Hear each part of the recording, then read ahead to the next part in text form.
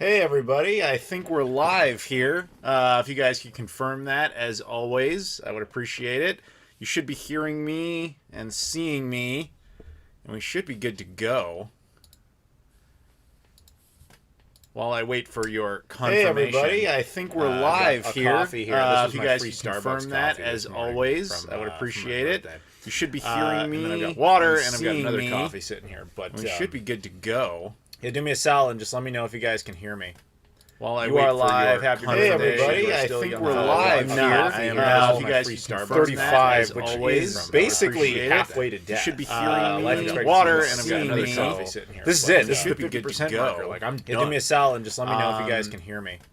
While I You wait are for your live. Happy confirmation. birthday. Everybody, All I right, think good. we're I'm live now. here. Audio If you guys that's could confirm that, 35. as Which, always, you know what? Basically, Is it better now? Sorry, I think I knew why that was happening. It should be okay now. Please confirm.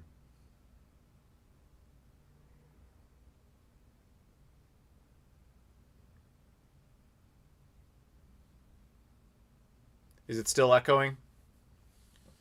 It always takes a minute to catch up. It's still echoing? How?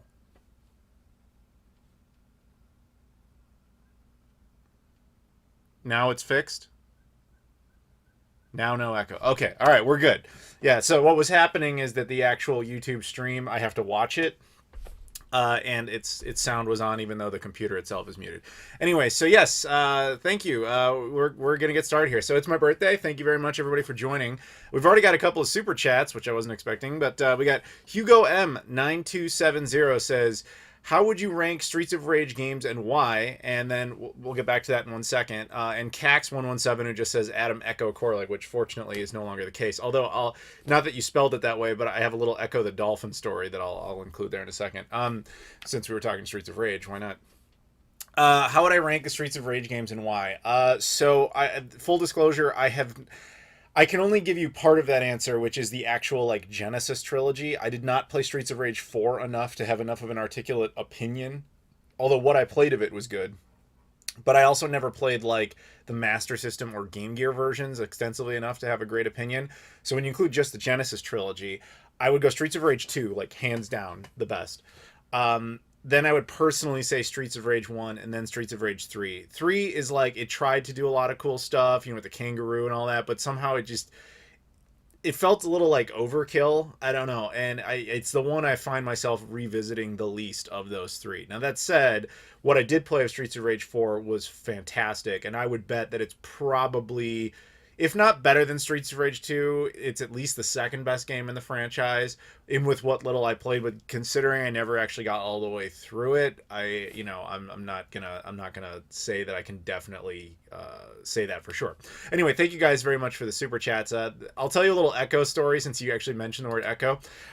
So I had a random phone call with a guy named Ed, who is the creator of Echo the Dolphin, the other day. I don't know if he's watching. He follows me on Twitter now. He reached out to me because he had to work on a sizzle reel for a convention that we're actually both going to be guests at in Sacramento. And he asked me if I would like cut it together for him. I was like, dude, you need like a real editor. Like I'm just like a YouTuber. But yeah, we had this nice phone call, so I'm gonna get to hang out with the guy who created Echo the Dolphin. So there you go. But yeah, so we got a lot of activity going on already. All right, so thank you very much, everybody, for joining so far. Now, if you are new to this, if you've never been to one of these before, I'm very old now, so I don't do these as frequently as I used to. I typically just do live Q&As. It's what you're seeing is what you're gonna see. There's no other real video component to this. It's fat guy in front of a blue wall and a white door, and then I just take your questions and we go. So anybody who super chats, or if you do PayPal donations, which the link to all that stuff is in the description, if you do that, then I prioritize your comments and questions and all that. It's not a requirement, although it is appreciated, and the only thing I can really give back to you on that is that you jump to the top. Actually, I should probably tell people on Twitter that we're live, so give me 1 second. We're live! You guys like my mechanical keyboard? Come join the party. So if you guys have Twitter or Instagram or any of that stuff, Discord, join the Discord. You can do that too. All the links to that's in the description. No more Derrick Rose. It's right there. I just take the Derrick Rose jersey off to the side when I filmed live stuff because you would just have this white light reflection the entire time. Trust me when I say you don't want that. Is the stream still working? On my end, it looks like it just froze. Let's see if it's still going. What's happening? Is everything okay? Everything good? I can't tell. Camera froze. All right, is it back? Is everything okay? I don't know what's going on. We got a super chat from Jessica who just says, "Happy birthday, Adam." Thank you very much, Jessica. Is the stream working? You good? It's a little jittery. Is there anything I can do to fix that? I hate the technical side of live streaming, how stuff just like fails for no apparent reason. Maybe I can bring it down to a lower resolution or something. I'm gonna stop. I'll be right back.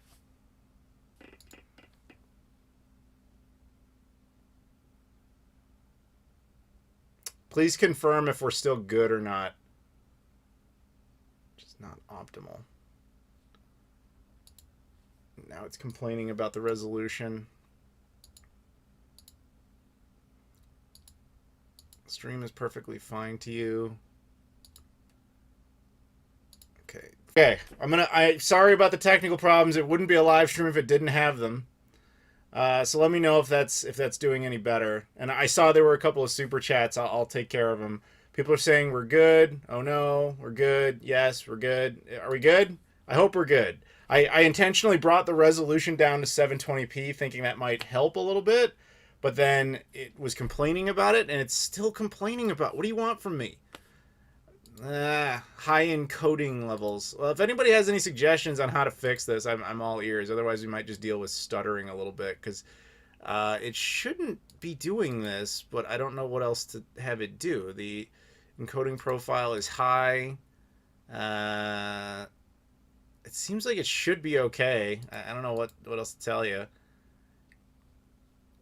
Well, all right. As long as the audio is clear, then the video component really doesn't matter. Like I said, it's just a fat guy sweating. It's usually not a big deal.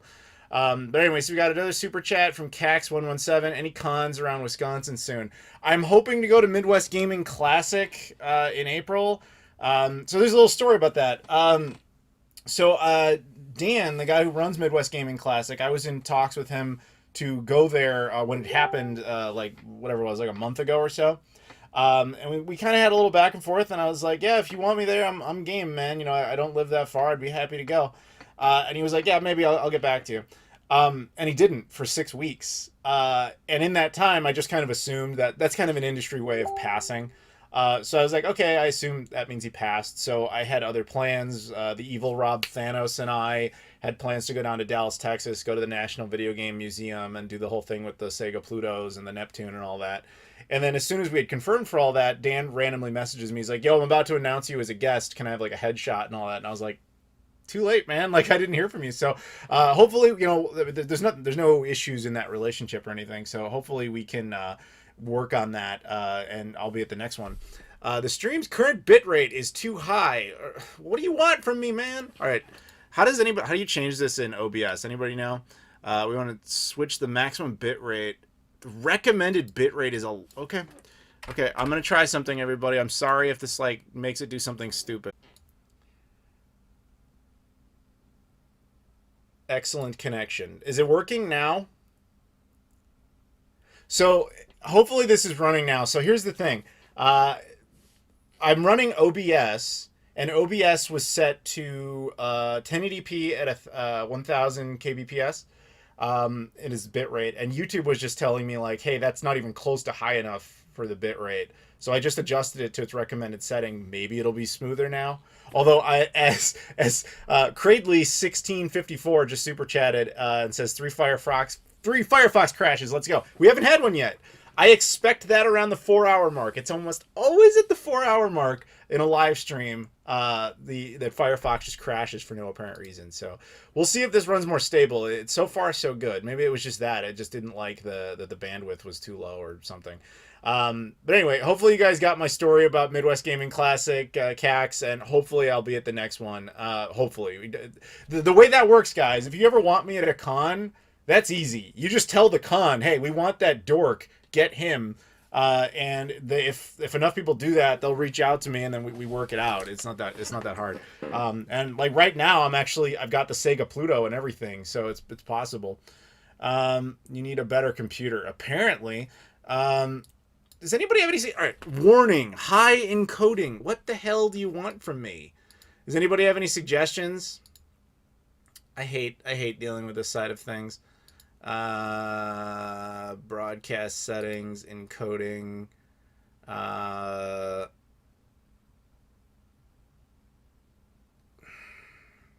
You guys tell me. Like, is it clear? Is it tolerable, or is the audio stuttering?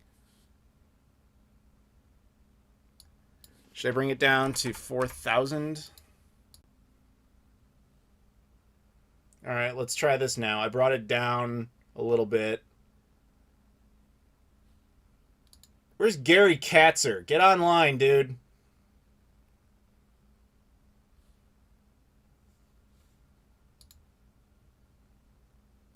I'm going to message him.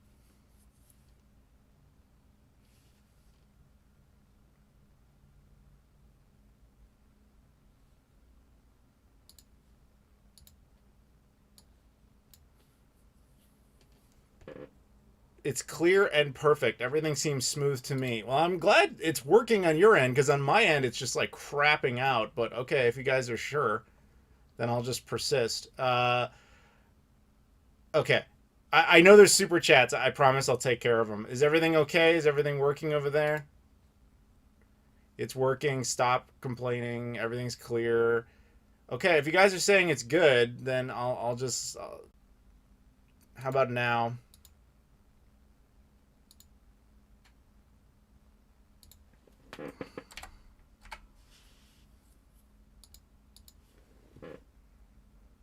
It's good now. Good. It's great. Okay. I'm going to leave it until otherwise noted. Okay. Now, sorry, I know we got a lot to catch up on. I apologize. We had Cradley who super chatted and said 3 Firefox crashes. Not yet, but that will definitely happen. Kretschmann Jonathan says, want to talk about Time Splitters games and Turok. I'm not enough of an expert on those particular games. I know that the Time Splitters games just got added to Xbox Series X and Xbox One backwards compatibility. That's pretty cool. So I'm glad about that. So hopefully you guys get to check that out. Charles Shaw just sent a sticker. He's actually one of the guys who runs the Mo GameCon, and we just covered his subject he gave us on the podcast like yesterday, so it actually is already out on Patreon now. So thank you very much. And if you guys should definitely check out the Missouri GameCon if you've never been. It's an awesome convention. So thank you, Charlie. Or Chuck. Neil Von Holtum says, your thoughts, YouTube, Sega Saturn portable. Sega Saturn portable. I mean, there must have been somebody who has built one of those at some point. But man, that seems like such a ridiculously hard endeavor to pull off. I don't know, man. That seems kind of intense. That's got to be... That would be cool, though. But I would say only do it if you're like... if you've got like a bunch of sacrificial parts. Although I think I saw some sort of notification about a guy like designed a way to take the Saturn motherboard like and cut it so that it splits, and then once it's split like that, it actually still works. Am I just making that up? I swear I saw that in my feed somewhere. So thank you for the super chat on that. Crusher Bad 64, what's up, man? Just says happy birthday, Adam. Hey, dude, it's good to hear from you. All right, so I think we're all caught up now. Is everything okay? Are we still good? YouTube is giving me some sort of... Oh, it says excellent condition. Seems to say everything's okay. Everything's okay? Okay. Wow. Why does YouTube do this to me? What? Yeah. Gamefly, yes, I still have Gamefly. Just emailed me and told me they have Nintendo Switch OLED models in stock. Okie dokie. Um. Anyway, so we're good there. We're good there. I'm checking to make sure everything's okay over on Twitter. We got a happy birthday. Thank you. Okay, so hi everybody. I've given you guys time to kind of come in. Wow, there's 77 of you watching right now. I appreciate that. Again, so because we had a bunch of YouTube glitchery, I'll just repeat this. So first of all, if you've never been to one of my live streams before, typically the way this works is we just kind of uh, seriously, we have another one of these. Is it glitching out again? Audio is good, but video is bad. Hang on. Help me. I'm messaging Gary Katzer. He has good settings for OBS. The problem is OBS. It's doing something that it's not supposed to be doing. I hate dealing with this kind of stuff. Let's see. Okay, 25. Let me try lowering the bit rate and see if that does anything. As well as the perhaps the resolution. I don't want to bring it down, but apparently I have no choice.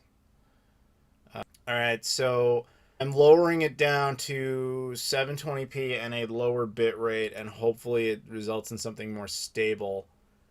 Because this is annoying as hell. Because it's not the connection, so I'm not really sure what it is. And hopefully it's working now. I appreciate the happy birthdays, everybody. Thank you. I just wish YouTube would stop messing with my stream. It's getting very annoying. I'm a coconut. I like that username, dude.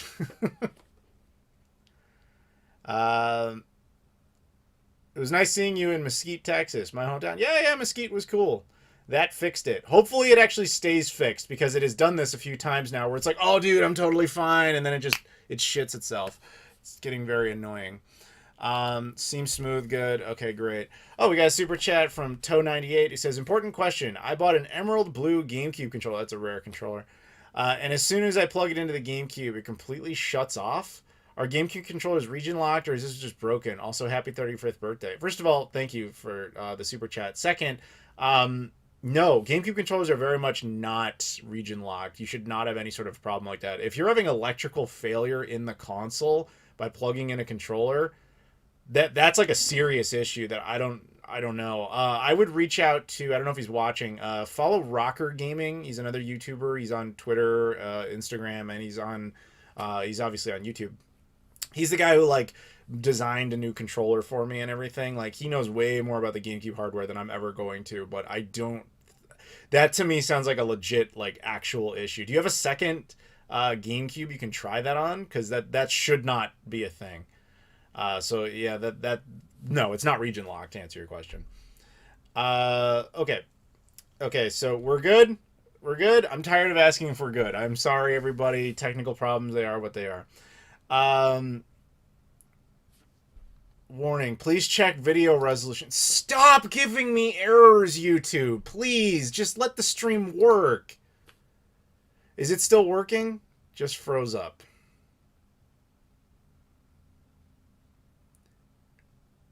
I guess the stream ended? No, it didn't end.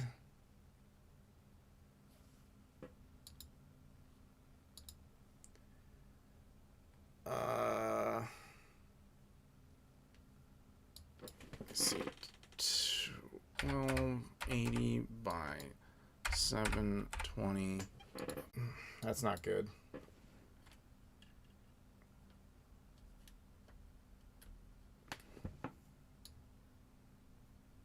Is that working? Do you now have like a random zoom in on my face? Because in OBS it now previews like a weird little zoom in. If anybody could confirm, that would be wonderful. I'm so tired of these errors.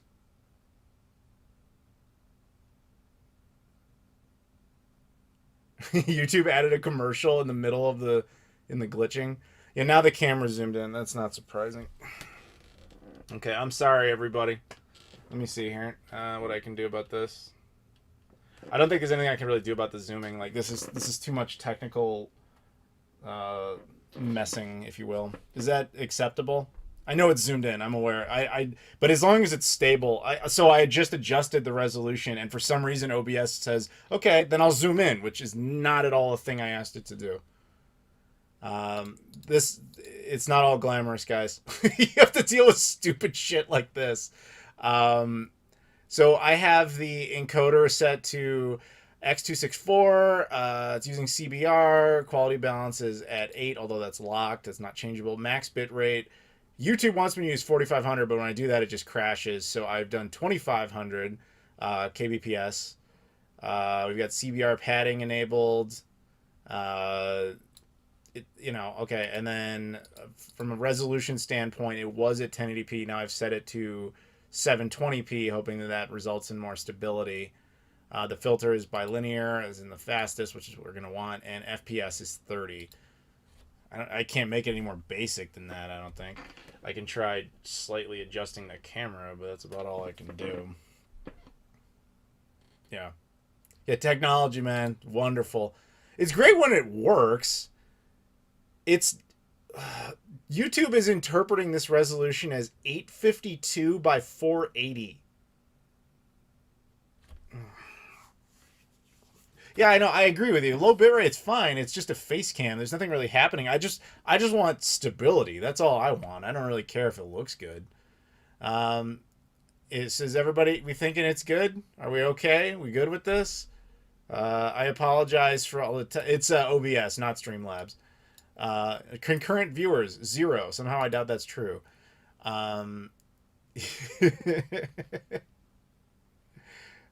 Okay.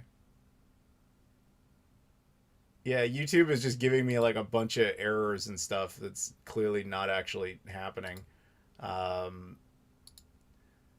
Stream is good. Go for it. You guys are all saying that it's working, so I guess I'll just I'll believe you. Even though the numbers are all clearly wrong, but whatever.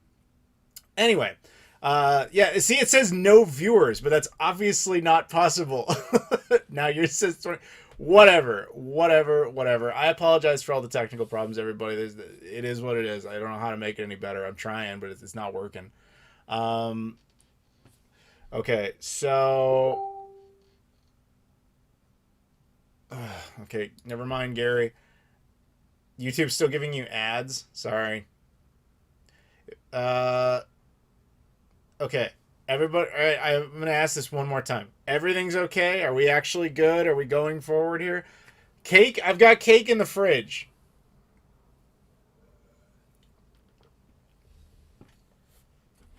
Okay. I got it with my pizza this morning. It was free. How old am I? I am 35 today. Gary, I'm live streaming, dude. I'll tell him. Okay. Gary gave me a bunch of good settings last time we did this, and they're all failing me right now. Okay. All right. Forget all that. I'm just going to assume we're good. Okay, we're good. But yes, so hi. If you've never been to one of these before, usually it's not this insane at the beginning. Usually it's just, hey, all right, we're going to chit-chat. You guys ask me questions. We talk. Usually the camera work is a little better than this, but YouTube has decided not to cooperate very much today. Same with OBS, which is really bullshit. Like it's really pissing me off today. But anyway, yeah. So we're just gonna hang out. Anytime you guys ask me questions, I'll do my best to answer you. Super chats and PayPal stuff. There's a link to that in the description. That's those people are given priority. But that said, you don't have to do that, and I'll just answer your questions as best I can. 35, dang, you're still a kid. I'm 39 next month. Well, happy early birthday. The stream has been solid for a few minutes. Hopefully, that's usually what I shoot for. Like, I get like 8 hours of content. I want like 2 or 3 good minutes in there collectively. Welcome, Green HX. Yeah, roll with it. I'm trying to roll with it. Why can't us normal people find PS5 in stores? Dude, tell me about it. It took me like almost a year to get one of those. It sucked. Happy birthday, and shout out to our Bulls. Oh, hell yeah, dude. Go Chicago Bulls. Oh man, I'm gonna miss the game tonight, obviously, but man, that's exciting. They're doing so well. I love it. The Ubisoft bottle is not here. It's in the other room. I'm using the Blockbuster one tonight. Yeah, that's good. It's the same basic idea. And instead of the Xbox Live water bottle, I've got the Warner Brothers one. So those are cool. Uh, the stream is more unstable than Otto Octavius' fusion experiments. Is it unstable again? Or is it working? Like, I get that it's crappy looking. I understand that. The resolution sucks and all that. But hopefully it's at least auditorily stable. That's all that really matters. You got a PS5 day one? Congrats. Yeah, that was a hell of a trip to try and find one of those. It's fine now. It's fine here. It's fine. Sunset Hotline, by the way, everybody. That's our buddy Marcus. He was really cool to let us hang out with him out in Astoria, Oregon. He's got this arcade that's opening up, or maybe it's open now. Marcus, did you actually open yet? Um, and you guys should go check it out if you're ever out in Astoria. It's called Galactics. I showed a bunch of footage of it. If you watch my new channel that I just launched, and I saw somebody saying that they really like the new channel, so thank you for that. Then it's called Flying and Eating, so that I can get fatter and stuff. We did a bunch of videos out there, and so you guys can go see what it looks like right before the opening. You'd still take the Bucks in a series, of course you would, Cax. You're from Wisconsin. I actually celebrated the Bucks winning last year. I wanted that for them. Actually, you can't see it, but literally right behind the webcam, I have a whole bunch of Bucks stuff from a Bucks Bulls game I went to back in the shortened 2012 season. Actually, the game specifically was December 13th, 2013. Bucks versus Bulls. But I'm a Bucks fan, but more of a Bulls fan. Like, the Bucks are always my number two. The Raptors are my number three.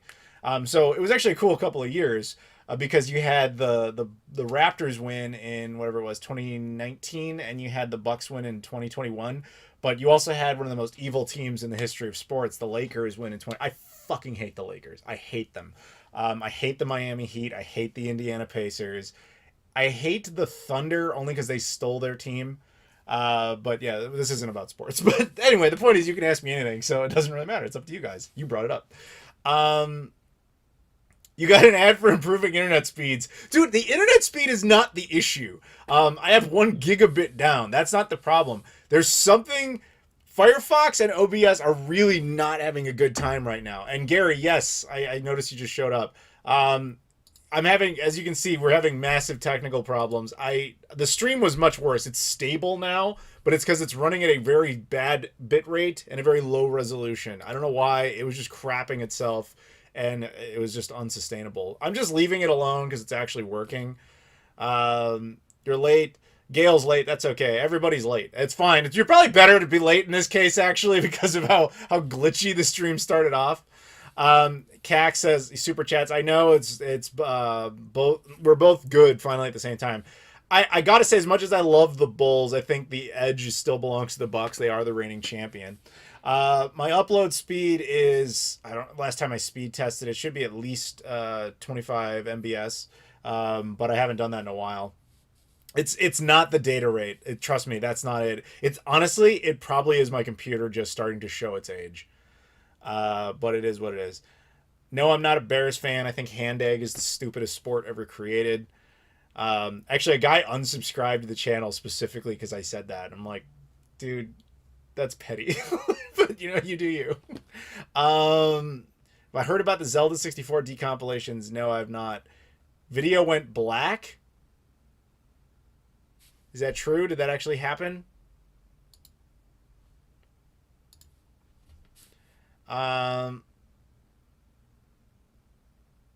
Okay. My PC is starting to show its age. It's probably something I need to get an improvement on, but it's kind of harder than ever to get a new computer right now. Mostly because like none are available. You guys still see me? Okay, good. Appreciate that. What's the oldest laptop you currently use? I actually still... Alright, so I kind of don't like laptops because I value the size of a keyboard more than like this, I don't like it being tiny. So I still have one that I got in 2007. It's an HP HDX 18. It was literally like the biggest one you could get at the time. So it's like a full size keyboard in the form of a laptop. It actually runs pretty well. I've had it restored a couple of times. It actually needs maintenance right now because the screen just went out on it, but it's like a $20 replacement part. My buddy Jesse will handle it for me. But it's also like, I don't need it for anything more than like web browsing. Any real work gets done on my current primary rig, but my current primary rig is definitely starting to show its age, so it would help to get something new. Don't I say I'm like half dead every year? Oh, that'll happen. The stream is just starting, but as we get older, see, I'm already fucking it up. As well, we literally will all get older, but as time goes on in this stream, I'm sure I'll feel more exhausted. Yeah, 25 megabits per second is definitely sufficient for a live stream. It's really not a big deal. That's not the issue. It's not the webcam. I have to assume it's something about either a setting in OBS that my computer really doesn't like, or it's literally just my computer itself being like, I'm too old for this shit. Like, it's just like me. It's celebrating a new birthday and it's just too old. After watching your flying and eating videos, I want to go back to the West Coast. Thanks a lot, Adam. You're welcome. And there's a lot more of those videos coming. So we went up to Seattle after that. There's going to be like 2 videos in Seattle. We went to Vancouver, Canada.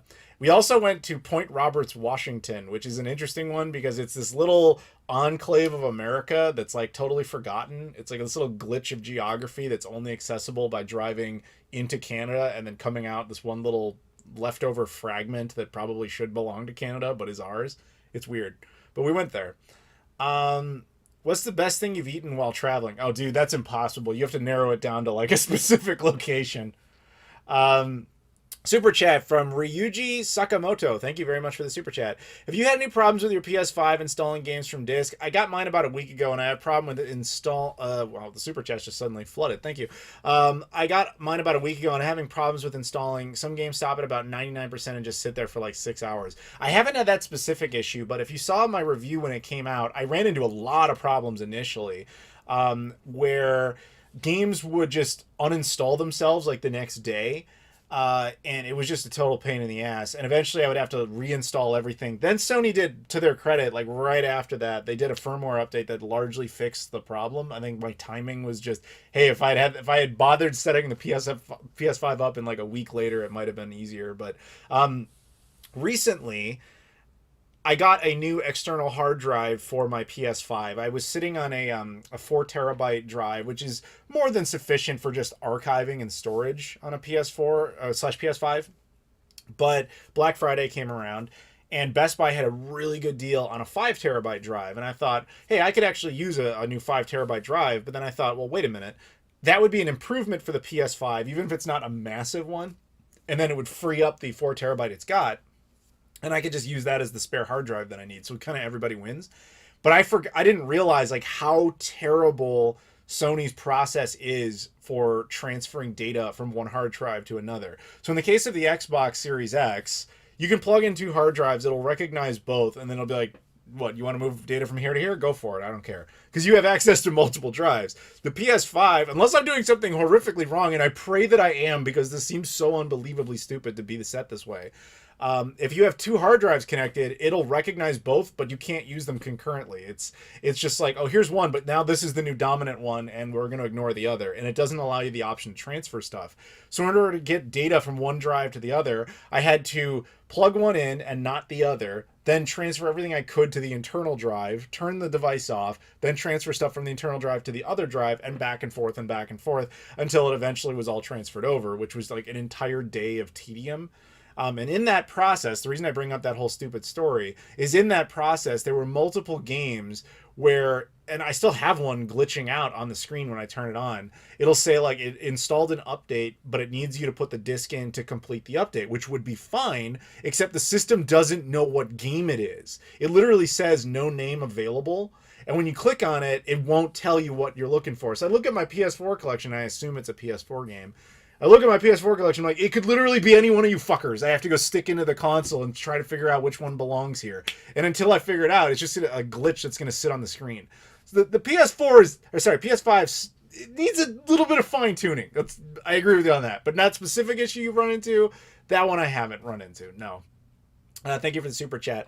We also got super chats from we got Brett Hanks, who says, thought on the Series X DRM. I think I love my PS5 more just because physical media still means something on PS5. Halo Infinite is not complete on disc. Well, I agree with you completely on the whole, like, discs are not complete, but, like, that applies to the PS5 as well. Like, unfortunately, that applies to both of them, and it sucks. It sucks on both.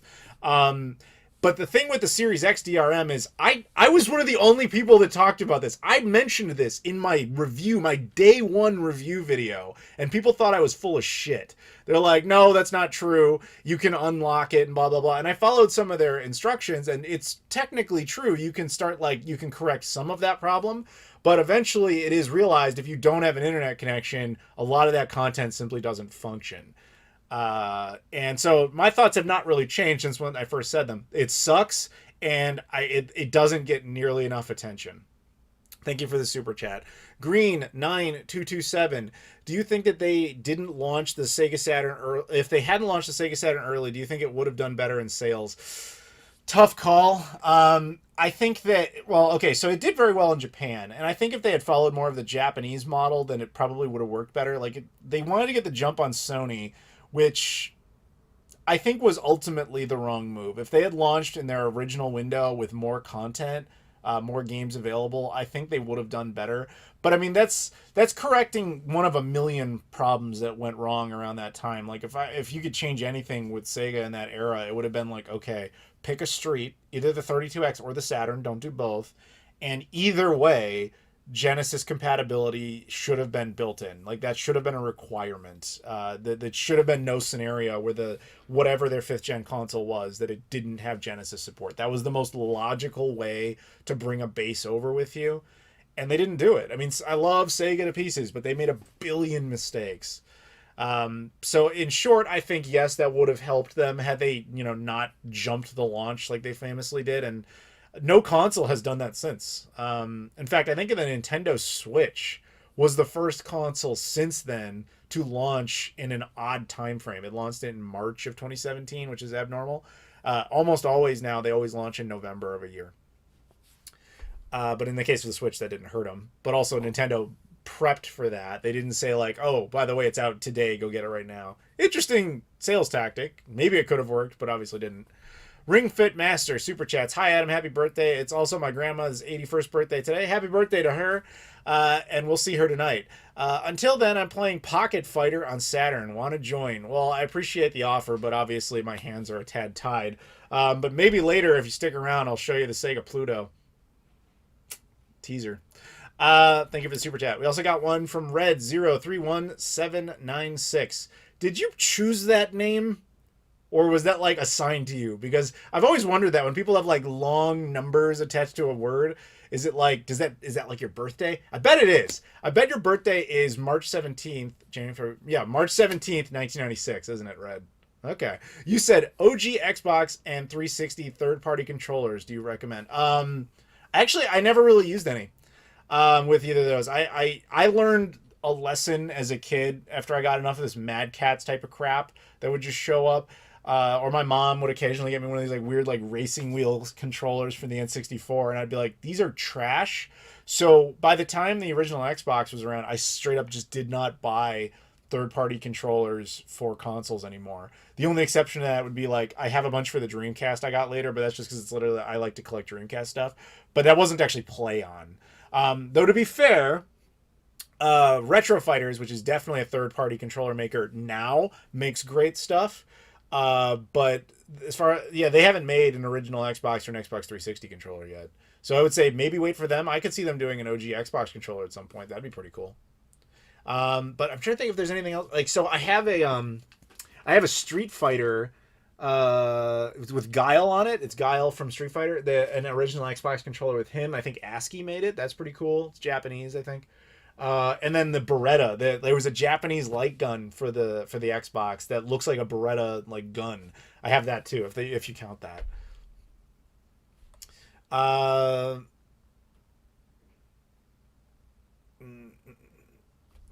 How do you feel about all these new YouTubers popping up with retro video game channels when you've been doing this for years? I'm just old, dude. That's all that is. It's just me being old. I'm going to keep it completely real with you. There's a lot of these guys who are making videos now, super talented. They make great content, and I embrace the fact that we got more people that are interested in the hobby. It's awesome. The only reason I'm around still is just because I started early. Like if I were to try and do that now, I'd get no traction because these guys are doing stuff that I'm just not doing. You know, there's a lot of effort put into their production. I mean, look at this stream. Like I can't even get the webcam to work properly. Like we're clearly not going to do like some really high-end video production. It's called the Quick Shoot series for a reason. My version of higher production is the content itself and like the effort you go through to make it.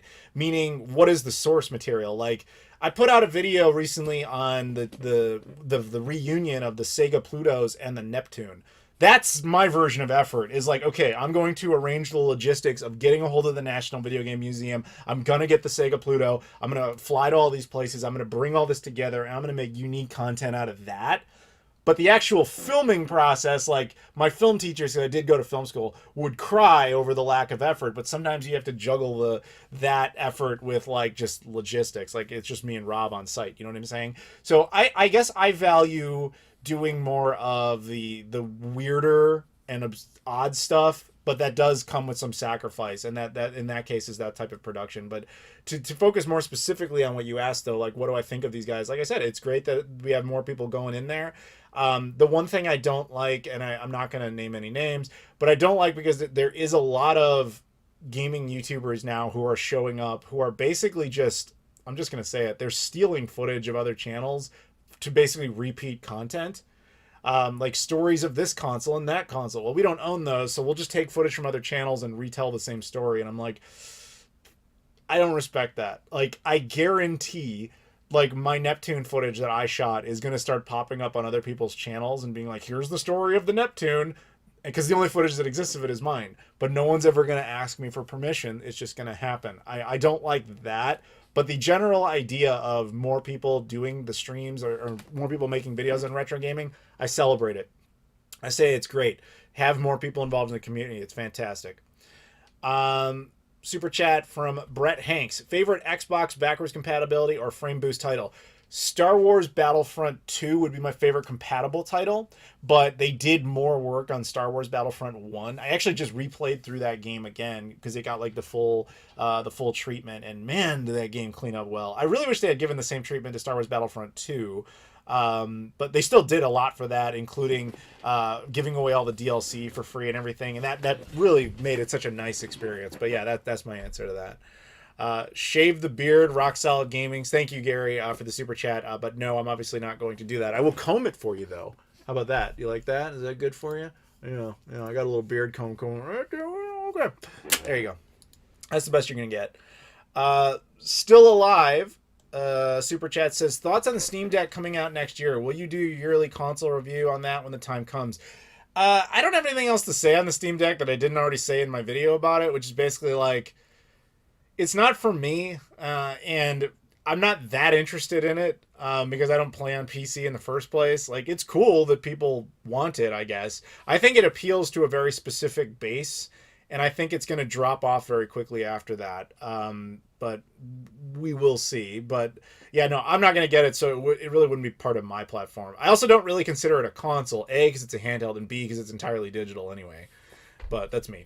I don't consider digital platforms to be consoles. Like the OnLive to me was not a console. The Ouya was not a console. They were basically like phones minus phone functionality in a different shape. And that to me is not interesting. Scott the Woz has really high production value. Yes, he does. Scott the Woz, actually, so you want to hear Scott the Woz story? So I was in Scott the Woz, like he did a video a few months ago, like, about YouTube tips or whatever. I'm actually in that video because he reached out to me and asked me to do a little cameo thing. Now, to be fair, he asked a whole bunch of YouTubers to do that. But, so I do know the guy. And I actually the first time I met him was at Too Many Games. I think it was 2019. And I was hanging with Shane Lewis, Rerez TV, who's another YouTuber, and I didn't know Scott at all. I'd never heard of him. I hadn't seen him before because, as we were talking about with all these retro gaming YouTubers showing up, as great as it is that a lot of them are coming into, I don't really watch that many. So even despite him being like one of the biggest YouTubers in the world, I just didn't know. Anyway, so he's chatting with us for a little bit, and he basically just straight up told me, he's like, yeah, man, I grew up watching you. And I was like, great, I'm really old. And you know what I mean? Like, that's all I thought of it. And then after he left, Shane was like, do you know who that was? And I was like, no, should I? And he explains, like, that's Scott DeWaz. He's like one of the biggest YouTubers in the world right now, blah, blah, blah. I'm like, oh, so you're telling me like the biggest YouTuber on the planet just straight up just told me he grew up watching me? Like, you never feel that was one of those like, oh my god, I think I aged 10 years in a sentence moments. That was bad. But Scott's a really cool guy. So I hung out with him a little bit at Too Many Games this year, but frankly, I'm old, so by the time the YouTube party was around, I was like, I'm tired, I'm gonna go to sleep. So I saw him for a minute, said hello, and chatted for a second, and then that was it. But yeah, Scott's cool. Scott's definitely cool. Rogue Brat super chats in CHF. I don't know what currency that is, but I appreciate it. Watching you since 2012. Great content. Thank you very much.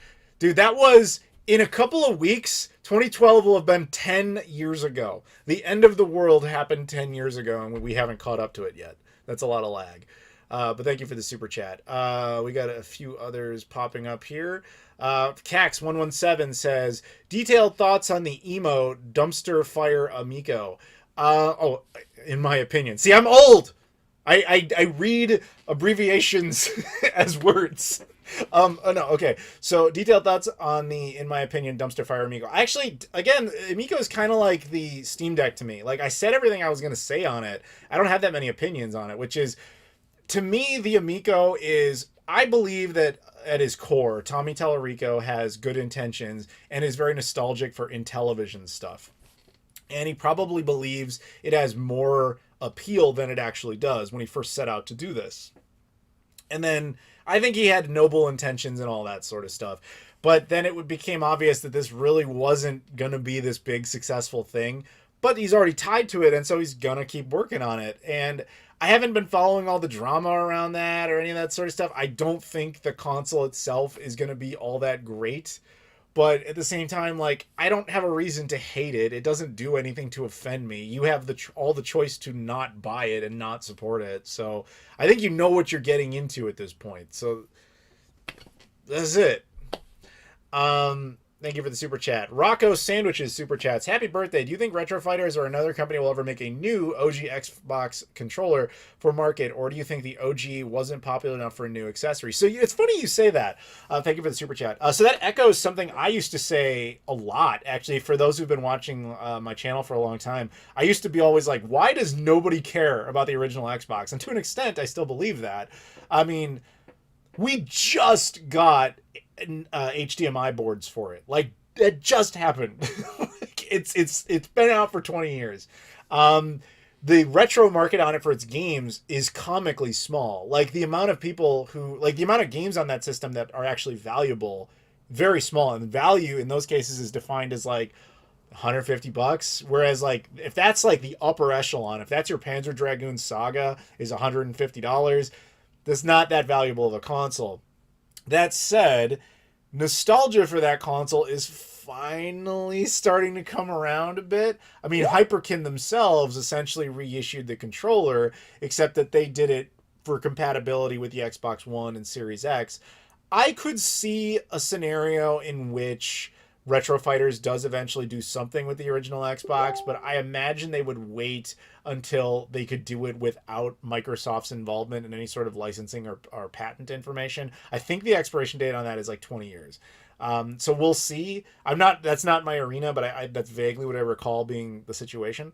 So if that's the case, I could see them doing it. But then again, Microsoft is also oddly cooperative with stuff like that. So, you never know. Brennan Doherty super chats. Happy birthday. The Bulls are off to a great start. I agree. Though they're severely understaffed at the moment. They've got a bunch of players in health and safety protocols at the moment. Matt Thomas just went down. They are so low, they're actually allowed to use like the injury exception, which means they can just go sign some random player who's in free agency when despite having a full roster, because they essentially don't have enough players that can actually play. So we'll see how they operate tonight, man. But I hope they win. Like, To think that the Bulls could potentially win the title this year is crazy. I believe legitimately they can win the East. I don't think they can beat the Warriors or the Suns. They might be able to beat the Suns. The Warriors, I don't think they could do it. And I don't like the Warriors. That kills me. But I believe it is possible the Bulls can come out of the East. But I won't spend too much time on the sports talk, guys. I apologize. Sport ball, yeah, blah, blah, blah. But thank you, Brendan. Zmod Super Chats. I already own a Framemeister. Would you recommend picking up an OSSE or a retro tank? I assume you meant retro tank, because a retro tank would be like a Panzer from like World War II. So it depends on the console you're using. Framemeister is fantastic. It also depends on how you're connecting all these things. There is one console that stands out though, if you're thinking like, despite having a Framemeister, despite having all the best cables, where I'm still thinking I might have to change it up, that would be the Sega Saturn. The Sega Saturn has a habit of changing resolutions on the fly constantly. The RetroTink doesn't care. It compensates basically instantaneously, thus not giving you a constant stream of clear data, visual. So basically your picture is never interrupted. The Framemeister does not like that. And as a result, if you play the Sega Saturn extensively on a Framemeister, you'll notice it constantly dropping to a black screen and then coming back, dropping to a black screen, coming back. So if you love the Saturn, definitely. But anything else, probably not, depending on how you have it connected. There are some exceptions to that. There are some N64 games that do that, but it's literally a situational basis. Gail says that's incredible, but I don't know what she's referring to. Sorry, the chat is like 10 minutes behind whatever I said. So, still alive super chats. Do you see? Wow, that just jumped away from me. Do you see Carl? I don't know who this is. Carl Yost videos on the WADA game scandal. What are your thoughts on that? Oh, okay. So that was that one video that like went everywhere. It's very interesting and but the thing is, a lot of it is incredibly, let's just say, speculative. Like, he didn't interview these people. He's making assumptions based on stuff that he is just evidence. This is, I mean, that's fine, because when there's smoke, there's fire. There could be a lot of legitimacy to all of these things. I'm not saying he's wrong. I'm just saying you have to remember, he approaches it from a standpoint of like, this is how it went down, when the truth is he doesn't know that. I mean, I'm just going to say it. Like, I know people have their issues with heritage auctions and stuff like that. I know some of the people over there. And I've talked to them since this happened. They're like, I don't know where the hell he's pulling this kind of crap. Now, to be fair, that is the kind of thing you would expect them to say, regardless. But all I can say is, from my experience, heritage auctions has always been super cool to me. Like, they gave me a promo flyer for the Nintendo PlayStation prototype, because they were the ones who sold that. And they made up this awesome little booklet about it. And I can even show it to you if you guys want to see it. But they just gave it out to people who were prospective buyers, but they had a couple left over, and they knew that I was friends with Terry, and that obviously the Nintendo PlayStation, like, it meant a lot to me. And so they were like, yeah, we'll give you one of those. So it's this great little thing. It's got this great breakdown, tons of photos and all that stuff. I'm like, I don't know what to tell you, man. They've always been cool to me, and they have no reason to be. I don't make them any money. And so it's one of those things where, like, the actual people there seem very cool, but people from a distance are like judging them for some reason. So I guess I would say is, rather than just assume the video is 100% accurate, maybe remember the guy is making assumptions based on evidence around him that he's choosing to paint into a picture. Does that make any sense? But that also doesn't mean I'm correct and he's definitely wrong. I'm not saying that either. Maybe he's 100% right. All I'm saying fundamentally, though, is he did guess. He's guessing. Maybe logical guessing, but guessing. Does that help? Thank you very much for the super chat. We also got one from Ryuan. Just finished Shenmue 3 over the weekend. I can't believe the cliffhanger ending again. Do you think Yu Suzuki will ever finish this epic? So there's a lot about Shenmue 3 I'm not allowed to say. But I will say that the game was not supposed to end where it ended. That there was things that happened in it that Yu Suzuki did not want to have happen. We'll put it that way.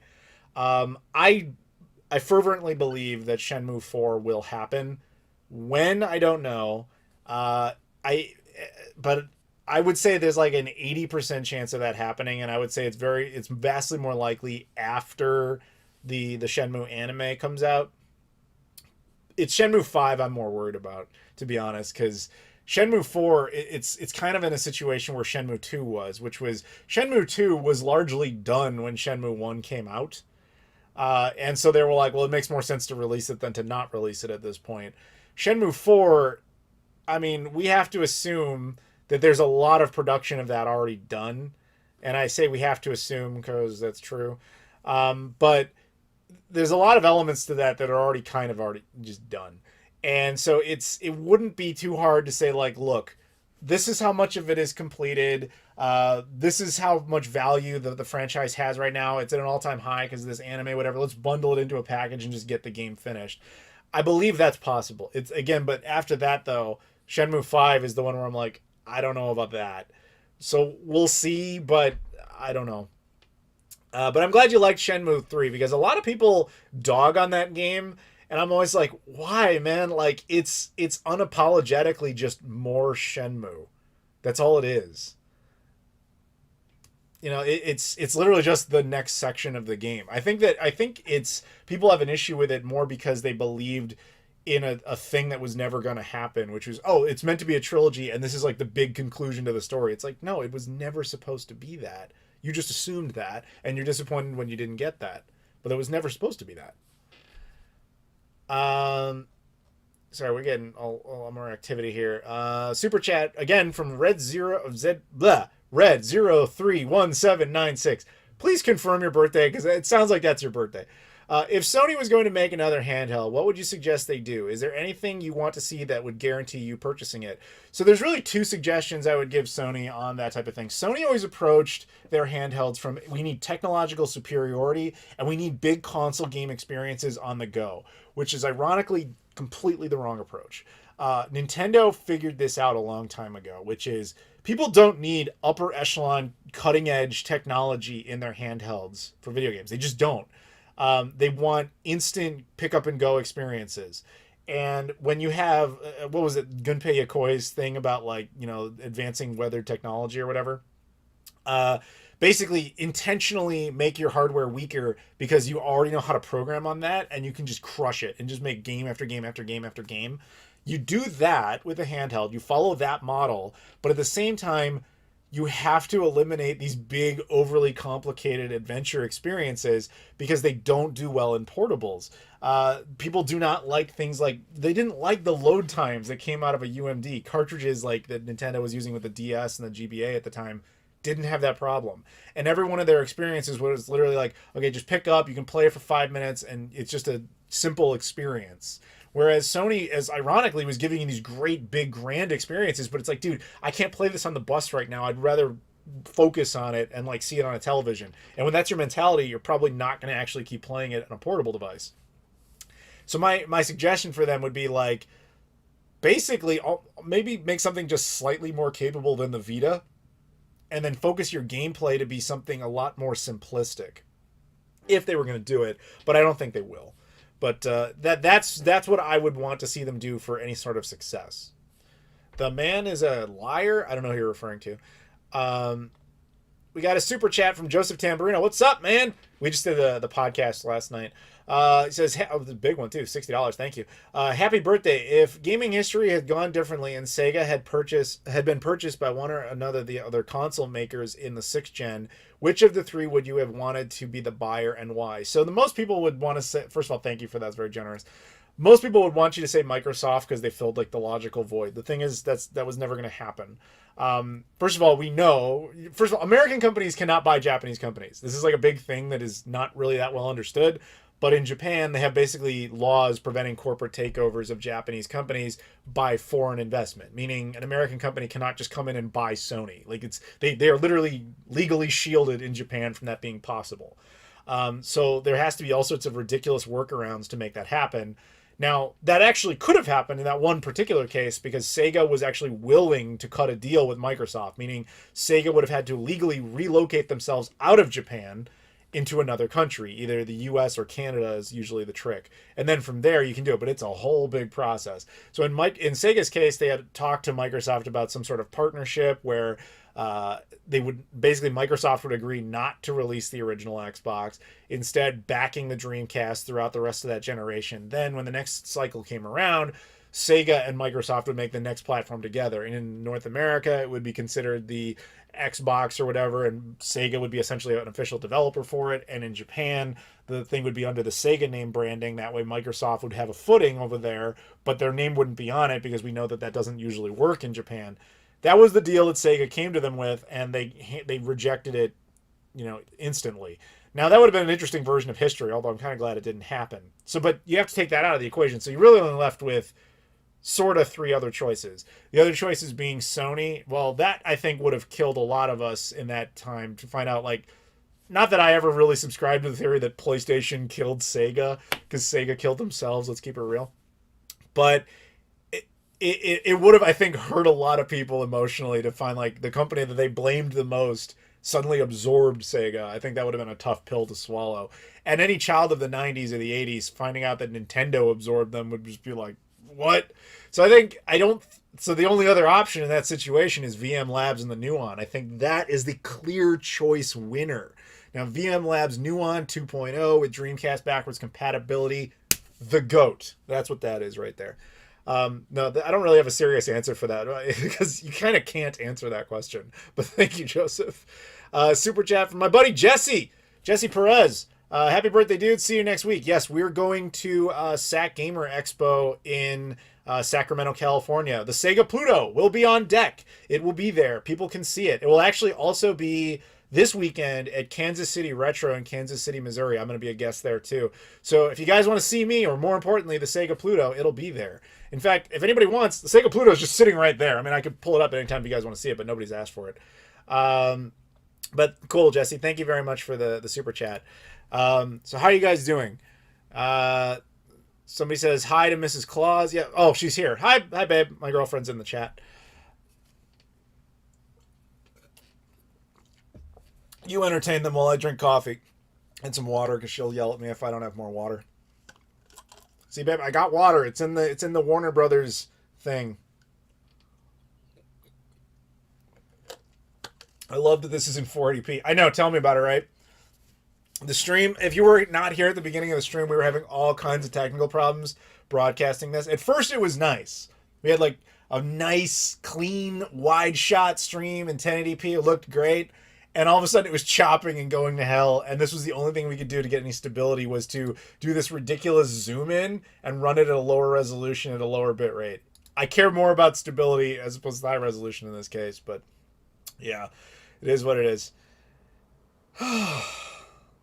Anyway, thank you so much, everybody, for being here so far. I hope you guys are enjoying the stream thus far. And as a reminder, at any time, of course, you just ask questions. I'll do my best to answer them. Priority goes to those who do PayPal or Super Chat or anything like that. We'll take a little time to just kind of decompress here. But let's get some good questions in there. I've got what's left of my free Starbucks coffee. I don't know if this applies to the rest of the world. In the U.S., if you have a Starbucks account on your birthday every year, they give you a free coffee. So I just went in and redeemed it. I have my water. Babe, she's yelling at me to get more water. I told you, it's a whole giant thing of water. I couldn't have more water on me without having water all over me. And then I also have this is more coffee I've got set up in the Blockbuster like thermos thing. Ring Fit Master Super Chats. How cool would it have been if Nintendo bought Sega and Namco after all three companies partnered to make the Holy Trifarce arcade board? I don't know if that would have been cool. See, here's the thing. I believe that it is important to have competition in gaming, and then when you have too many companies under the same umbrella, you start to eliminate a lot of creativity. A lot of what made the battle between Sega and Nintendo so good is that both of them were so good, and one of them had to win. But if they had both been the same team, then their competition would have been like the 3DO. And I don't mean to dog on the 3DO, but like when that's what you're going up against, you're probably not going to try as hard. I don't know. I value that type of thing. In modern times, it also doesn't have much point anymore anyway, because all those, Namco let Pac-Man show up in Smash Brothers, and Sega let Sonic show up in Smash Brothers. Nintendo won. If it's full, you're not drinking. You just saw me do it. I'm in trouble, guys. I'm in trouble. Get a 5-gallon jug of water. Man, I'm trying not to pee on live stream too. That's all I'm saying. When I travel the world, what's up, dude? I love this guy. You're the only person, perhaps, that understands my my constant like being on a plane and showing up somewhere else. I appreciate like you actually go to the next level. The fact that you're like, yes, I will rate how the first class of ANA works versus the first class of Emirates Air works. Like this dude, you think I'm nuts with the traveling? When I travel the world is an up like the guy. I'm like aspire to be him. You know. What's your favorite Christmas movie that's only technically a Christmas movie? Batman Returns. Easily. Xbox Series sales in Japan thoughts. Okay, so it's funny you mentioned this, Dark Master. We actually talked about this on the podcast last night. It totally threw us off. So if you guys aren't aware of this, the Xbox Series X is not defeating the PS5 in Japan, but it's oddly close. Like the PS5 is only outselling the Xbox Series X by like 1,000 units a month. It's surprisingly close. And I attribute it to multiple things. One is it seems like Game Pass is actually kind of cracking through the Japanese market. That's one factor. The second is actually that the PS5 itself is also just too big for the Japanese. Like it is literally the biggest PlayStation console ever. And I mean that including even the most oddest of revisions. Like I own the Japanese PSX white DVR. It's bigger than that. It's bigger than the fat PS2. The only one fat PS3. The only one it's not bigger than is like in Europe they had a PS2 television, and that's only because it's a fucking television. That's like the only exception, and I think it's because Sony America or PlayStation America designed the PS5, and that's probably playing a role in it. So they're like, we have one choice between American console or another. We might as well get the smaller one with the better deal on it. So I think their name has only gotten them as far as it has, but I don't know, man. Also, to be fair, and this applies everywhere, the shortages, the production shortages are obviously an issue. My girlfriend says Die Hard all the way. Obviously, Die Hard is great, but I was given one choice, and I had to go with Batman Returns. I'm in trouble. I bet Series S is pretty popular over there. It might be. Honestly, I don't know. I didn't see those. They might just be bundling them together as far as like sales units. I'm not really sure about that.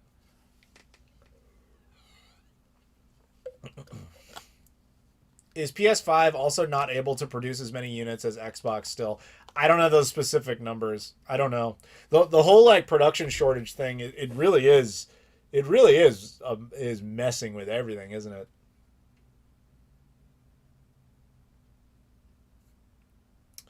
Hey Adam, it's the Wonder Wizard Weirdo moving from Chicago to Charlotte next year. Any recommendations for Charlotte? Go see a Charlotte Hornets game? Not really. Like the last time I was in Charlotte was literally for that purpose. I was down in I went to Raleigh and for the what was it? The limited run pop-up shop to film a video. And then after that, I actually got to sit courtside at a Charlotte Hornets Bulls game, which was awesome. But we won't talk sport ball. But man, that was one of the best games I've ever been to in my entire life. It was amazing. But aside from that, I really was only in Charlotte for like a 24-hour turnaround. When you get to the airport, there's a bunch of white chairs you can sit on, so you can sit a spell. Sorry, I got nothing. I would say go check out other parts of North Carolina, maybe. Ring Fit Master Super Chat says, I hear you. Triforce board was released after Sega left the hardware and Namco was beginning to sell off Monolith to the big end before it merged with Bandai. This is arcade hardware stuff. I don't know enough about the arcade side of things, unfortunately, but it sounds like you do. Thank you, Ring Fit Master. Would Die Hard 3 even get made today? Would Rambo 3 get made today? And when was the last time any of you watched Rambo 3? That's all I'm going to say. There's some movies where you're like, ugh, I don't know how you got, ooh, wow. The thing is that Die Hard 3 is actually a really cool movie, but yeah, there's no way that would get greenlit today. But to be fair, there's a lot of great movies that would never get greenlit today. Dave wants sports to take over. Sorry, Dave. We can't do it. You know, too much of the audience would just start leaving in droves. I'm going to finish coffee number 1, everybody. Boom. Coffee One is defeated. Price's chicken coop near Charlotte has good chicken. That could be true. I love Rambo 3 and Die Hard 3. Rambo First Blood is technically a Christmas movie. I still give Batman Returns the ultimate, technically a Christmas movie.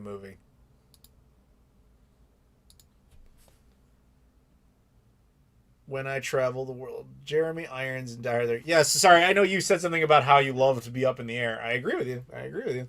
That's the place to be. I love flying. And speaking of which, again, I will be at Kansas City Retro this weekend if you guys want to come out to see me or to see the Sega Pluto. In fact, at Kansas City Retro, this is the first time this is going to happen, by the way. At Kansas City Retro, the Sega Pluto is going to be playable. Yes, you're going to be able to play it. The game we're going to be having on display is Christmas Nights into Dreams, because duh. But that will be playable to anybody that comes by. Opinion on the Disney Plus Home Alone movie? Don't care.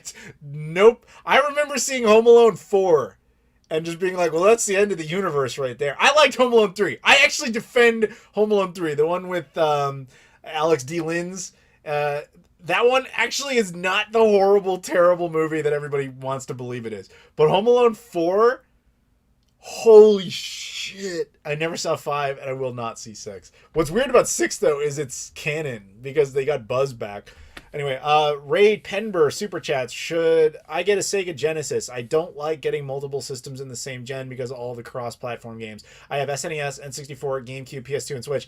So, you know what's really interesting about that statement? First of all, thank you for the super chat. It shows your age. And it's kind of fascinating because to you, having multiple... So, all right. This is awesome. I've loved this, guys. I love this. So now... every system, if you have a multi-system, it almost doesn't matter except for the exclusives because every game is like the same on every platform. And that was the same in the 7th gen. It was the same in the 6th gen. It was largely true in the 5th gen, but in the 4th gen, it wasn't. So if you had a Super Nintendo, if they had the same title on the Genesis, it was usually a completely different game. Like, for example, all the Disney stuff, like Aladdin and all that, the Sega actually in-house made all of those. Whereas Capcom made them all for Super Nintendo. So they were basically just given the IP and said, go make a game. And they made totally different games. Sports games were usually better on the Genesis. A lot of platformers typically were better on Super Nintendo.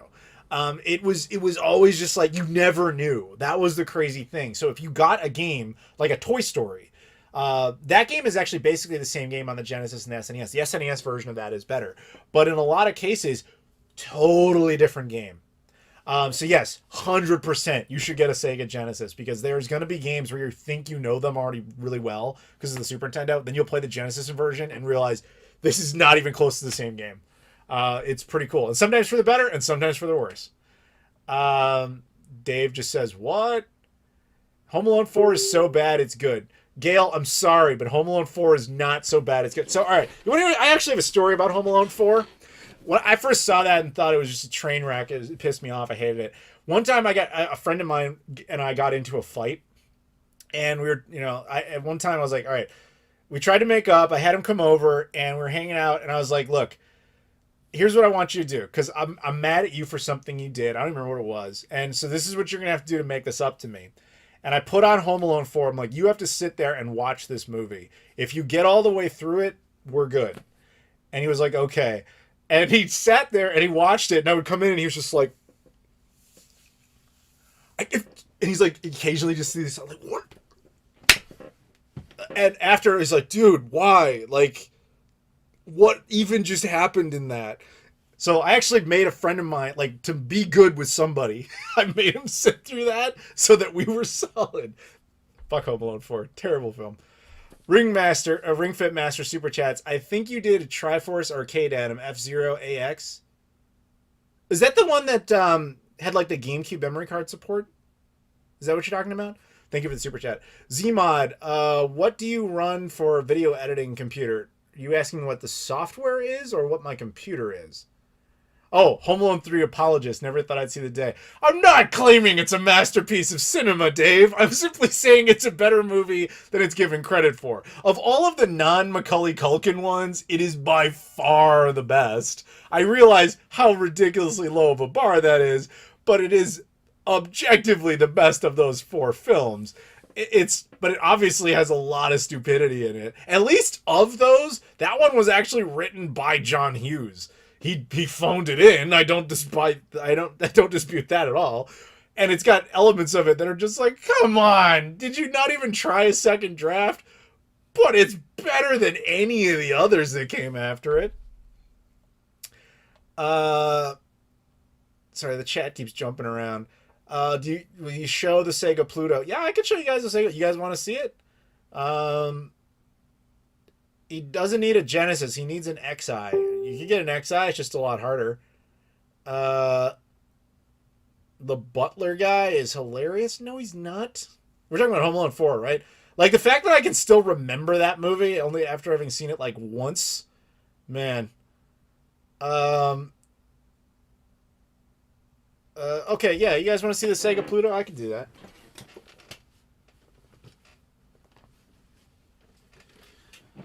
There she is, Sega Pluto. Let's see how well you guys can see it in this frame.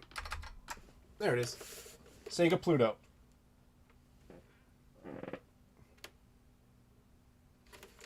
It's got, it'll have Christmas nights in it, see?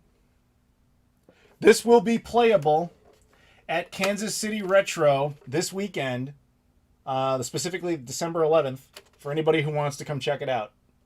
It'll be the first time it's ever been playable.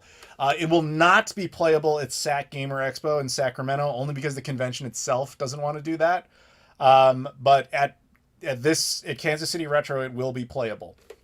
So you can see it there for anyone who's interested. If you guys don't know the story of this thing, go watch my video. But long story short, there's only 2 of these on the planet, and I'm holding one of them. This is not mine. The owner of it has loaned it to me kind of indefinitely for the purposes of like videos and taking to shows and stuff like that.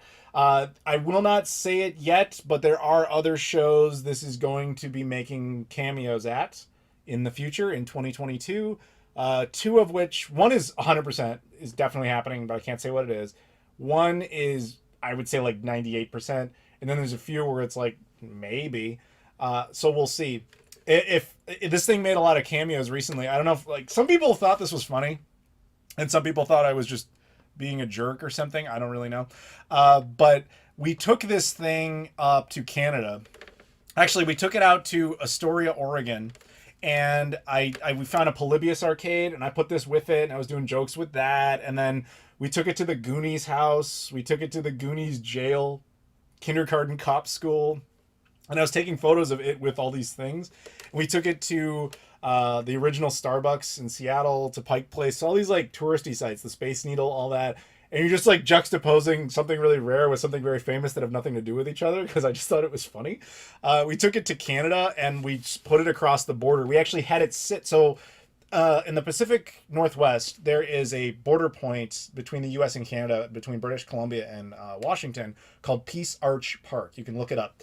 It's actually literally a park, and it's one of the few spots along that entire border where both countries agreed it's okay to freely walk back and forth between both countries as long as you're kind of staying within the bounds of that park.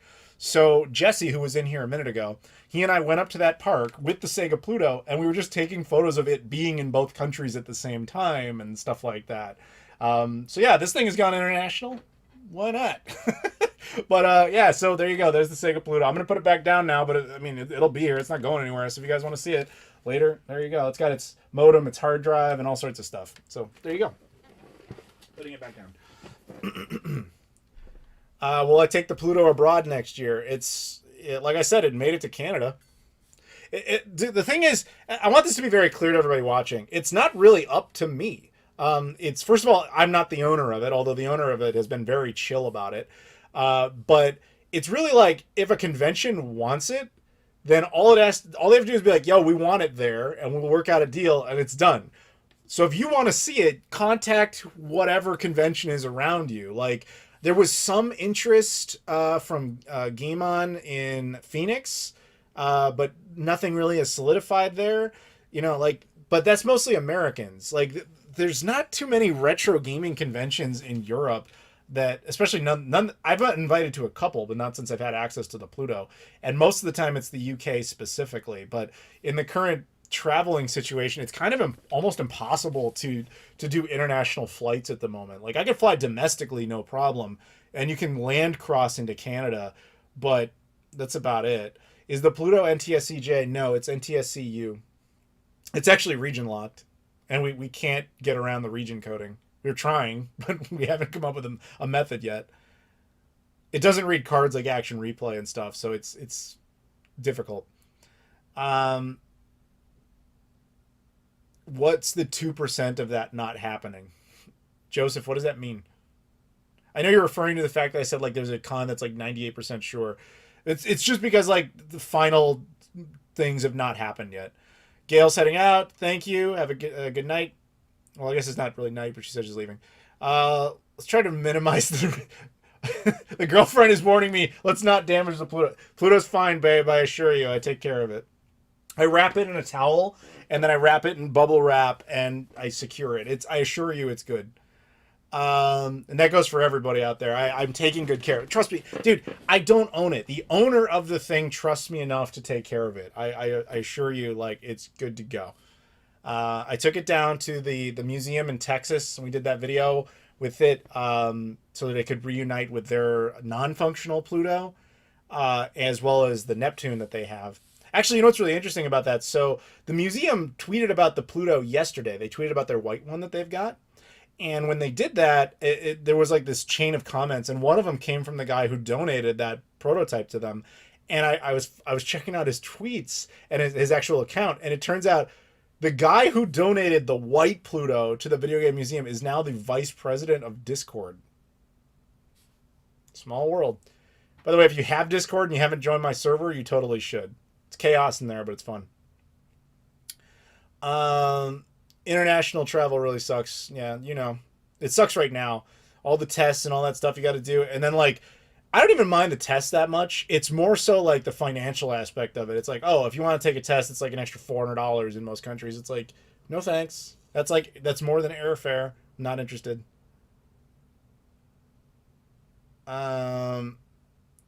Did you buy Pluto its own seat on planes? I guess that you don't have to check it in.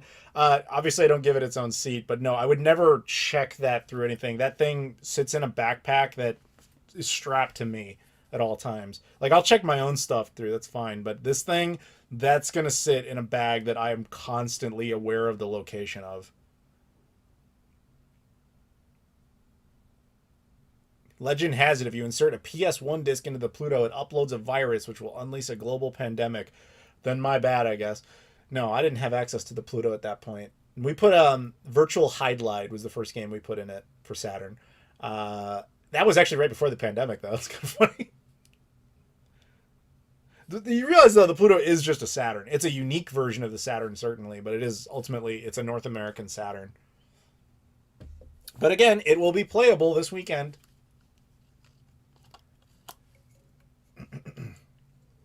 What tests do you mean for travel? Well, domestically, at least within the US, you don't have to do any. When you go international, you have to take what's known as a PCR test. So that's the thing where they like swab your nose and then they wait like a day or so and then they get you your results and it says whether or not you have COVID. I've had to do it a couple times for going to Canada. And that's not a big deal. You know, I've always got it back negative, and then you print it out and then you take it to the border along with your normal like passport and all that stuff. Although in the case of Canada, they make you fill out this app that really sucks. But once you do all that, then you're good to go. In the US, those tests are free, but actually in most countries, oddly enough, they're not. So if I were to fly to, I don't know, let's just say Germany or something, I could actually get there with my American free PCR test, no problem. But the US requires a PCR test when I come back, which means I have to take a PCR test in Germany, and Germany's going to charge me like $400 to take it.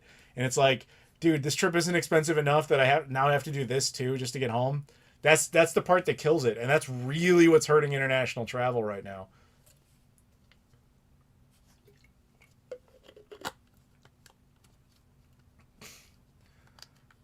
What would I do if robbers came to my house and stole all my gaming memorabilia? I don't know. Call the police. What kind of answer am I expected to give? Like, I cry? I don't know what you want to hear. Um, why didn't you like put a Sonic game in it or something? I take it you don't know much about the Saturn's library, buddy. There isn't really a Sonic game on it. There's only 3. Sonic R was the only one actually made for it, and it's just like a mediocre racing game. Sonic Jam, which is a collection of Genesis games, and then Sonic 3D Blast, which was just a more enhanced version of a Genesis game. There is not that's the whole thing in Saturn Infamy is there isn't a real Sonic game on it. Hey, Todd's here. Hey, everybody. Happy birthday, Adam. Thank you, Todd. Todd runs VGS, which is a convention in Chicago. I was a guest at it this year. Unfortunately, I'm not going to be able to attend next year, but you guys should go. If you're in Chicago, it is a great retro gaming convention, and I'm really very sad that I won't be able to go to it. Sonic the Fighters was an arcade game. It was not on the Saturn. After visiting all the places you have, if you could move somewhere else, where would it be? Well, I would stay within the U.S., that's for sure. But it really depends on like what kind of aspect of life I'm looking for. Am I looking to change jobs? Am I looking to retire? What am I looking for in that situation? Because my answer used to be Seattle, but after having spent a bunch of time there, I realized I could never live in Seattle. I love going to New York a lot, but I think that's I think if I couldn't live in Chicago, I would probably move to New York. But I also say that ignoring how expensive of an endeavor that would be. If I was looking to retire on a beach somewhere, I'd probably move to Guam. But I don't want to move. Jesse super chats and says, it was awkward going around with the Pluto, putting it in and out of backpack with a towel and bubbles. Well, first of all, Jesse, thank you for the super chat. Second, see, that's how I know we're different, or at least I've changed, because stuff like that doesn't faze me anymore. My mom once told me, like, because I grew up fat, still am, but, you know, it's like I would, when we get to like a public swimming pool or something, I'd always be like, I'm going to wear a shirt, whatever, you know, I'm self-conscious. And I remember my mom one time just telling me like, the fuck do you care? You're never going to see any of these people again. And I think that kind of stuck around. I still self-conscious about the fat part of it. But when it comes to the idea of like, I'm going to stand outside and do this weird thing in front of strangers, I don't care anymore. I'm well beyond giving a shit. So that's me, but, you know, to each their own. Sonic the Fighters is in Lost Judgment, so you can play it that way. You can play Sonic the Fighters on a couple of different consoles, but ironically Saturn is not one of them. You can play it on a GameCube, actually. You can play it on a PlayStation 2. You can play it on an Xbox 360. I think PS3, I think there was a version for that. Xbox One, Xbox Series X. But there is no way to play that on a Saturn. There's actually no way to play that on an actual piece of Sega hardware. Other than arcade cabinets, but that's not a console.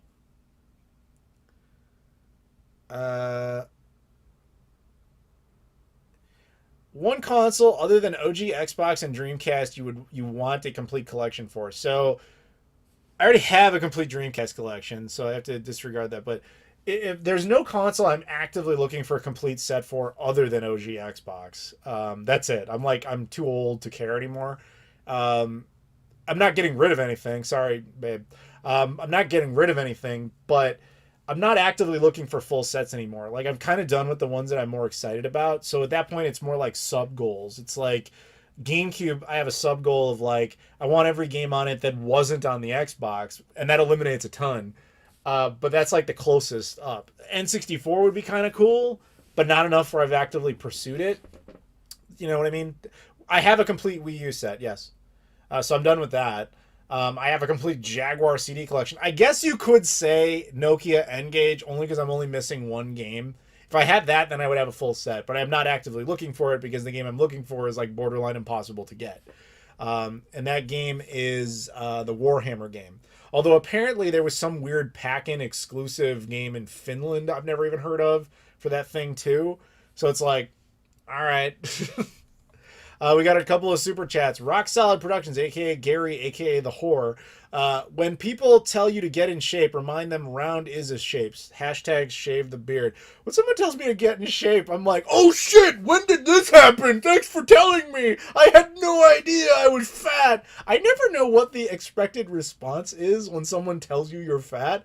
Like, it doesn't hurt my feelings. Do you think I don't know? what is going to change there? Like, what shocking... I literally make a channel now called Flying and Eating. What the fuck do you expect to have happen? Which, incidentally, if you guys haven't checked out that channel, please do. Dave, who's in here right now, is in like 2 of the videos there. It's just fun. We just go to places around the world, mostly in the US and Canada at this point because of the pandemic, but we just go to random places, we check out what those places are like, and then we just try to find really good food in those places. It's just like an adventure show. If you like my style, you'll probably like it. It's just not really video game related. And sometimes that bleeds in because one of the things that's occurring over there very quickly is I'm getting a lot of cameos from retro gaming YouTubers who are just excited because they don't have to talk about video games. Like, for example, I was hanging out with Happy Console Gamer. We have known each other for the better part of over a decade, yet we've never met. So the first time we ever met was only a few weeks ago, and it was like, there was a lot of pressure on us to like make some sort of collaboration video, but neither of us really wanted to do that. Like, we didn't want to sit there and talk about like, here's our 5 favorite games growing up or whatever fucking video we would have thought of. So instead it was like, we made a joke out of it. We sat there and shot a little clip at his table. And I think if you guys saw the most recent playload, then you would have saw the little bit where he basically says, hey guys, and welcome back to another episode. And then he introduces like, we're going to do a video. And then we're both like, no, never mind. We just don't do a video. So the video we did end up doing was he took us around parts of Vancouver, and Jesse, who just super chatted a minute ago, was there. And we just took us to a couple different parts, not Vancouver, but that area, New Westminster, I believe. And we literally went, we hung out, we went to restaurants, we were talking food. And afterwards, like off camera, he was telling me like, dude, this was a lot of fun because he's got the YouTuber personality, the YouTuber skill. He likes to but he's kind of just like me where he doesn't always want to be talking about video games. So he was excited to be like, dude, I get to use that energy and apply it to something else. It's a lot of fun. So I've had a lot of cameos on there already from, other YouTubers. Kelsey Lewin shows up, I think, in the next one that's going to come out. I'm trying to think who else we've had. Well, I don't remember off the top of my head, but X-Bit Gaming was in the one we went to Portland, Maine.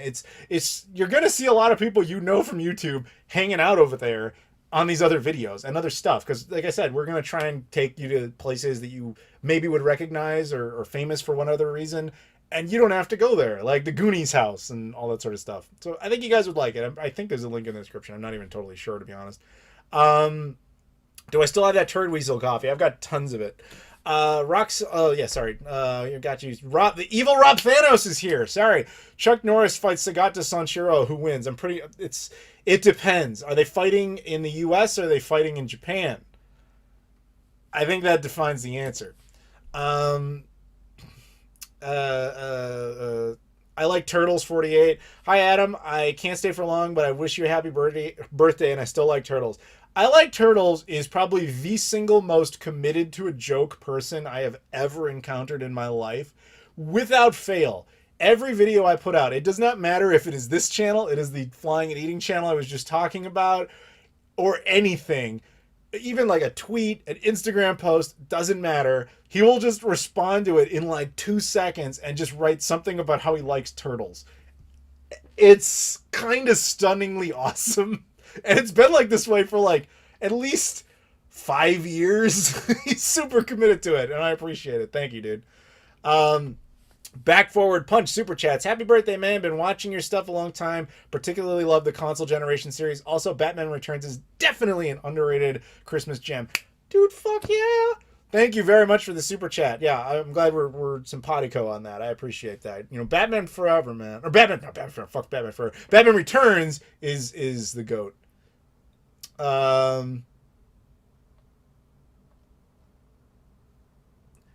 You should go to Cleveland to the Christmas Story house. It's just outside of Cleveland. Actually, it's on my list. One of the things I'd love to do is go out to, of all places in the world, Muncie, Indiana, just like Jerry from Parks and Rec. But I want to go there specifically to see the Bob Ross house. And then if I was there already, then I'd probably commit to go all the way up to the Christmas Story house. But I feel like Flying and Eating works its best when it isn't just me. I mean, like, certainly as I'm sitting here by myself on a webcam, I can handle myself in front of a camera. It's all right. But I feel like it's better to have that dynamic of bouncing off someone else. And so that's a trip where I have to find someone probably in Chicago that would want to do that, because that's something that's more likely to drive. When are you coming back to Sacramento? Dude, in like a week. I'm going to Sac Gamer Expo. I'm a guest. I'm going to have the freaking Sega Pluto prototype with me. Please tell me, Sac Town Beast, that you're going to be there, dude. Because if you're not, I'm going to be very disappointed. Because you can't ask me to come there and then I'm coming and you're not going when this is going to be there. I'm just saying. Sega Pluto prototype on display, which will also be playable at Kansas City Retro this weekend. What's the Home Alone house like in Chicago? I've been there. I was there as a kid, actually. You guys want to hear a story? I'm going to tell you a story. When I was a kid, my mom, she worked at this company, and in that company, she had made a lot of friends, whatever, and one of her friends moved 4 doors down from the Home Alone house, okay? And so, at one point, I think the city is Winnetka. And so they invited us out to go see, their house. Not even mentioning that the Home Alone house was around there. And you have to understand, we're like 9 or 10 at the time. And we're pulling up to their house, and all of a sudden, there's the fucking Home Alone house. And we're just like, oh my God, it's real, blah, blah, blah. We couldn't believe it. So that was super exciting. And then when we get in their house, we're like, meeting my mom's friend, we're talking, all that stuff. And we're just like, the Home Alone house is right there. And they're like, yes, the Home Alone house is right there. And so we're just like blown away. And they're like, do you want to see it? And we're like, what do you mean see it? And they're like, do you want to go inside? And they're like, yeah, we could take care of it. So they called up their neighbors, the people who own the Home Alone house. This was years ago, so the owners of it were a lot more cool about it at the time. But they're like, yeah, there's a couple of kids. They'd love to come see the house, whatever.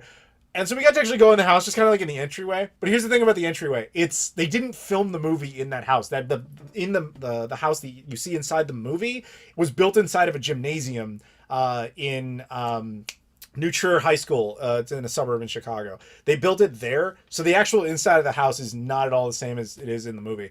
But it was very cool just to be like, oh man, I'm here. The thing is, now, as of 2021, like, they don't do that anymore. They've changed the front. I think they got rid of the curved driveway. They put fencing up all around it. Because the problem is, people ruining stupid shit, man. People would go to it. They selfie bomb the crap out of it. That's to be expected in the modern age. But what's even dumber is you have idiots breaking into the house just to be like, I broke into the Home Alone house. So they had to start putting up a ton of extra security and stuff. So now you could really only sit there from a distance and look at it. I haven't been there in years, but it's just like, man, I'm happy to like go over there at some point. We could do that. But it's one of those things, again, you kind of need someone else with you. If it's just me doing it, it just seems kind of self-aggrandizing. I don't know. We got a super chat from Cax117. I'll drive down to Chicago for a live stream. Let go.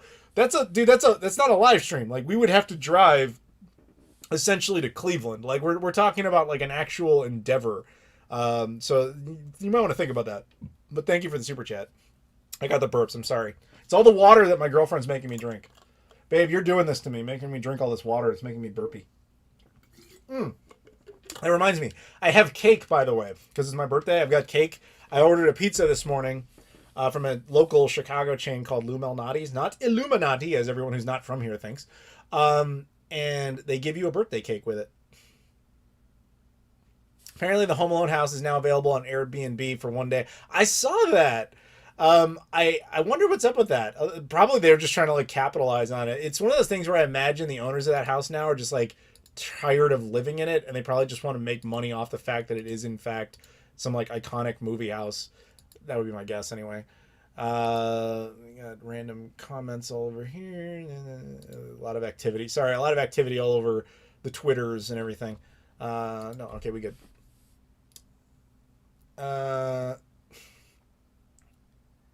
Do you have the Dreamcast theme for your 3DS? No. I know what you're talking about, but no, I never bothered. Pizza for breakfast? Yeah. Where is it written that you can't have what you want for breakfast? Like, I'm not a child. Lou Malnati's followed me on Twitter a few months ago. I think they might have followed me once, but I don't remember. Did you get it from Pizza Parker? No, see, he's Dutch, so his pizza's not good. Yeah, I said it.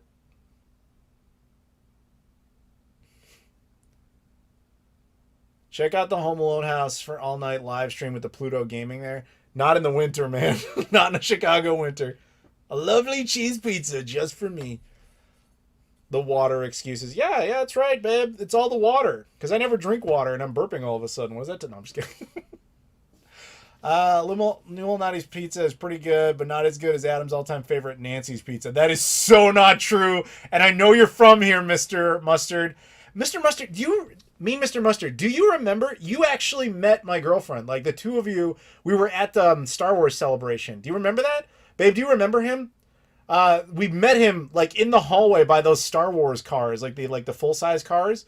We were just talking for, like, 2 seconds. Do you guys remember each other, or am I the only one who's, like, weird enough to remember shit like that?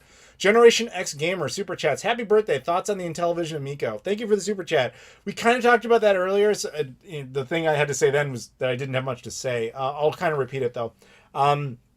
Basically, I feel like Tommy Tallarico's intentions were noble, but they were probably a tad naive. He probably thought that people valued the Intellivision as much as they valued, like, the NES.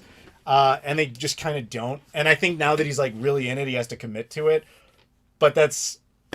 I don't think it has any real chance of success, but I also don't follow any of the drama with it. I don't think there's any real, like, foul play at hand. I think it's just going to be one of these things that it's interesting to talk about dramatically, but as an actual product, it's probably nothing significant. But thank you for the Super Chat. Mean Mr. Mustard's laughing, so I don't know if that means he remembers or not. Dave Atkins Super Chat. Does Intrepid Izzy have good replay value? Thanks. I liked it quite a bit. I didn't finish it, but that's only because I get overwhelmed with, I have too much stuff I got to do too constantly. Dude, being a YouTuber in December is brutal because you have to, like, quadruple or octuple your workload. It's insane because you have to understand that monetization is at its absolute best in December, which is great for us, but it's followed by the single worst month of the year, which is January. So you can make 10 videos in January and have them not be worth one video in December. So in essence, you have to double or not triple, even quadruple your output, A, to have yourself a good month, but also to essentially compensate for the fact that you're essentially getting no revenue in January. So it's just been non-stop work. In fact, as soon as this stream is over, I have to leave. I have to head out to my mother's house because in the morning I have somebody coming out to do maintenance on something. And then from there, I fly off to Kansas City to do this convention for the weekend. And then as soon as I come back from that, I have to get back to production on a bunch of videos. And it's just like, it's just a constant stream of things. So unfortunately, I didn't have a whole lot of time to play that game well beyond what I did in the video. But I did play it a bit more, and I quite enjoyed what I think it is. And I agree with what I said initially, which is I feel like it's the unrealized promise of the Sega Saturn, in that it was this really great 2D game with a lot of 3D elements that I think was just very smooth and very nice. And it really should have been more on the Sega Saturn, but obviously it is on the Dreamcast. If you haven't picked it up, I would say pick it up, definitely. Okay, apparently they remember each other. That's great. You're laughing because you know I hate Nancy's. Nancy's is garbage! It's terrible. Whatever happened to the KFC console? Who gives a shit? Who cares? Thoughts on Ghostbusters Afterlife? If you're not a Patreon backer, become one. It's $5 for the month. And you will have my podcast. It's out right now. The last hour of that podcast is just talking about Ghostbusters Afterlife. I'm just going to say that. Just go check that out. If you're not, you can wait till that podcast comes out publicly at the end of this month. But long story short, Ghostbusters Afterlife, the best Ghostbusters sequel, but it's got some serious issues, and why? Just why? To quote my girlfriend, just why? People, they look at you. Do you think of food? Blue Ninty, what? People, they look at you. Do you think of food? That seems like some sort of weird epitaph that no one's meant to understand. How is the extra channel flying and eating panning out? It's kind of where I would have expected it to be for a brand new channel.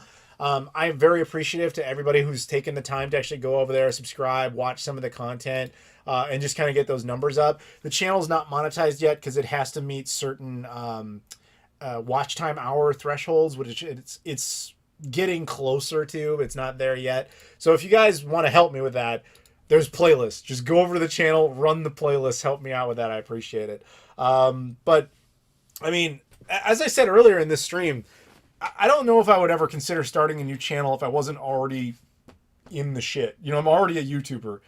I've been here for a long time. That's the only reason I have any success on the platform. But the reason I can kind of get away with this is because I'm basically like, I'm already established enough that I can be like, hey guys, do me a favor, help me out, which I appreciate if you'd actually go do. But the channel itself is never meant to be like a major thing. I'm not expecting it to blow up or anything like that. It's just kind of a way for me to have some fun and to get some more creativity, you know, get a creative outlet and all that sort of stuff. And it's so far so good. You know, I'm happy with where it is. I would have loved it if it could be monetized sooner, but that's really just kind of like whatever. We got a PayPal donation from, actually let me read it just in case you don't want me to say your name. You didn't say anything about it. This is from Dan Rudzik, who says, nothing to add, really, so hope this gets you a cup of coffee or two. Thank you very much. Happy birthday. Well, thank you, Dan. I appreciate that. Yeah, $10 will definitely, I mean, that's some expensive coffee, but I'm definitely going to make it happen. That's like a Starbucks and a half. No, it's like at least two. But thank you very much for the donation. Gary Super Chat says, lies, you are a YouTuber, Pinball Expo. I got that reference. I didn't use that footage, but I was at when we were guests at Pinball Expo. Stephen the Right Way, as well as his wife Crystal, they were guests at the convention along with myself. We were the YouTube guests, right? And they each got separate nameplates. I never got one. They had one generic one for all of us, which was YouTubers, split into two words. So by logical, you know, consequences, they had names and my name was YouTubers. I had I pulled a stunt move where I'd legally changed my name like Prince did or whatever to YouTubers. So that's the joke he's going for there. I filmed a little bit about that, but I never used it. Super chat from Sacktown Beast 916. How come every time you do these, you look like you're at the raw end of a ransom video? Happy ding dong birthday, by the way. Because you missed the beginning of this thing when it actually looked nice. We had a nice wide shot. It was in full high def. It was great. And then all of a sudden, YouTube was like, I ain't making that happen. And so it was like they were like, lower the bit rate, lower the resolution, zoom in, and this is the only way it's going to run stable. Because originally it was just choppy and constantly failing. So it's stable now, and that's all that really matters. There's no show, dude. It's just a fat guy sweating. It doesn't matter. Thank you for the super chat. And dude, tell me, are you going to Sat Gamer Expo? You asked me when I'm coming there. I'm coming there in like a week with a very rare prototype that you can see. You should probably be there. I'm just saying. It's in your backyard. I can't make it easier for you, man. I can't do it. The importer, who is a very friendly Canadian, has super chatted. He says, happy birthday, Beardo. Go spend it on Wii games. Well, I won't do the latter, but thank you for complimenting my beard. And maybe you can get into a fist fight with Rock Solid Gaming because he's constantly he's harassing me about having a beard.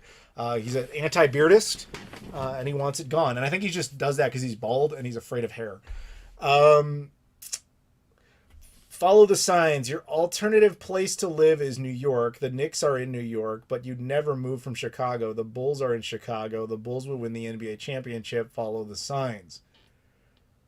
Okay. I mean, I like the end message that the Bulls win the championship, but aside from that, I don't know what else to take from that.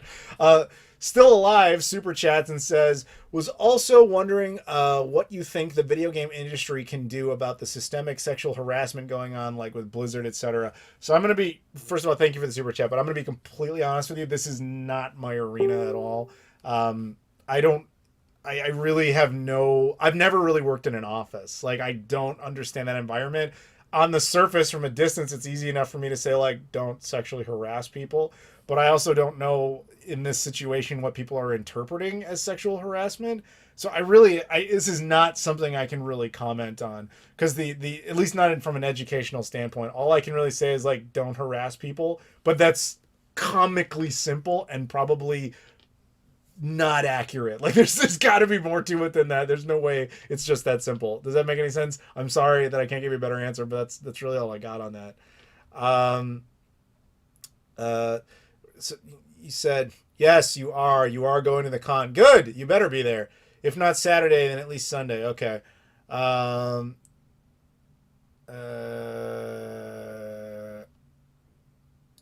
Happy birthday. Top 3 must-have dream arcade cabinets. I don't even know if I have three that I would want. I I I would want a Simpsons arcade cabinet, Turtles. If I had to have real ones, like we're assuming a scenario where money's not a problem and where I put them is not a problem. I just have a fantasy spot somewhere where I can just have three arcade cabinets. It would be Turtles, it would be Simpsons, and maybe Jurassic Park Lost World, the light gun shooter. That's probably my three. I'm not a huge arcade guy. There was the Sega made Star Wars trilogy game. That one instead of the Jurassic Park. We'll go with that. Move to Florida. It's got a villa. No, thank you. I haven't been to Florida in years. I want to go back just for fun, but there's really no place I don't desire to move for any reason. I love it in Chicago. Plus, I travel constantly, so even if I didn't like Chicago, I'm not here enough. You know what I mean? Like, I just get it out of my system. This is a great base for me. MTS 1993 Super Chats. Any OG Xbox games you were surprised weren't a part of backwards compatibility project? I think I said this in one of the videos. I was kind of surprised since they were doing all the Star Wars ones that they left a couple out, like Star Wars Obi-Wan. Like, that's not a good game, but neither was Chicken Little. You know what I mean? Like, if you're just going to go for it, just go for it. Just add all of them at that point because they're all wholly owned by the same company. Like, what were you missing? But that doesn't mean I wanted that game. I'm just surprised because of the cooperation and everything else. You had Ubisoft's cooperation with a bunch of stuff, so I'm surprised more of their stuff wasn't added. I am not surprised that the GTA games were not added. But that's kind of it. Like, there are games I would have wanted, but I'm not surprised by. And then there's games that I am surprised by, but I didn't necessarily want. Does that help? Crusher Bad 64 Super Chats. My job got me a new Dell i9 32GB laptop with the latest NVIDIA GPU. I really wanted to game on this, but use it to edit videos all day. Well, it's not really a question, but congratulations on your new laptop, dude. How you doing, man? Crusher Bad 64, by the way, is the only person I know with a complete Jaguar collection. And when I say complete, the motherfucker has the boxes. Like, it's stunning. It is really something to see. Crazy Taxi 3 would have been nice, but I'm pretty sure that's a music license issue. I know that Jet Set Radio Future is. The thing is, Sega was super cooperative, but they didn't. 6th Gen was weird for them because they put in a lot of content they didn't own. They just licensed. Again, mostly music. Great example would be like Crazy Taxi games where they had all these corporate tie-ins to like KFC and stuff. Obviously, they don't own KFC. So in order to get those games re-released again, you have to either cut new deals or edit the source code. When you're doing emulation, you're no longer using the source code. So that just can't include it.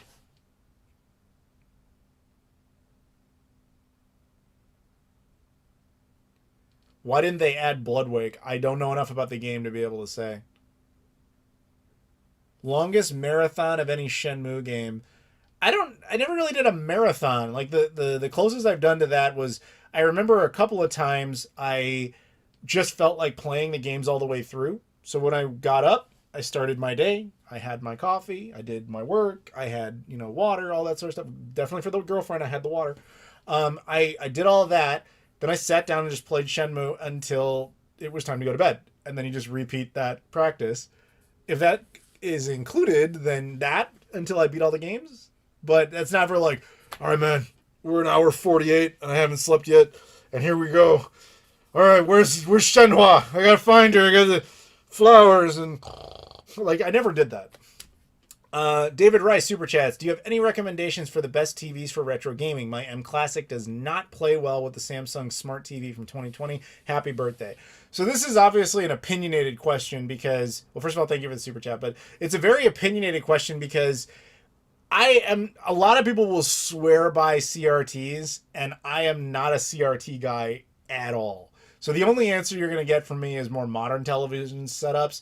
But more modern television setups are vastly more expensive because of all the little toys and trinkets that need to go with them. What about it does not play well with... You said the M Classic doesn't really work all that well with your Samsung Smart TV. In what sense? Like, what's the issue you're having? Because no offense to you, I find that the most people who don't like the M Classic, it typically suffers from like user issues where they like mess something up and they're like it's plugged in backwards or they have it set to the wrong thing or something like that. But it's also something that a lot of people just don't like the look of. Like, okay, so Mindscan DNB says my Classic never does 1440p even when I hook it up to my 1440p monitor. I will bet you that that is a user error because if your TV is not set to the right port, or if, you know, some monitors, their 1440p mode only activates on certain HDMI inputs. It also depends on the content you're putting into it to begin with, because it has to be essentially nearest neighbor. So I believe it depends on what console you're connected to it, which port you put it in, how it's actually set up within the settings, and all that sort of stuff. The M Classic just automatically goes to the thing it's told is the highest supported thing. So if it's not going to 1440p, it's because the monitor is telling it not to do that, or the console is telling it not to do that. That's usually the issue. Ray Penber super chats again and says, sorry, I forgot to mention happy birthday in the last super chat. I very much appreciate your videos, especially about all the gaming gens and how to make older gens not look like crap on new TVs. Hey man, I'm happy to help. Thank you very much for the super chat. Yeah, again, you know, I never claimed to be an expert on that subject. It's just something I really enjoy. And I do my best to try and like go through the experience and all the troubleshooting so that I can present it to you guys, so I can be like, look, here's all the shit I had to go through, and this was what worked best for me. And, you know, sometimes people get something out of that, sometimes it helps them, and other times you have people make entire videos about how much they hate you as a result of it. I don't really care. It means nothing to me. But I'm glad that it helps out some people, and that some people just get to open the door and get excited about their games. Because one of the things that's important to me is gaming preservation. And I love the idea that we have more people now who are basically going back and revisiting their childhood and playing their old games and finding ways to make them look better so they don't have to throw them away. You know, they don't have to like discard them and say like, man, this looks like crap. When there was like a simple cable or a simple this or that they could have done that makes those games exactly the way they remember them. Because obviously, you know, you look through rose-tinted glasses when you were looking at, you know, your PS1 through composite cables on an old piece of shit TV, it looked amazing to you as a kid. You look at it the same way now, you're like, this looks like shit. But if you connect it all these other ways, for that few minutes, you kind of get that same like, this is the way I remember it. And that's what I kind of go for with that type of thing. At least that's the hope. That way there's less stuff getting destroyed and demolished and all that sort of thing. It matters to me to preserve history. Again, I am just sitting here with a ridiculous prototype that, again, Roger, the owner of this thing, he had it sitting in his basement for 20 years. Not because he didn't care about it, because it just didn't matter. Like, he was taking care of it, sure, but there was no passion to that. And Roger, I love you, man, but like it's been so cool of you to let me borrow this so I can be like, guys, look at this. Look how awesome this is. We can all see this now. And the whole world can appreciate it and enjoy stuff like that. That's usually what motivates me to get stuff like that made. Is just, I'm excited about it, and I want you guys to hopefully get some excitement out of it too. For some people it works, and other people, they think I'm a piece of shit for it. It happens. You get used to it.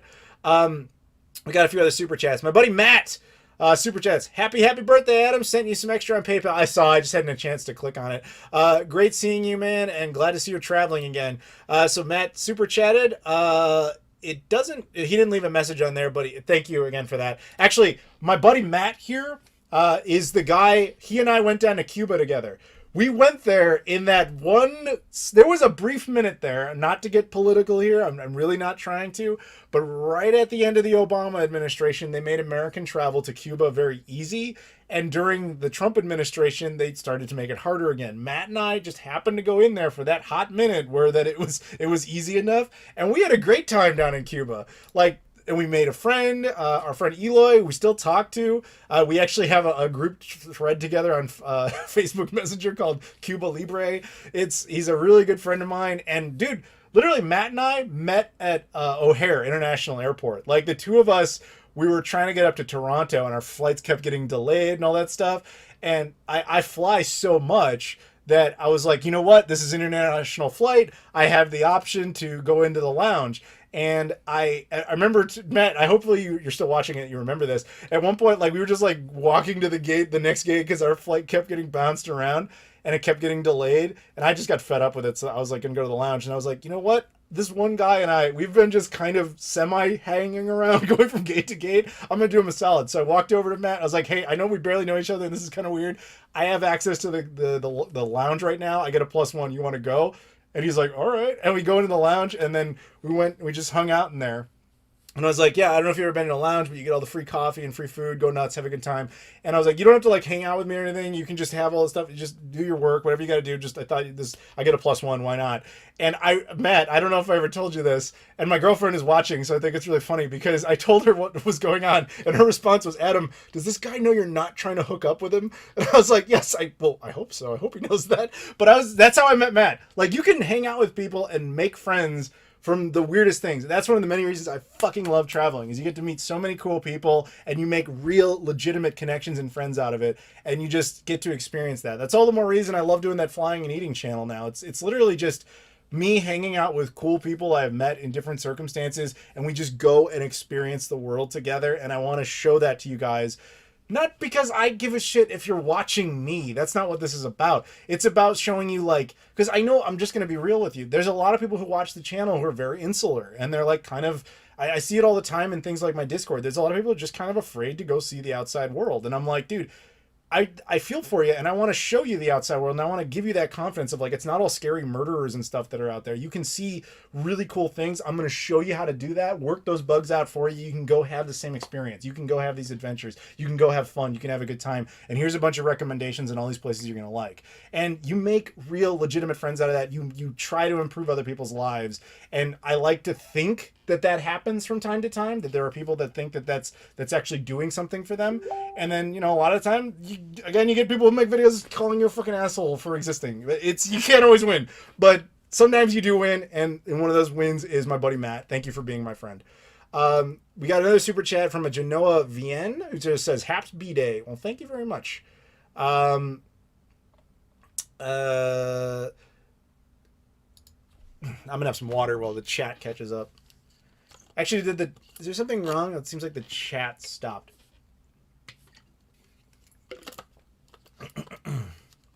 .480i just sucks, regardless of its RetroTink 5X's deinterlacing doesn't impress me. Yeah, .480i sucks. Cuba is awesome. I've been 4 times. 5-star hotel is amazing. Matt and I stayed at this like crazy awesome Airbnb. It was really cool. I remember Matt's reaction, like, because we got that and we thought, oh man, this is gonna suck, because like the outside of it looked terrible, and then we went inside and it was like, dude, this place is amazing. And it was legit crazy awesome, and it was way too cheap. Shall we call Adam Mickey Mouse? That's always possible. Thoughts on gaming chairs? I don't really have any. I've actually been offered a few of those gaming chairs over the years where a company reaches out and they're like, hey, we'd love for you to review our chair. I'm like, what the fuck am I going to do with that? Like, how am I going to review a chair? Hey, guys, I sat in it. It didn't break. I guess I'm slightly more comfortable. The short review of a gaming chair is like, as long as it's comfortable, I guess it helps because you're not uncomfortable while playing a game. But it doesn't do anything else really to enhance the experience. OpenXenium allows you to access the Xbox HD Plus app. Yeah, you need a modded Xbox to get access to those settings.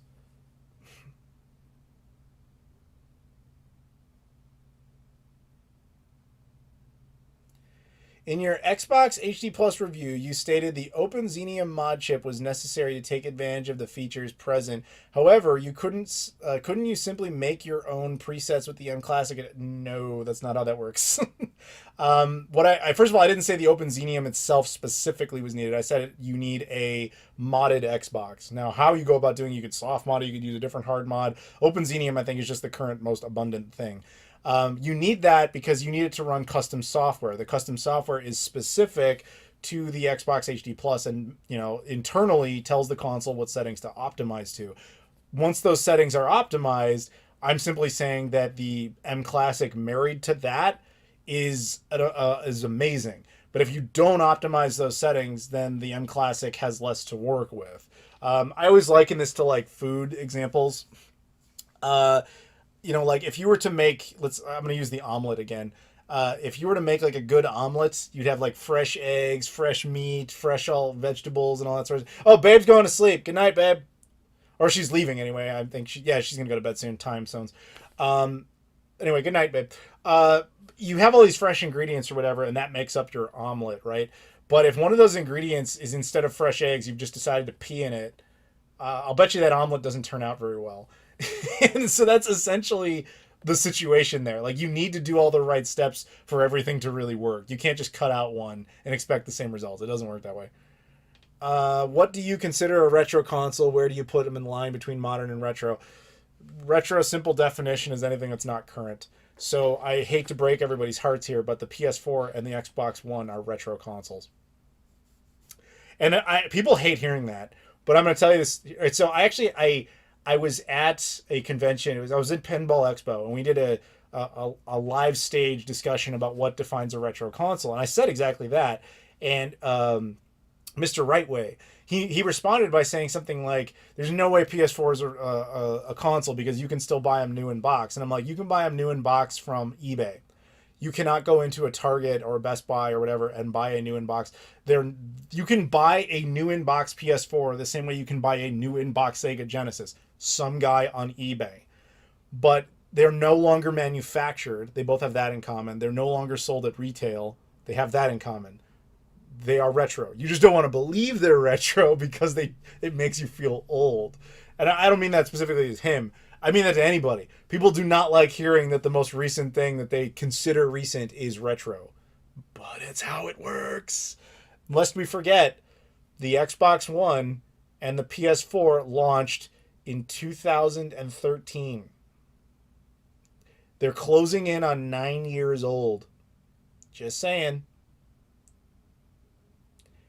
If you can't buy the hardware new in box, it is retro. If you can't buy the hardware, that's what Rock Solid Gaming says. And to add to that, if you can't buy the hardware new in box in an official distribution system, then it is retro. Like I said, you could still buy them on eBay, but that doesn't get to Sony's bottom line. You know what I mean? PS4s and Xbox Ones are not being manufactured anymore.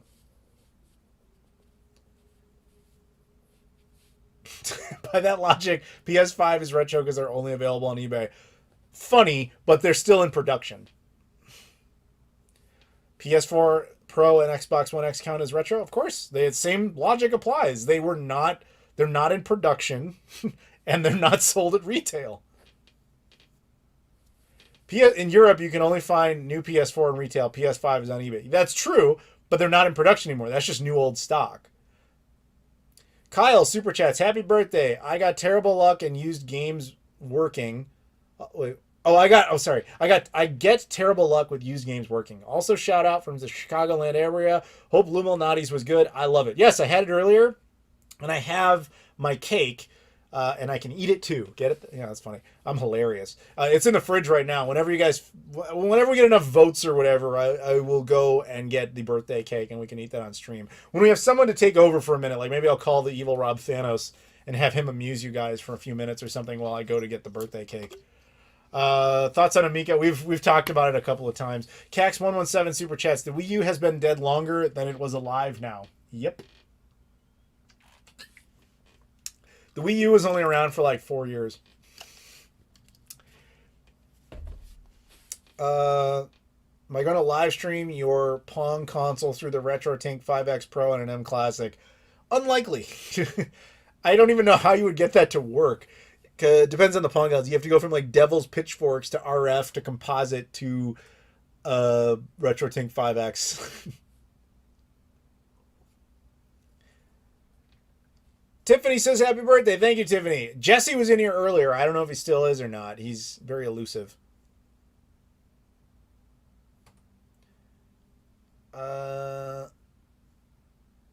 The only game I ever got that wouldn't work correctly was Captain Toad on Wii U. What was the issue?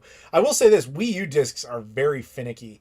They're probably one of the most poorly designed actual discs of any disc-based console. Like, they kind of break with a feather. You have to be incredibly careful with them.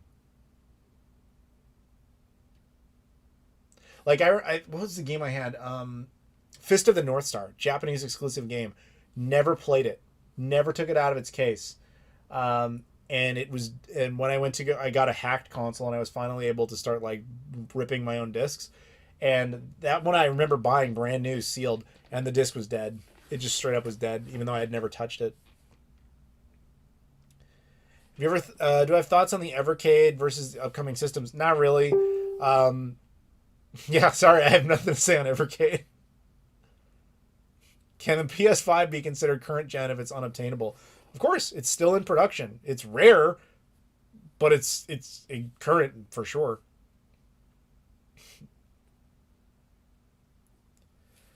How long until you'd like to see the Switch 2 or whatever it's called? I believe they'll launch something probably in 2023, maybe 2024 if they really feel like postponing. They are Nintendo. But I think 2023 is when they're just going to start getting a little bit more like, people are going to start getting a little too antsy with them. I think one of the biggest advantages Nintendo has is you can actually buy their platform. And that's, I think, has bought them at least an extra year. Because there's not as much pressure on them to make more competitive hardware when nobody can get a Series X or PS5 anyway.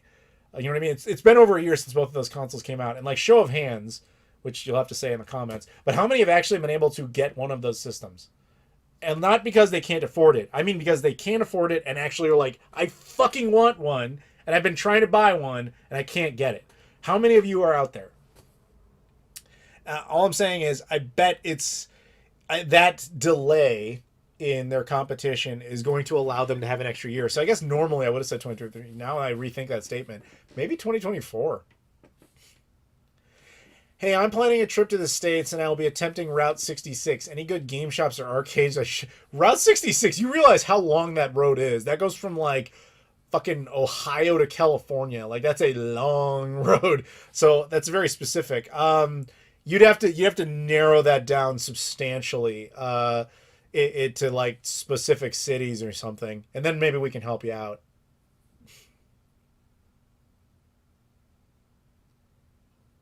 Yeah, so see, there are a bunch of them. Yeah, see, there's a bunch of you guys. You get it. So you guys have been lucky, but a ton of people are out there and they just can't get the damn thing. I've never seen a PS5 in the store. I have, and it was when I went to pick up mine at Best Buy. Yeah, Series X I was able to get day one. PS5, it took me like 7 or 8 months to get.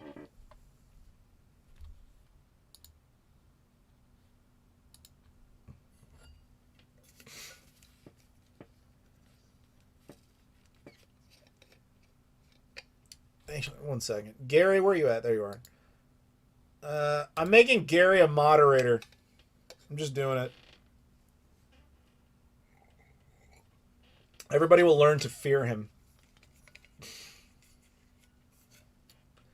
I love the second I make you a moderator, the first thing you do is say some dick shit to me. We've had a PS5, unlike Adam, since it launched. Dick. You have the standard Series X and the Halo X. That's cool. A lot of people were kind of losing their minds trying to get the Halo edition of that. I didn't really care. I guess it's one of those advantages of not really caring too much about Halo. You know what the funny thing about Halo as a franchise, though, is that I've never had any sort of distaste for it. I do not dislike it in any way, shape, or form. I even find it kind of amusing. But I was never passionate about it. It never really resonated with me. It never meant a lot to me. And even that benign of a statement, people will lose their minds in total intolerance of that statement. And I love to respond to that by pointing out that I actually accidentally possess one of the rarest, if not the rarest piece of Halo merch. And I got it for free. And I didn't know what it was for like 6 years. If you guys want to see it, I can go get it, I guess. We got a super chat from Joshua Finzi. A very happy birthday to you, Adam. Thank you very much, Joshua. It's good to see you back, man. Joshua comes in phases. Every once in a while, he'll show up to a stream, he'll do some donations, or he'll show up on Patreon for a bit and then go away for like a year. And it's good. It's just good to see you're still around. I think you occasionally tweet at me. I think you showed up on the Discord once. But incidentally, if you guys aren't on the Discord, you should totally be over there. Hang out with us all the time. There's a bunch of us lunatics over there. And, you know, as well as Twitter, Instagram, all that sort of stuff. You can follow me on all those things. I appreciate that. How many Halos have I beaten? I beat Halo 1 many years ago. I think I beat Halo 2, and I know a friend of mine forced me to do Halo 3 co-op with him. And that was it. You want to see the Halo thing? Let me see. Is it still readily accessible? Give me 1 second, okay?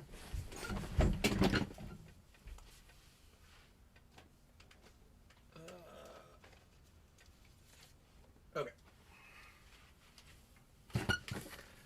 Lucky for you guys, this thing was actually not far away from where I was. This is the I Love Bees disc. Do you guys know what this is? Anyone out there know what that is? Sorry, you're going to see my ring light, obviously. I'm trying to zoom in. The I Love Bees Halo promo disc. I'll see if I have to explain it, I will, but I'm wondering if anybody out there actually already knows what it is.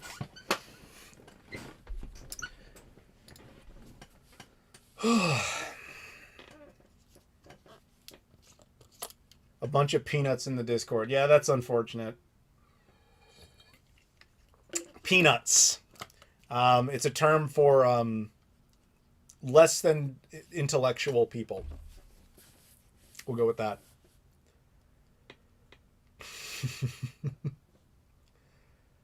Not the bees. No. Will I ever do a collection tour? No, probably not. Unless it's like, I've said it for years, like the only way I'm doing that is if it's like my last video. Just because I've said many times, I hate those videos. I think that they're a kiss of death for a channel, the retro gaming channel, and I've stuck to my guns on that ever since the channel came out. But I also don't like them because they're out of date immediately. Like, obviously, you guys, I have a monthly pickup show. Like, it'll be out of date instantaneously. Actually, it's very weird, like I almost get packages like every day for stuff I didn't order. There's actually like 2 just sitting out on that table you guys see in all the videos that literally showed up today that have nothing to do with my birthday. There's just people just send stuff, especially companies just send stuff, and you just go like, okay, cool, you know. But like, you're gonna add that to the collection, it's gonna be instantaneously out of date all the time.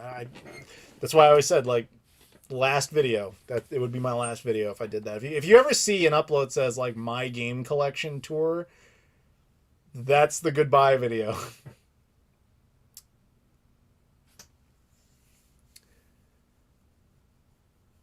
Oh yeah, squeaky chair, sorry about that. That's why I need that sponsored chair, you're right. Do I drink? No, I do not. I drink coffee and water. People are still asking about the bees disc. Nobody seemed to really respond to this with any real knowledge or interest, so I guess I'm wrong. Never mind. I'm under the impression that's the single rarest piece of Halo merchandise ever made. And I got it for free by a store that was throwing stuff out because they were like, this is just trash. You want this? I was like, whatever.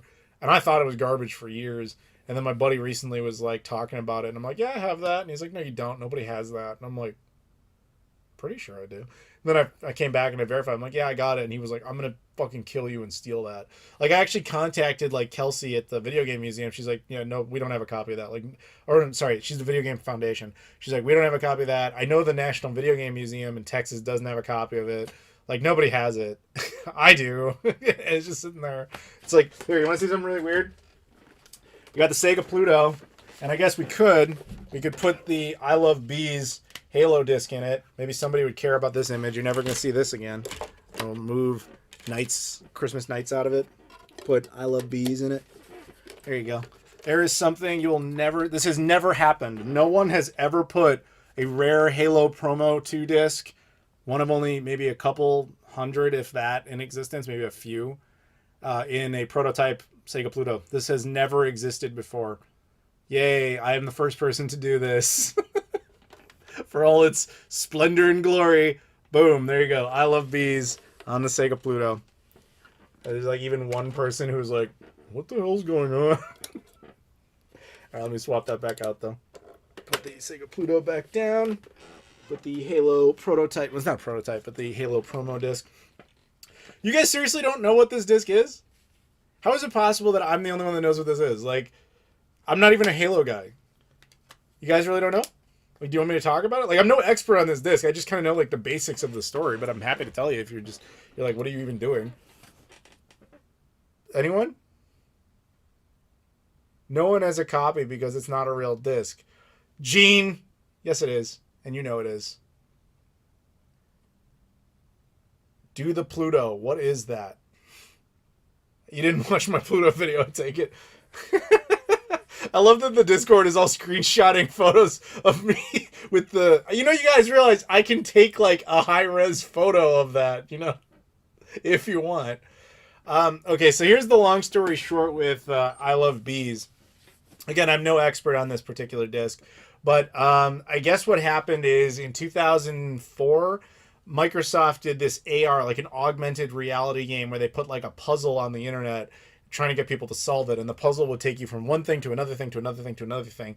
And the last thing that would show up is it was some address in San Francisco somewhere, and you had to go to that address. And if you went there, it turned out it was like a Halo 2 promo event. And so people who attended it actually got this disc. But there was only like a handful of people ever to really attend it or to ever get this disc. And so this is one of the only copies in the world. And I have it. It's just sitting here in my hands. This is actually mine, unlike the Pluto. I actually own this.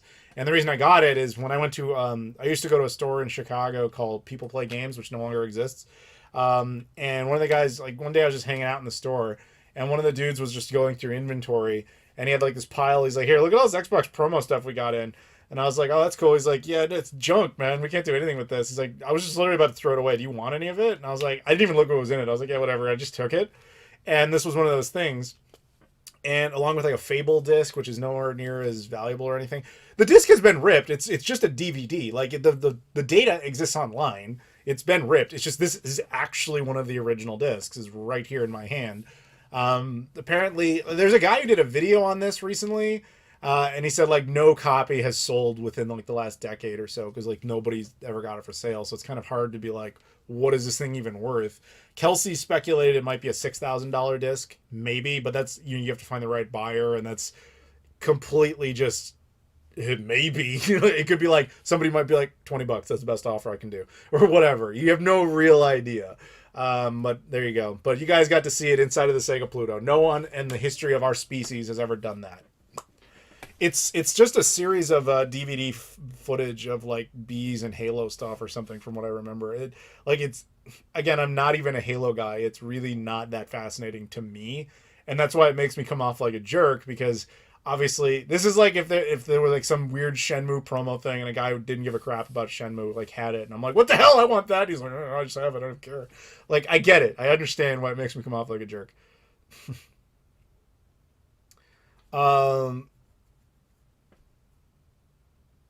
Why did Microsoft decide to stop giving us backwards compatibility on Xbox Series X? I would assume what Phil Spencer said. I mean, what Phil Spencer said is probably the truth, which is just licensing issues are just making it too difficult. I don't know if you saw my backwards compatibility video that I did like a couple weeks ago, but long story short is any game that they want to do on backwards compatibility now, because of the way that system works, they have to refresh all the rights on, and that's complicated when some of the companies don't exist anymore. Or games are split through multiple license owners. Like some of the, like Jet Set Radio Future, perfect example of this. Sega exists. They still own that game. Everything about it should be good to go, except the music they don't own the rights to. And the person who owns the rights to it would want more than they're willing to get out of it. And it complicates the whole thing. It just kills it. And that's unfortunately largely the case, especially with games where there's companies that made them that do not even exist anymore. So basically, if they hit any sort of wall, there's nope, forget that game and just move on. So all the games you got were the ones that were owned wholly by one company that was very willing to cooperate with that program. That's it. That's all it is. And so I'm assuming, I mean, we got to a point where it took them like 2 years to make that last update. And one of the games in it was Disney's Chicken Little. You think there was a bunch of people clamoring for that game? No, it was just because Disney was cooperative with the program and because they owned that game completely. They're like, fine, add that. But when it took them 2 years to get just those listed, that's why. It's probably because they basically, stressed every relationship they could trying to get more out of it. But companies don't have to cooperate. Like Rockstar could have put the GTA games on there. They didn't because they knew they were going to resell it themselves. So the ones that are the most high demand often are the ones you don't get because there's money to be made on those. Probably why Microsoft themselves never bothered putting the Halo games on there because they're like, we have Master Chief Collection, just do that. You know what I mean? I mean, there's going to be exceptions. There's going to be ones where you go like, what was the complication there? That's going to happen. But the odds are, if there was some reason it wasn't added, it was probably something dumb that we just don't know. Like, oh, this one song is in it and that screws the whole thing up or whatever. Super chat from Joshua Finzi. How has gaming in 2021 been for you? Much like everything in 2021 over 2020, it has been better. I will say, ironically, I did play more video games in 2020 because, you know, the actual lockdown and everything, you were forced to kind of do that. But in general, 2021, I've had more fun with video games, but I haven't beaten nearly as many because I would basically start stuff and then just kind of stop and then get back to it later. And then I just jump around. It's like I've got, I don't know if it's like now that I'm old, I don't know if it's, or maybe it's just because I have access to too many games or whatever. My attention span to like stick to one game is not what it used to be. And that's not a good thing. But yeah, that's kind of where I'm at on that. Most of the stuff I find myself gravitating to is not even the newer things. Like I'll get them in one way or another. Like companies will send them to me or I'll buy them or whatever the case may be. But I tend to be like, how's Star Wars Battlefront doing? I kind of want to go play that again. You know what I mean? Like that's a meme, man. Like people do that. Like people go replay their old games even though they have like a million new ones. So, does that answer your question? I'm surprised Cave didn't put more of the shmups on the backwards compatibility list. You want to hear a heartbreaker of a story? I'm going to tell you one. I don't know if it was my last trip to Japan or the trip before, but at one point I was in Japan. I was actually in Akihabara, which if you guys have been watching my Japanese videos, you know I don't really like that place because I find that it really is caters to people who don't know shit about shit. They go there and be like, oh, that's a video game area. I'm going to buy my stuff here. But in reality, it's like 10 times more expensive than if you just went like 5 miles away into the country and bought a game there. I don't really like going to Akihabara. It's as fake as Las Vegas. I mean, it's just not the place to go for video games. It's just spectacle. But I remember finding this one video game store like underground. It was like the way it presents itself is this is a stupid anime figure store, and I hate anime, so I don't care if I'm insulted. But there's this stupid anime figure store with a bunch of that crap all over the place. I'm like, oh, this sucks. And then there's this staircase, and there was this sign. I just kind of glanced, and at the bottom of the staircase there was like some random signs that said like Sega, Nintendo, Neo Geo, and I was like, huh, now that gets my attention. So I wander into like the Lion's Den, walking into an anime store. And I just immediately go down those stairs. And I'm at the bottom of the staircase, and I'm, oh my god, there's a retro game store down here, and there's nobody in it. And so I'm wandering around this store, looking at the prices, and the prices don't suck. It's like clearly an anime store that had its own section of a retro game store they didn't care about. And I'm wandering around it, I'm looking around, and then behind glass, they had the Cave shooter collection for the Xbox 360, like the whole box set for like $40. And I knew that was a good price. I wanted it so bad. But the box is huge. And at that point I was like, dude, I'm going to the airport tomorrow. My bags are completely full. There is no way I can get this back.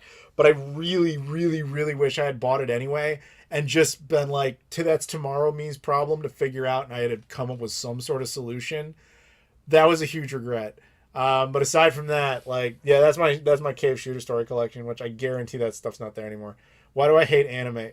I literally hate the animation style itself. Like the look of it, like no joke, gives me headaches, and I cannot get out of my head every single anime I've ever like seen when because obviously it's dubbed, and so you have these like heightened speeds that are unnatural in speaking, and it just drives me insane.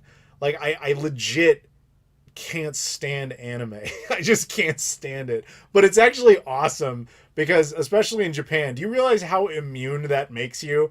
Because like all these things that are just anime based, like, I don't give a shit about that. I don't give a shit about that. I don't care about that. It doesn't mean anything to you. So it's actually quite nice to not care. Plus, come on, man. I'm 35 now. I've got so many like interests in random things. And I collect a lot of stuff outside of video games. I don't need to be interested in that crap too. You know what I mean?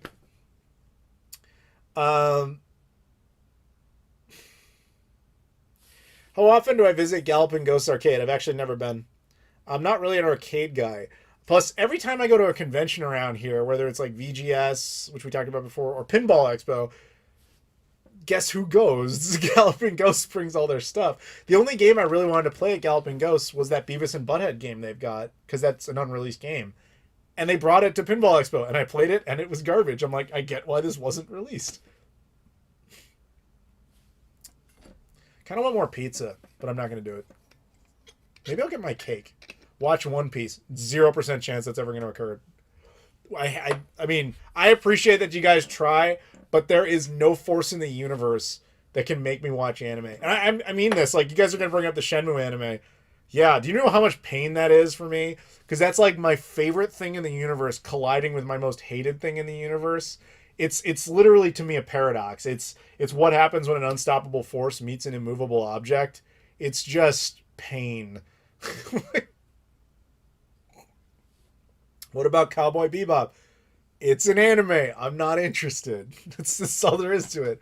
Like, I'm not disputing that some of these animes are clearly better crafted than other ones. I'm not saying they're all exactly the same and they're all terrible, but enough of them have killed any sort of interest I would have ever had in the genre. And honestly, it's kind of like drinking or smoking. Like, I don't feel like being addicted to something that if I probably pushed myself into liking, I might like, but now I've got another problem. Now I have smoking and drinking as a problem. In this case, it would be, now I've got anime as a problem. Why bother? I'm not interested. Why give myself a ridiculous obsession that I don't need?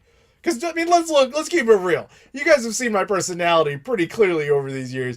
If I found an anime where I was like, dude, this is my shit, I probably would be the fucking idiot that dresses up in a cat costume and is just like, yeah, I'm a big fan. I don't need to create these type of problems for myself. What's worse, Hand Egg or anime? Anime. Yep, I said it. I would actually rather watch Hand Egg, because at least Hand Egg ends. What do I like better, the Series X or the PS5? I gotta go Series X currently. But that's also because I don't have enough content for the PS5. I think the PS5 is a better crafted, like, actual console. The Series X is more like a physical service, if that makes any sense. What if Shenmue 4 gets funded because of the success of the Shenmue anime? You probably weren't here earlier. I think that's exactly what's going to happen, actually. I think the Shenmue anime is good for the brand in the sense that it will bring in new fans. But I don't think as an actual construct product, it will appeal to me. It's not meant for me. It's not meant for Shenmue fans. It's meant for people who have nothing to do with the franchise, and it's a way to introduce them to the material. But I also worry about how different that content will be and, like, what those people would think of the game after the fact. We actually had a little bit of a discussion about this on my podcast, because the first thing I was introduced Ghostbusters-wise was actually the Ghostbusters animated series in the 90s. So when I first saw the first Ghostbusters movie, I was like, wow, this is really slow and boring. It's not like the show. Which, of course, as an adult, your opinion completely changes. But I just don't want the same sort of thing to happen to Shenmue. Like, people will watch a very shortened, heightened version of that storyline, and they'll be like, there's a game based in this? I should check it out. And it's like, it's slower paced, and it's a totally different medium. And then they check it out and they're like, this sucks. It's like, it doesn't. You're introduced and never mind. You get it. No, I won't watch Studio Ghibli movies. Or Ghibli, whatever the fuck. I don't even care. No. Anime. I don't watch anime. I don't know if that gets any clearer. Anime, I won't watch it. Do I hate JRPGs? Yes. And I've been on the record for that for a long time. But that has nothing to do with the fact that they're Japanese. I love Japanese stuff. I don't like RPGs. Turn-based RPGs to me is like, stop fucking doing that. Let me just cut the guy. You know what I mean? Like, I don't like the slow presentation of an RPG. I never have. Lodmot just got home from work. Lodmot is the richest person any of us will ever know. Do you remember Lodmot? Like, a couple of years ago in the Discord, you got drunk and you were offering to buy everybody modes because he just makes so much fucking money. It's ridiculous. What was my go-to cartoon growing up? Transformers.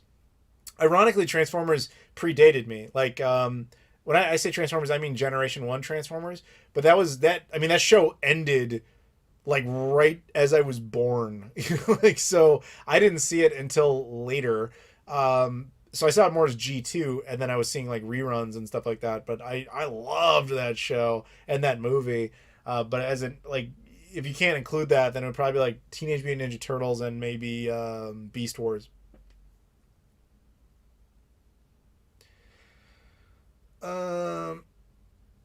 I felt the same way when they presented Shenmue Online. Do you remember? Yeah, I do. And then, you know what's funny about that game is it still technically hasn't been canceled, although obviously it's not coming out. It was an MMO designed specifically for South Korea. Like, of course, it was never meant for us anyway. Even if it had come out there, it was never meant to come out here.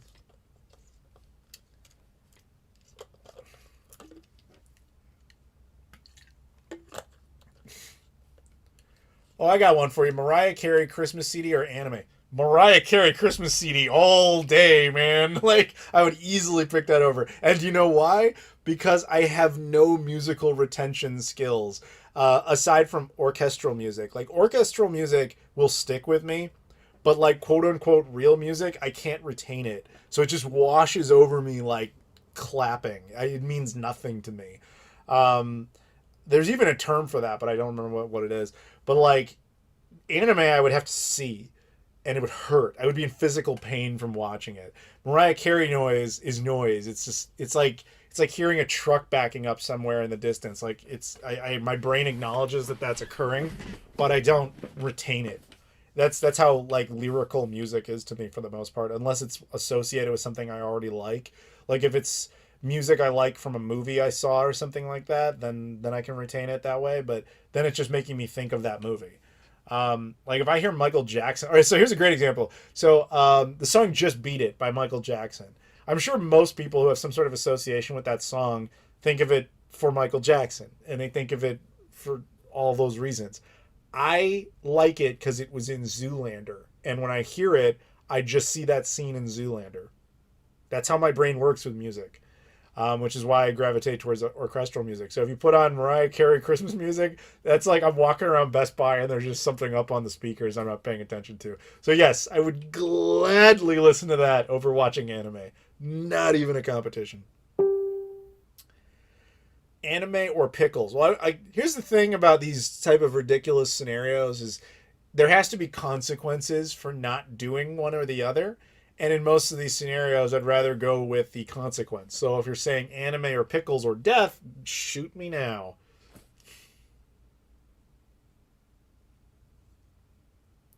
Anime or driving in Washington? Gladly driving in Washington. That's not even a hard one. Mostly because Jesse has to do all the driving.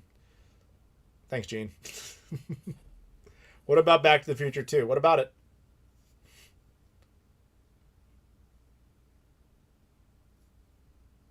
I love how people keep asking about specific animes like that changes my answer. Literally every anime ever produced is of zero interest to me. Even in franchises I love. Like, I'll give you a great example. I was just talking about Transformers. I love the 1980s Transformers. That is an American-produced show. Same with Beast Wars, which was CGI and all that. Then they made a switch. They did the first show they did, the Japanese one they imported was... it was car robots in Japan. Here it was Transformers Robots in Disguise. And then they did what they called like the Unicron trilogy, where they did Energon and all these other shows that I don't even fucking remember. And I was like, yep, this is exactly why I hate anime. The characters are speaking really quickly, unnaturally. They have these like flashes in their eyes that it's like stuff's like light around them. And I'm just like, the humans look ridiculous. And I'm like, I'm out. I couldn't stand it. And that was with a franchise I was loyal to, that I loved. I used to go to Transformers conventions. Literally having those shows in anime killed my interest in the franchise. It wasn't Michael Bay. It was anime Transformers killed my interest in Transformers. Lodmod Super Chats, what would you do if you heard a knock at the front door, you open it up, and a cute anime girl is standing there, LOL? I'd ask her why she was here, like I think a normal person would do. Like, are we talking about like a girl dressed up like that? Or are we talking about like, you know, some sentient cartoon has come into existence like Who Framed Roger Rabbit? Because that's a little bit of a different scenario.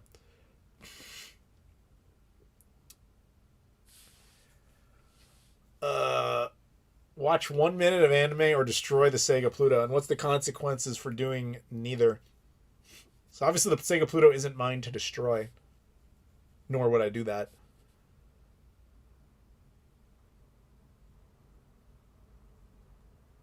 He is mixing up anime and manga. Isn't manga comic based, like it's in paper?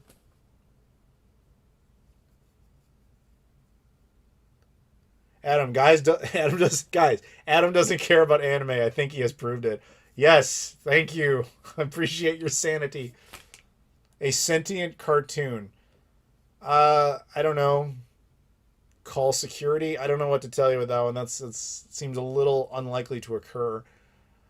Anime or Santa with muscles? Oh, Santa with muscles all day long. Are you kidding me? Santa with muscles is a hilariously terrible Hulk Hogan movie. I highly don't recommend it. Do I like Japanese film? Of course I do. But good ones. Anime is not good. So I don't want it. Adam, G1 Transformers was made by Toei Animation in Japan. It is an anime. No, it is not. It was done by Sunbow Productions. It is Japanese inspired, but it is actually an American production. That's why it was dubbed into Japanese. It was not dubbed into English. It was produced in English. The reason there's Japanese ties to it is simply because the physical toys themselves were originally Japanese products.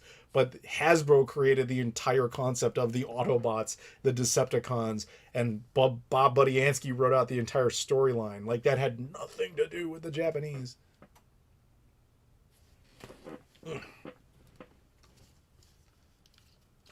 Did the Autobots and Decepticons ever team up? I mean, there were moments where Megatron and Optimus would be on the same side on an issue, but that's about it. I mean, you don't have much of a conflict if your villain and your heroes are on the exact same side. Because what are you fighting? Other than Unicron, I guess. What was the last WWE game you played? Well, I wasn't going to date myself because it was still called WWF. I think WrestleMania 2000 for the N64 is like the greatest wrestling game ever made.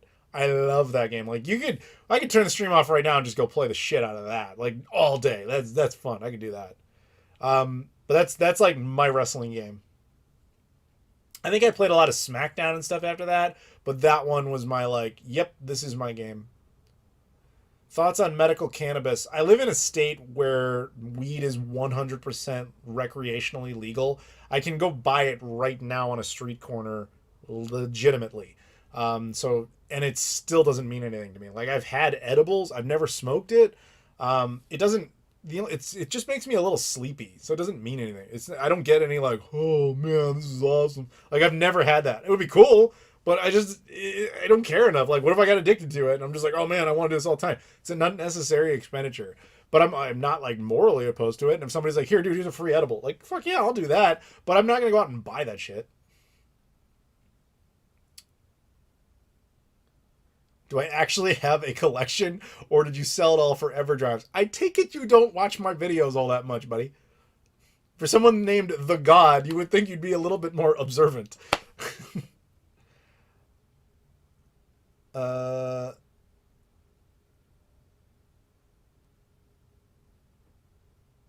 Damn. Warzone sucks. Was that the PS1 game? I think I liked that one, but I think I liked it because you didn't have that many options at the time. I don't mean, all right, so somebody says that weed is non-addictive. I don't mean in like a narcotics type of addictive. I mean, if I just personally enjoyed it so much that I was like, hey man, I think I should just do that like every week. You know, like, I don't need the unnecessary expenditure. Like, I can get addicted to stuff that isn't necessarily a narcotic. And it includes, like I get in weird modes where I'm like, dude, I'm going to make, like, 12 videos this week. And I'm just, like, this month especially, like, I have to pump videos out. Like, that's not a narcotic, but I get mentally addicted to the idea of doing it. I do things in spurts. And I would not be surprised if I did exactly the same if I just really started enjoying edibles. I watch your videos, but only specific ones. Apparently. Do I actually play my games? Not all of them. That's impossible. Like, I mean, you do play some. When you feel like playing a game, you play it. Do you play literally every game you have? Do you watch every single movie you have? Like, what is the... Like, let's be real here. A lot of us have a lot of video games. A lot of us have a lot of movies or a lot of forms of entertainment. What is the socially acceptable answer for how much of a percentage of that content you have to play on a daily basis in order for it to be acceptable in other people's eyes? To me, It doesn't fucking matter. Play whatever you want, whenever you want. That's why you own it, because it's up to you.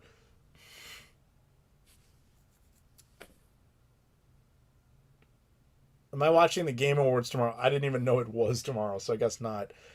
Nikolai says he sent... Oh, yeah. Nikolai, by the way, is the guy who does my thumbnails, everybody. He said he sent me the new one for tomorrow, so thank you very much for doing that, but he's going to bed. Have a good night, man. You guys having a good time so far? Are we good on the stream? Do you want me to keep going?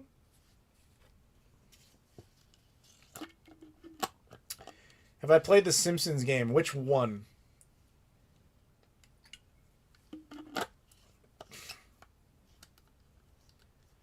Lodmot Super Chats. My dad says hi, LOL.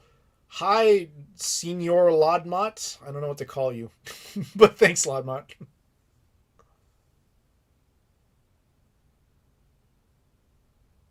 Says, I really just come to your channel for the cleaning videos and getting the shells and games. So the chat's jumping. Basically, he comes here for the cleaning videos, but he appreciates it. Hey, man, I appreciate you watching. Hopefully you saw the one I put out yesterday. I put out one on the Genesis 3.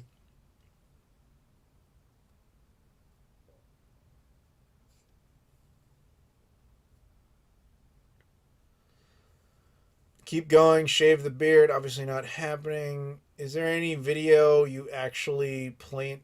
Is there any video of you actually playing video games? Dude, I ran an entire channel with that premise. It was called Game Society Pimps. I'm not part of it anymore, but yes. Hell, on this channel, I actually used to do gameplay videos, and the universal response to that was, don't do this. Shit, you obviously don't watch my Dreamcast videos. I play those every time there's a new Dreamcast game. I do videos of those, and I play them.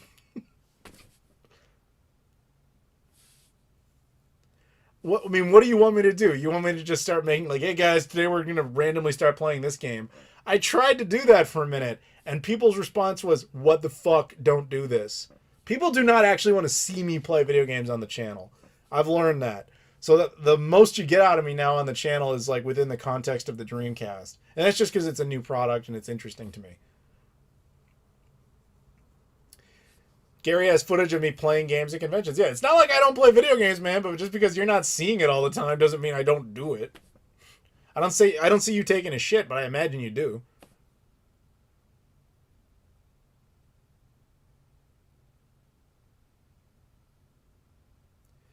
Did you see there's a new PS2 emulator on Android? It's amazing. It's a full speed. I did not. I don't really pay attention to emulators.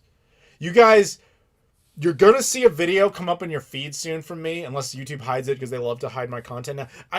We're reaching a point, by the way, where I'm getting more and more people who comment and say, like, dude, I thought you retired like 5 years ago. I have not seen a video from you in forever. Because I found out YouTube is mass unsubbing me from people, and it does not recommend me to people anymore because I've just been on the platform for too fucking long. But anyway, so if you do see it in your feed, or if you search for it, you're going to see this PS3 video I'm doing on a hacked PS3. Oh, it's nice. Oh, it is nice. Let's just say Ultimate PS2. Super chat from Broberg. Happy birthday, Adam. You think we'll see anything about Switch 2 in time for your 5-year Switch video? Probably not, because that's only like 4 months away. I think we were talking about this a little bit earlier. My guess is Nintendo doesn't do another iteration, like a legit iteration of whatever their next handheld is, their next console, whatever. I don't think they're going to do that till at least 2023 or 2024. Probably because I think they would have jumped maybe a year earlier, but because of the shortage and how nobody can actually get, nobody can actually get a PS5 or an Xbox Series X, they don't have as much pressure on them to make new hardware. Thank you for the super chat. I also disagree with you on GameCube hate. I don't hate the GameCube unless that's not aimed at me. I actually defend the GameCube. I think it's one of the greatest consoles ever made. Disneyland Adventures walkthrough when? That's over on Game Society. You can go watch it over there right now.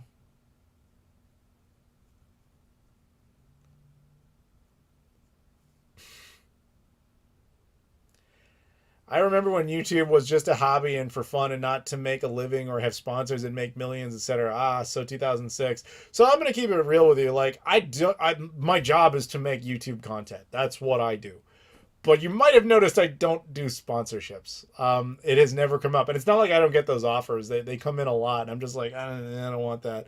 But it is amazing how some YouTubers get away with that and everybody's totally fine with it.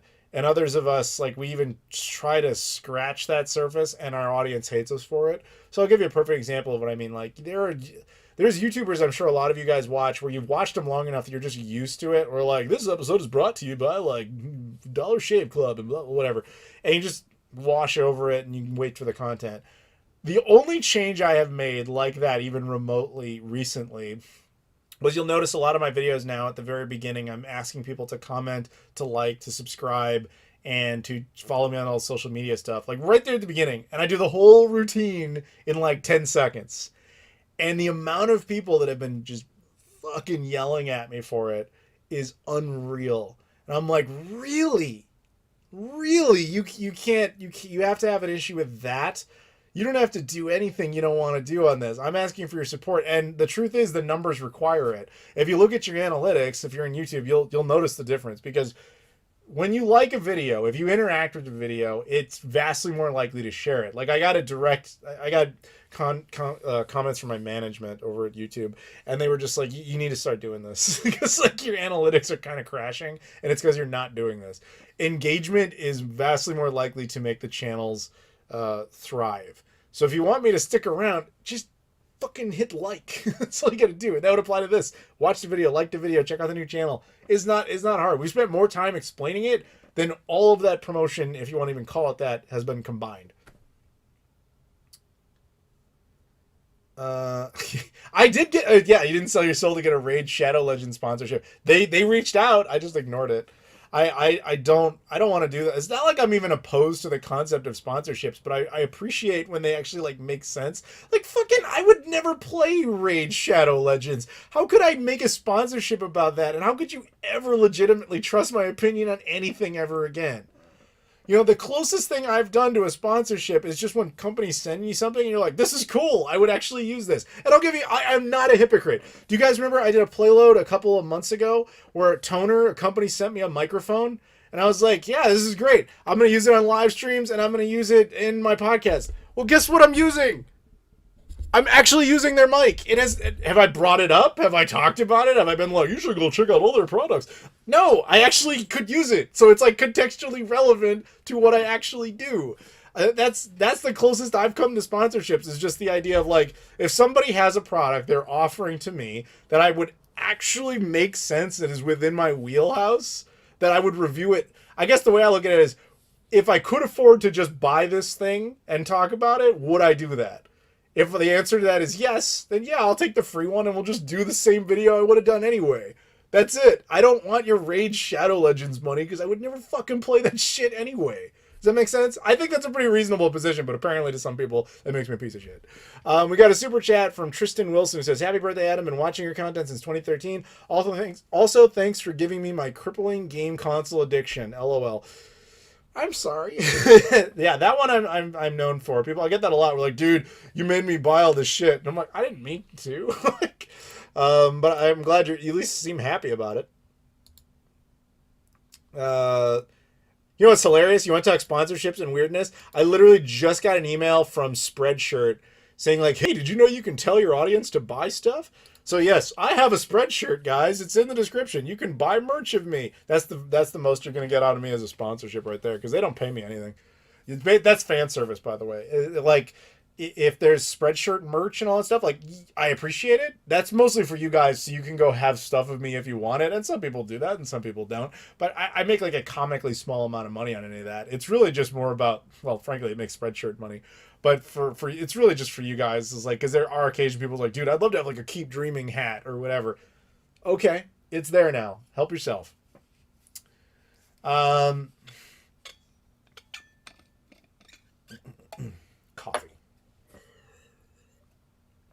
Uno, Chicago Pizza, or Little Caesars? Do you mean the actual Uno's or that thing called Uno's that's a chain that doesn't actually exist here? And I'm assuming you mean the shitty chain. Between the two, dumpster water. I wouldn't eat either of those. Actual Uno's I would do, but I wouldn't really enjoy it.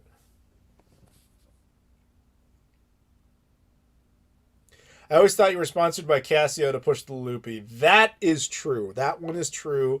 Casio pays me bank to talk about the loopy. But I tend to donate the money back to the Loopy to keep it going. You don't actually know this, but we're working on Loopy 2. It's going to be the GOAT. How often do you do these streams? Just on your birthday? I do them on my birthday now as kind of a tradition. I did one on Christmas last year. I might do it on Christmas again this year. I used to do them like monthly, but here's another wonderful thing about making YouTube videos. YouTube has two very hypocritical policies. One is, please live stream on our platform. We want live streaming. We love it. The other one is, if you live stream, we're going to count that against your audience retention, because the average person comes in and watches a stream for like 5 minutes tops. In fact, it's showing me the numbers right now. The average viewership for this stream is 4 minutes and 53 seconds. That is not a long time. So the algorithm interprets that as, wow, this video sucks. Nobody wants to watch it. And what do? Not only do they hide this video, they say this channel sucks. Let's hide his videos. That's why you saw so many YouTubers stop doing live streams, because YouTube was actively punishing them for using their live stream service. Yeah, it's not fun being a YouTuber a lot of time because you have to deal with stupid shit like this. So basically now I really just do it for my birthday, and maybe I'll do the Christmas one.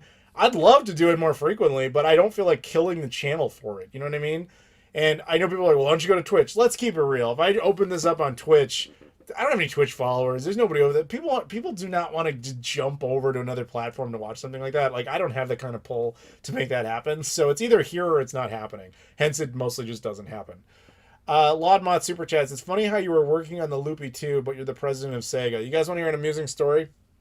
Laudmont here. You can look this up right now. Look up Adam Koralik LinkedIn, like my LinkedIn page. There's a real one, which I didn't make, but it is basically accurate. And then there's one that claims I'm the president of Sega.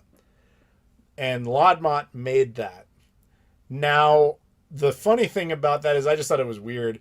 But then I actually got approached by, like, there's this, I don't remember the fucking name of it, the Chicago, like, 500 Club or something.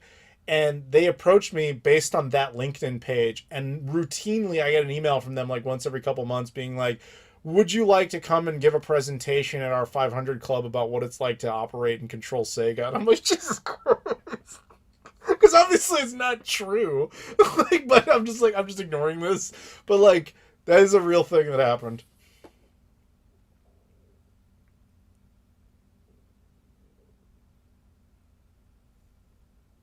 Thoughts on YouTube removing dislikes? I don't really care. Like, as someone who has an active YouTube channel, I still see my own dislikes, but I just don't. I mean, I don't like the politics of it. I get why they did it, because they were like, it discourages certain content and it can hurt people's feelings. I guess in general, I'd say it's better if the dislike bar is there. Because it gives you a more honest interpretation. But at the same time, let's not pretend like dislikes were always legitimate feedback either. Sometimes people will review bomb the shit out of something just for the sake of it.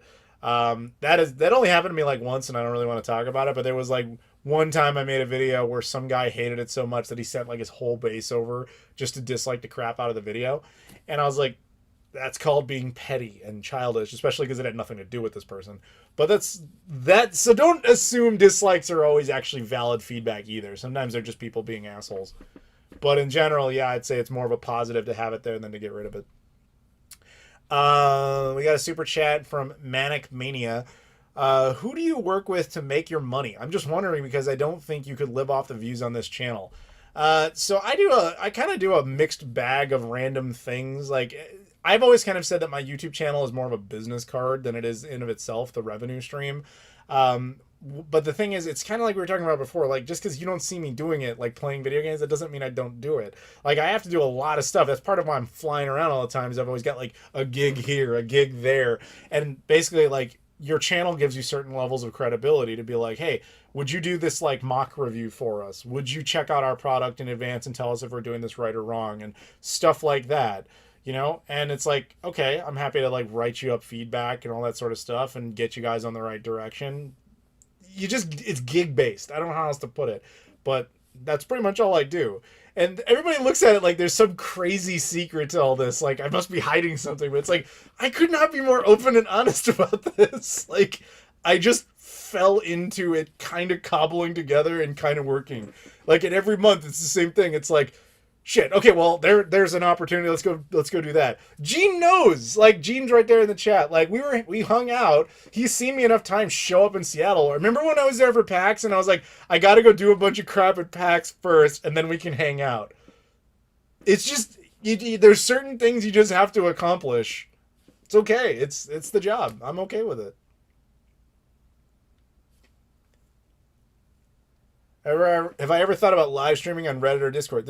No, because there's just nobody there. Like, I do not have a Reddit account. If there's a Reddit account with my name, somebody is just using my name. Discord, I do have my own Discord, which you should totally join, by the way. But that would just be the voice chat system in there, and it's not the same experience. Like, I don't mind live streaming here. I just wish YouTube wouldn't punish me for it. Like, why are you telling me on the one hand, yes, go do live streams, and at the same time telling me if you do a live stream, we'll kill your channel? That's why you can't do them very frequently. Hence, you pretty much only get the birthday one now.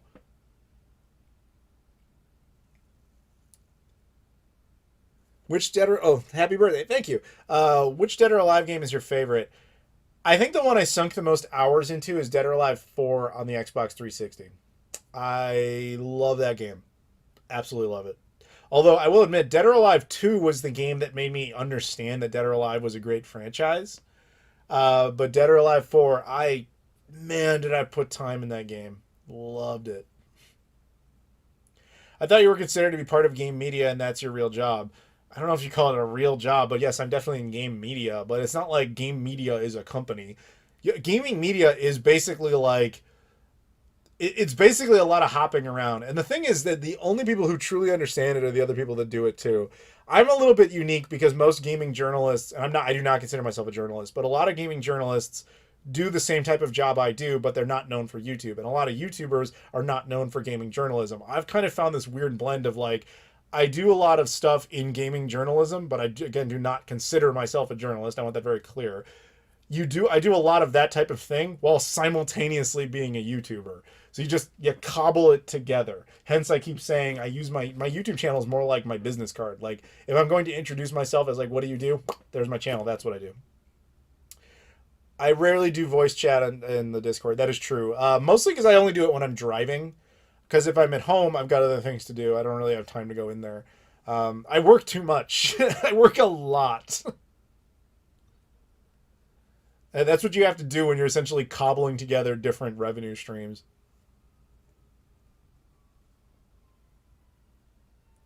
What do I think of the GTA Trilogy Definitive Edition? Didn't bother playing it. I don't really care. I have the Xbox versions, the OG Xbox versions, and I have OG Xboxes. From everything I've gathered, it's very poorly done, and it's not really surprising. It's really a shame, but I'm sure Rockstar looked at it like, we don't have to do this right. People will buy it anyway, and they did. Maybe they went too far with the crappy performance of it. I don't really know. But, yeah, but it's probably not really going to bite them in the ass either. People still supported it. What I miss, do you guys remember a time when if a game was too shitty or broken, then companies simply would not allow it on their platform? Like, do you remember that thing called the Nintendo Seal of Quality, or the official Nintendo Seal of Approval, and then Sega had the Seal of Quality? The reason that was there in the first place was they wanted to correct the mistake Atari made. Atari had no filter process for who could put stuff on their systems. And so as a result, it became so, like, every game sucked. Like, every game was just garbage, and people got burned, and it basically killed the market. So it got to a point where they're like, okay, Nintendo and Sega are going to require that your game meets certain, like, standards of quality to even get on that system. That didn't mean every game was amazing, certainly, but it meant that they were at least, like, not always straight trash. We seem to have completely gotten rid of that system in favor of, like, who cares? I want the game. Because Microsoft is not going to sit there and tell Rockstar, like, hey, man, you got to make this thing less buggy and more functional. You got to make this better. Because they don't want to simultaneously also be, like, the only system that doesn't have the GTA Trilogy remastered on it. So it's kind of swung the other direction in that pendulum. And it's really depressing because I really wish we could bring that back. But That ain't happening. King Rhino 52 says happy birthday. Hi Adam. Hi dude. You're the rhinoceros of my Discord, are you not? Bat Conqueror Super Chat says, do you think Xbox backwards compatibility could ever come back? Also, happy birthday.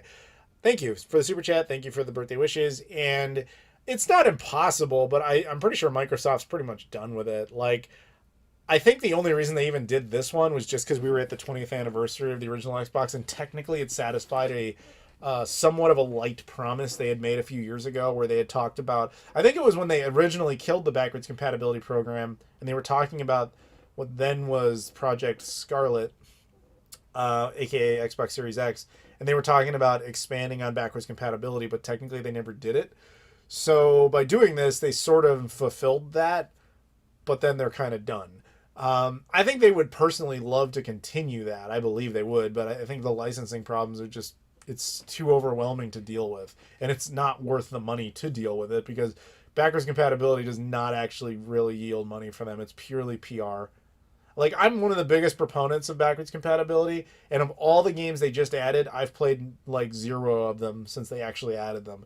The one I've spent the most time on overall was Star Wars Battlefront 1, and even that game was already compatible. Now, granted, it's recent, and I haven't had any time to play that stuff, but I just don't, it doesn't really make them any money, and I think the logistics of dealing with it is just too much. Oliver Clare, Super Chat, says, hey dude, happy birthday, what are your favorite OG Xbox mods? The Xbox HD Plus is my favorite mod now, because I love having native HDMI out of the thing. Also, obviously putting in, a new hard drive. Actually, you can put a 2 terabyte SSD in those things now. I want to do that. I'm going to have that done. It's going to happen in just a matter of time. And then, of course, all the new dashboards and all the stuff you can put on there. I mean, the idea of having, like, emulator boxes and all that stuff is cool, but I actually kind of prefer the idea of having one that's just OG Xbox games. I'm going to try and crunch the numbers on that one day. I don't think it's quite possible to have every single OG Xbox game on one console, but I'm going to see how close I can get. Thank you for the Super Chat. Joseph's heading out. Good night. What do you think about graded games in the current bubble with retro gaming prices? I don't know if I have any real deep thoughts on it, to be completely honest. Like, it doesn't really... I never collected that. I'm not trying to get involved in it. I think if you're going to buy that, you go into it knowing it's going to be expensive. And it's just like, I think the only downside is the potential effect it has on the rest of the market. If in general sealed stuff is much more expensive than it used to be, then it kind of drags everything else up with it, which really sucks for us. But you don't have any real say on it. So I guess in general, it's a negative. Are you going to watch the Xbox Power Run documentary on the 13th? I haven't even heard of that. So maybe not, but I'm open to the concept, I guess. I think a lot of gaming documentaries tend to suck because they are approached from the standpoint of they are approached from the standpoint not for gamers, but for people who know nothing about video games. So they almost become intellectually insulting to watch if you do know a lot about video games. That's actually why I've hated a lot of I'm not going to name any names, but there's a lot of gaming documentaries and movies out there that I was just like, I can't stand watching this because it's meant to be so generic that anybody can understand it, to the point where if you're already very familiar with the source material, it's just infuriating. But at the same time, I get completely why they do that because I also work in the film industry, so I get that too, which is, you do that because you can't make something that niche and expect it to be profitable. You can't make something super obscure and expect it to pan out to a wider audience. Like, tug of war between creativity and marketability. Super chat from Alpha AX. Hey Adam, how are DC prices? I assume you mean Dreamcast. I want to own one, but I've never seen games locally, and the GameCube is nuts. Also, longtime fan, finally able to donate to you, and you earned it. Thank you. Happy Birthmas. Well, thank you very much for the super chat. I don't know how much Dreamcast themselves are actually selling for these days, because I don't really buy them anymore. Like, I completed my set in, like, 2009. So it's actually funny. Like, people used to be like, how much does Mars Matrix cost? Man, it's ridiculous. And I was like, that's like a $5 game. Not realizing, like, how unbelievably expensive that game had become. Because I remember buying it for, like, $5 on clearance and people not being able to even get rid of it. So all I'm saying is my numbers are a little off. I would think with a Dreamcast, you probably wouldn't want to pay above $20 or $40, sorry, USD. But the one part of that statement that hasn't changed is finding Dreamcast games locally is almost impossible. You basically either have to buy them online or at like conventions. It was kind of always that way. Dreamcast games were not, other than when the console itself was actually relevant in the used market. It's you just never saw them at like GameStop when they were still kind of relevant to it. You didn't really see them like in a lot of retro game stores. You don't really see them that much, and if they are there now, they're usually super expensive. I mean, unfortunately, Dreamcast is well beyond the retro arc of expensive, so it'll probably retain being expensive for quite a few years if it ever dips back down. Because sometimes a console does, like Atari 2600 stuff collapsed, NES stuff is collapsing. I'm not gonna SNES stuff is kind of collapsing. Genesis is still kind of holding a little bit. But then Saturn, on the other hand, is skyrocketing. It's actually going up. So Dreamcast, I don't know, man. It might actually accelerate. It's really hard to say. It just depends on, a lot of factors that there's no really universal answer for. If I were you, I would say maybe don't pay more than $40 for the actual console, and then I unless you're really into actually like getting the discs and having like a real collection, which I of course respect because I do that myself. But if you just want to try games and see what you got, I might actually suggest you get something like a GDMU or a Mode and just see which ones you like and how much you like it. And if you like them enough to be like, I actually want to own these for real, then by all means pursue that course. That would be my suggestion. We got a super chat from Ray Penbar, who super chats and says, I have never been a fan of Microsoft as a company. I despise them, especially after they bought Rareware and it went to shit. That's the main reason I will never own their system. Okay. I don't really know what to say to that. I understand. I assume you're a couple years older than me, because I know that a lot of people I knew who are at least a couple years older than me absolutely hated Microsoft when they went into the Xbox, because they hated them for Windows related reasons. And that didn't apply to me. I mean, I always had Windows, but I didn't have those type of issues with them. I agree with you that they wasted Rare. I agree completely on that. And there is a curse at Microsoft, to be honest. If Microsoft buys you out, you can pretty much expect that your company is going to go nowhere from that point. That's why I'm a little concerned about Bethesda, but Bethesda had a lot of stuff in production at the time. But there's just something about their ecosystem that just kind of kills off creativity. And I don't know what it is. That said, I have actually ultimately loved a lot of the consoles they have produced. I mean, the OG Xbox might be my number 4 all time. The Xbox 360 is probably my number 5. Series X and Xbox One, I don't really know where I stand because they're basically just different versions of the same machine. But it's a little too early for that. But hey, we're all entitled to our opinions. Thank you for the super chat. Cax117 super chat says, getting AVGN Adventures Switch physical. That or the PS4 version. I'm glad that's finally public now. Like, Justin told me about that, God, pre-pandemic. I saw him at PAX South in, I guess it must have been 2019. Man, that was a while ago. And he basically, we were talking about, because at that point the game had just done a digital release somewhere. And he's like, oh yes, it may get a physical edition run of a limited kind. He was saying limited run games, but in a, backwards. But I was like, because Justin's also my former manager, by the way, Justin Silverman. So it's not surprising. He's a great guy. But as to answer your specific question, I'll probably get the PS4 version. Although, is there going to be a PS5 version of that? Dreamcast are like $60 to $100 now. See, it shows you what I know. Like, I don't pay attention to the stuff I'm not actively trying to buy.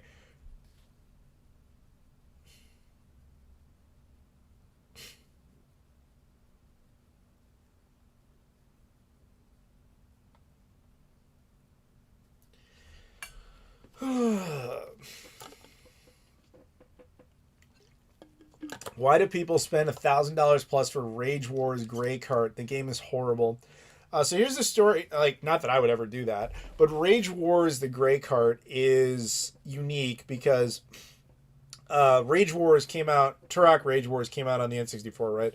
And the game itself needed a bug patch. Like, it wasn't quite done, and they decided to update it. But the only way they updated it was through some sort of mail away program. and that was the only way you could get it, and nobody really did it. Eventually, there was this one guy who found like a box of like 200 of them or something, and he decided to sell them for cheap, like $50 a cart or whatever. And I actually remember when that happened. That would be one of my big gaming regrets, was not jumping on that, because I was like, who cares? I wasn't really collecting much N64 stuff at the time, and so that cart is like the rarest N64 like official release, and it was never even really sold in stores. It's not even like Hollywood Sculptor's Cut was actually rented through Blockbuster. At least it was accessible to the public. This was official and kind of never really distributed. And that's kind of why it's like that. Now, would I ever pay that? Hell no. But I've seen it. I've seen it show up at a couple of conventions. And you're right. Usually people are asking, like, I think the last time I saw it was at the Renton Game Swap, like just south of Seattle, Washington. And there was a guy there with a cart for like $12.50. It's one of those things where I think the guy who got it just puts it there, hoping there's just that right collector who shows up and he's just like, yeah, fuck, all right, I'll pay for that. Is it more rare than Clay Fighters? Yes, because Clay Fighters was actually distributed. There was an official means by which to get that, and the public had access to it. Not that the public didn't necessarily have access to this game, it's just that nobody really knew about it until many years after. And the only reason as many copies exist as they do is because one guy just found a box of them that he decided to publicly distribute. He could have just sat on that box and nobody would ever really know, except for like the 3 people that ever actually mailed away for it. What do I think of Pokemon? I think I don't care. I never liked Pokemon. Like I told you earlier in ranting about anime, I don't care about anime. So I certainly didn't care about Pokemon.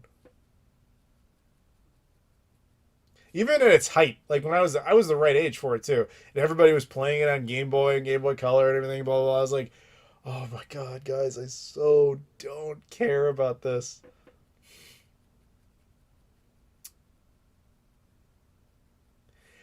What do you think about Sony's change of policy on turning their gamepad design to Xbox and now deciding to copy a Game Pass system? I'm not sure what you mean by the gamepad part. I'm assuming it has something to do with their controller. But the Game Pass system, just to be clear, what he's talking about is the rumor that Sony is launching some sort of Game Pass competitor. So I'll say this. First of all, it is a rumor at the time I'm recording this. Second of all, we talked about this for like an hour on my podcast, which is available now to Patreon backers. Like literally right now, you can go listen to it. And it will be public at the end of the month for the YouTube channel. So I'm not really going to go into that.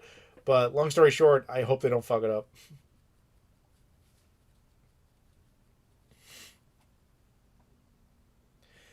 Adam, real question. Are the Xbox 360 and PS3 retro consoles now? Yes. In fact, the Xbox One and PS4 are retro consoles now. We actually had a long discussion about this earlier. The Wii U is a retro console now.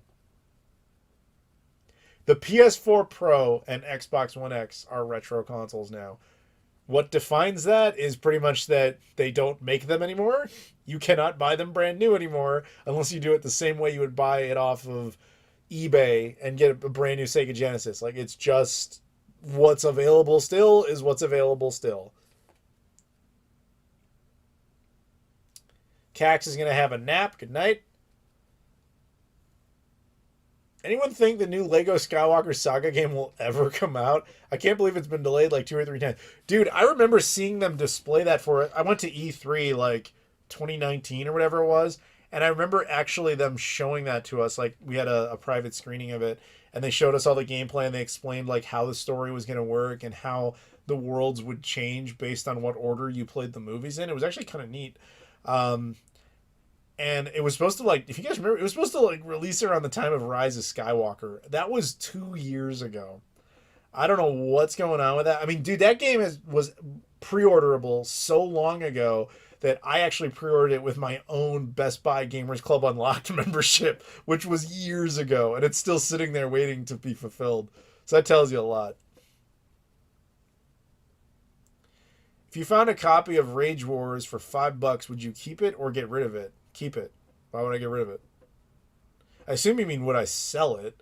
The answer to that is no. I very rarely sell stuff. Dude, I acquire a lot of expensive video game shit that I manage to get for cheap, usually because I find it somewhere or whatever. I don't flip stuff. Like, dude, we were just talking about this Halo I Love Bees thing earlier.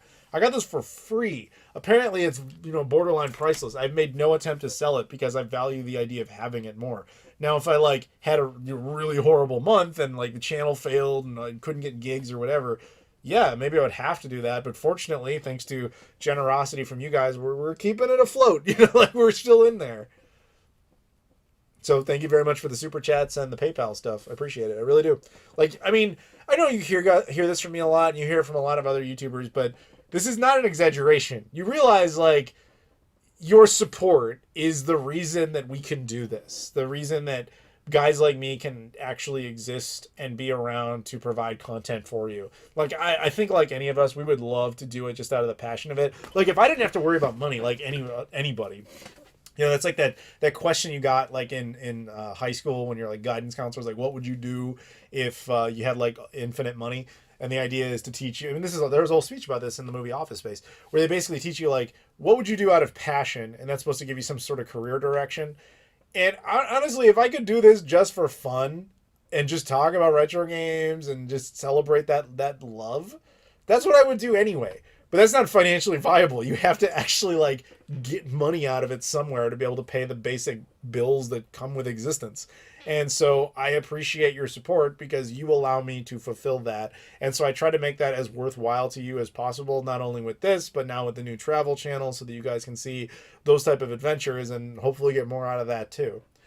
So thank you guys. Not to sound like a PBS ad, but thank you for your support. Rise of Skywalker was 2 years ago. Jesus. Yeah, think about it. Last year, this time, we were still like hard into the pandemic. The vaccines hadn't even rolled out yet. So it was the year before that. Yeah. Dude, we really just, the last 2 years just, like, just gone. I cannot believe we're 3 weeks away from 2022. I'm still bracing for 2020. You know what I mean? Greetings from the UK. Have you ever been to Manchester? I remember you mentioning Blackpool. Yes, I've been to Manchester, but only basically to change trains on my way to Blackpool. I don't think I actually spent any extensive time in Manchester, unless my buddy Ben took me over there. But if he did, I wasn't really aware of it. We kind of just wandered all around the Midlands. So I don't really know every city we ended up going to, but that might have been one of them. Am I donating my collection to the video game museum when I die? Can't say I've actually put something like that in writing yet, buddy. Although I have made the decision that any video game related stuff that happens at the time of my death is Kelsey Lewin's problem. She has to sort through it all and figure out what to do with it. We've had that discussion.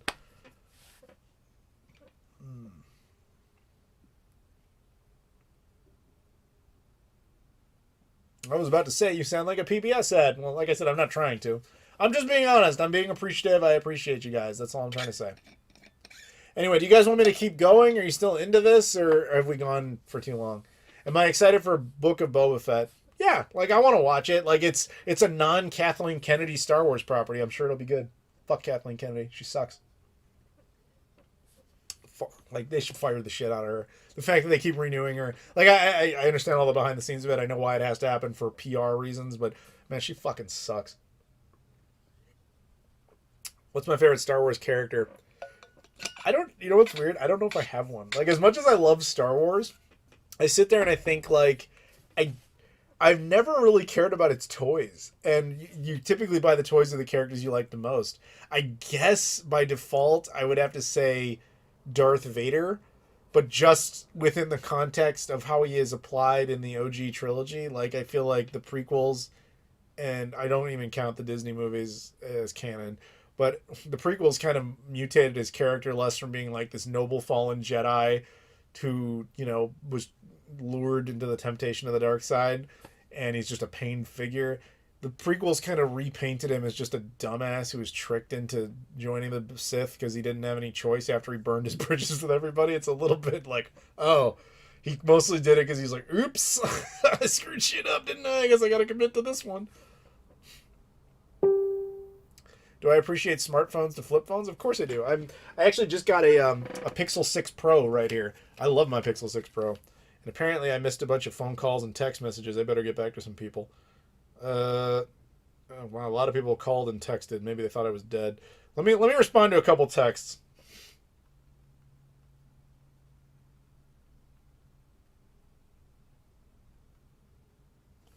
Uh, actually, I'm gonna give one of these guys a call. I'm gonna call up somebody special, somebody who texted me, if he picks up. Let's see here.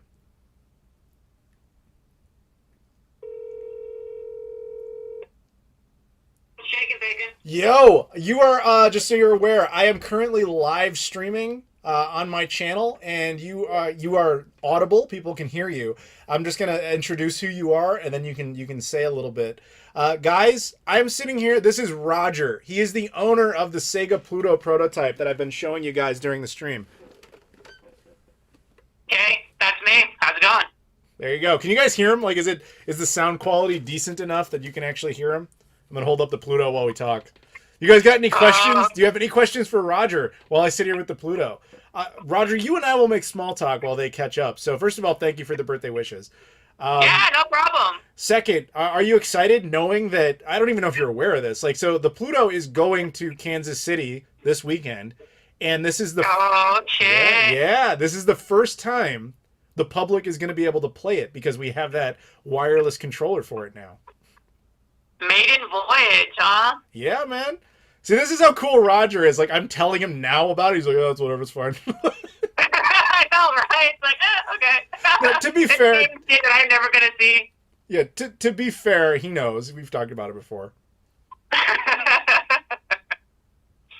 Yeah, I think the chat is like a good 5 minutes behind because they're like, you're going to make a call? Like, it's just happening now, so we'll have to You're living in the future, bro. Okay, here we go. So, Raiji Gamer says, will Roger come to conventions with you and the Pluto? Inevitably, I mean, between school and work, like, I'm pretty booked, but I'd like to at some point.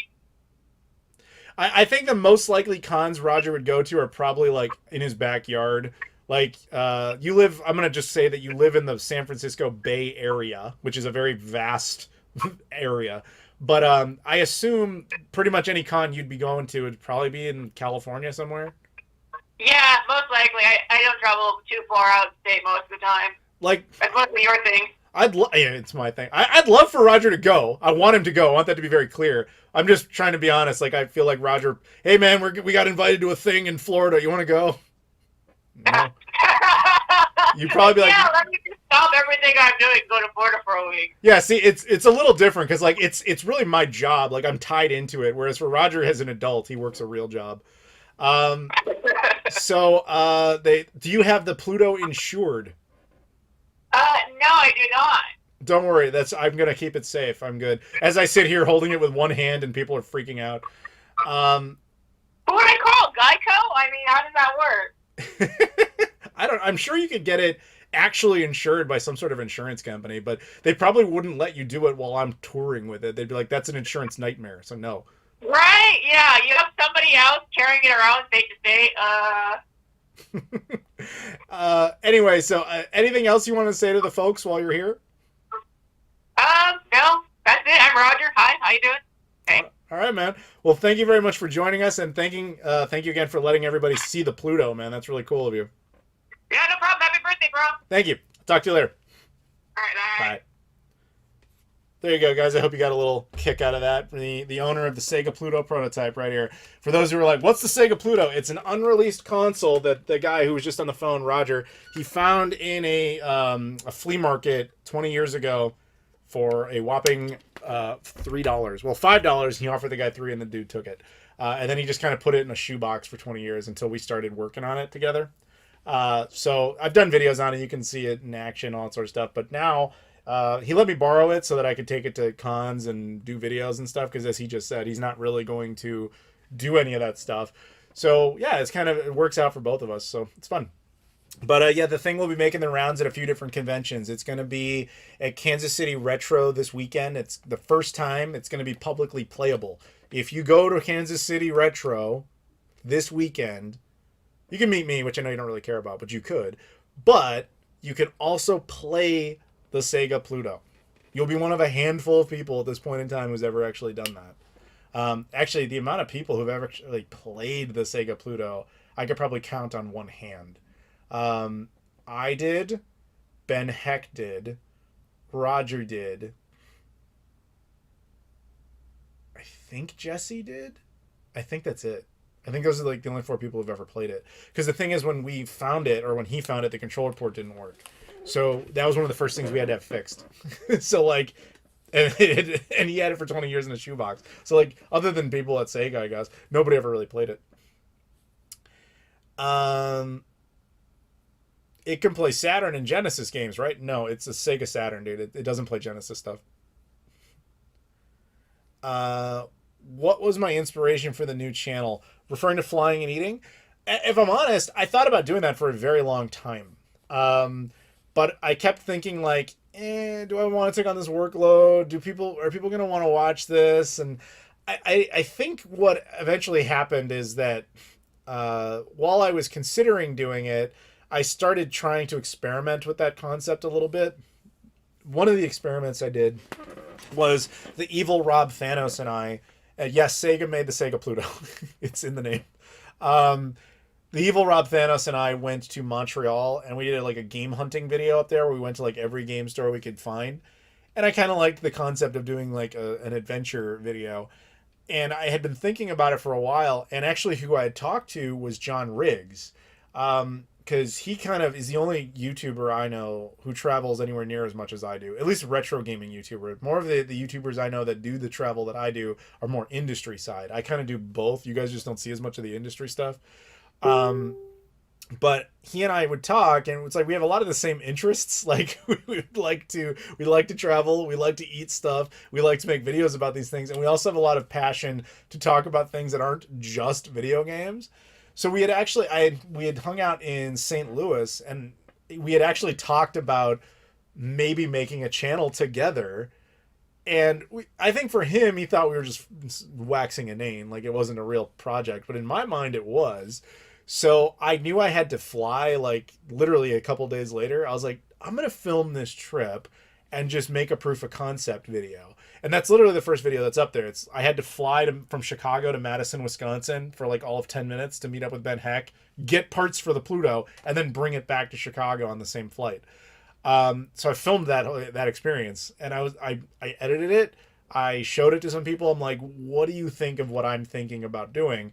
And most of the feedback was, I mean, granted, it is some of your friends, but I also told people, like, let's be adults here. Give me real feedback. So you take that feedback, you make a few changes, and you see if it's going to work.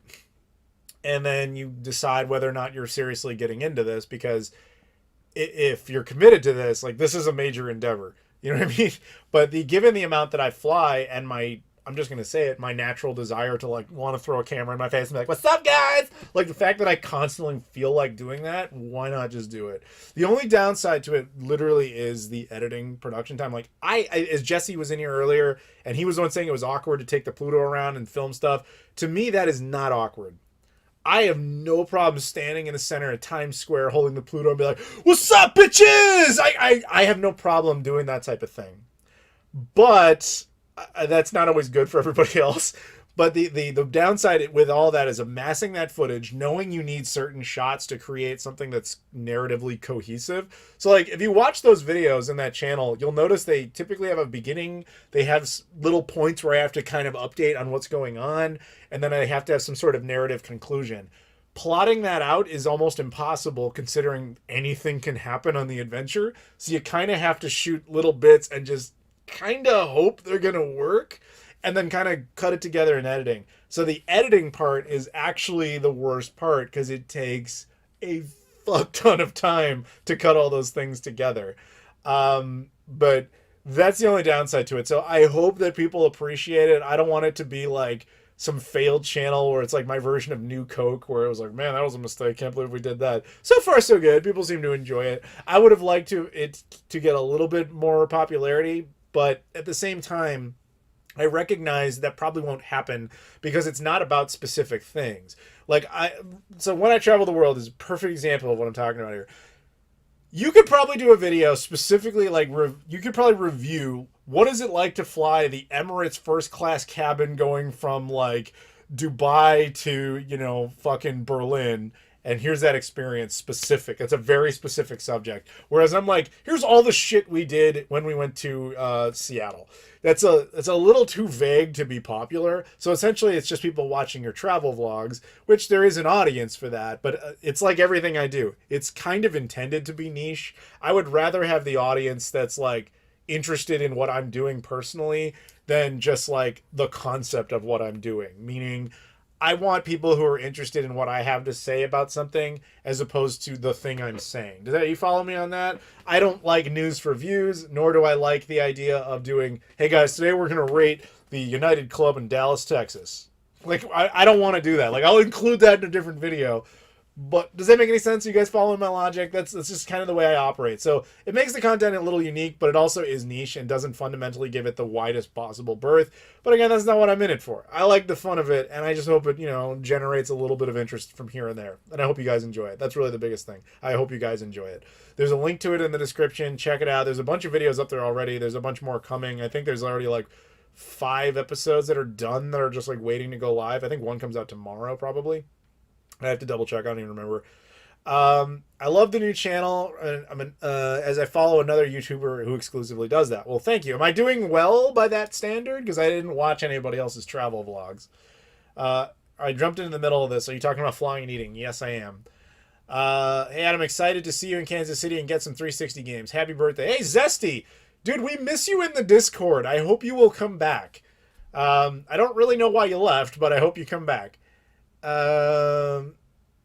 Did you like the Console War movie? Happy birthday. Actually, I haven't seen it. Like, I think somebody gave me a copy of it. I just haven't had time to watch it. Does Sega acknowledge the Pluto? I will say my friends at Sega do. That's how I got some of the information I got on it. Because they told me straight up they only made 6 of them and they destroyed 4. But they weren't including that white mock-up one because that one never worked. It was just a plastic mold, basically. My real question is, how are these YouTubers getting a hold of rare prototypes? I can't even find them on eBay. Is that question like literally aimed at me because I'm sitting here holding a rare prototype? Or do you mean as a generality? Like, can you give me an example of who you're talking about? Because like, I can tell you the exact story of how I have a possession of this. Or if you mean how I had access to the Nintendo PlayStation or the Sega Neptune, like, I am happy to answer all that. But the truth is, I don't own any of these things. So every single one of those has a different story. But if you're talking about a different YouTuber, then by all means, you're going to have to bring up who you're talking about because I don't really know. What's the biggest challenge of YouTube for you? The revenue, like, honestly, is always the hardest part.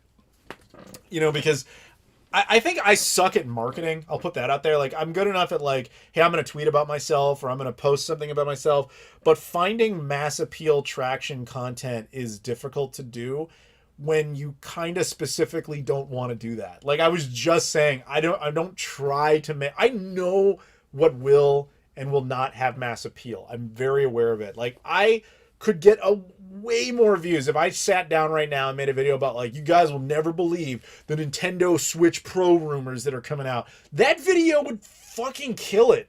It would do so well.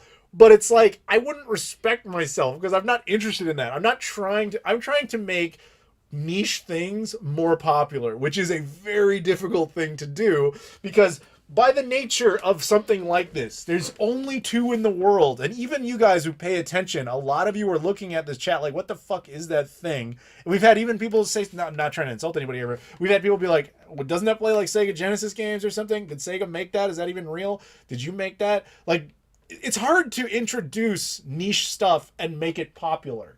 So the fact that I've even gotten even close to that is, I'm not trying to pat myself on the back here, which I can do. I'm double jointed. But I like to think that I at least had some success in that. But at the same time, there's certain stories that actually do work, like the Nintendo PlayStation prototype. Like that's going to do really well just because it was already known to the public as this like rumor. But something like the Sega Pluto is like, that's really cool to the people who know about it. But to a lot of people, it's like, whatever. Does that make any sense? Well, I'm looking at YouTube right now, and I'm seeing a bunch of YouTubers showing theirs, and they might review it and send it back. Who knows? You're going to have to be a little more specific than that. I don't know what platform you're talking about or any of that stuff.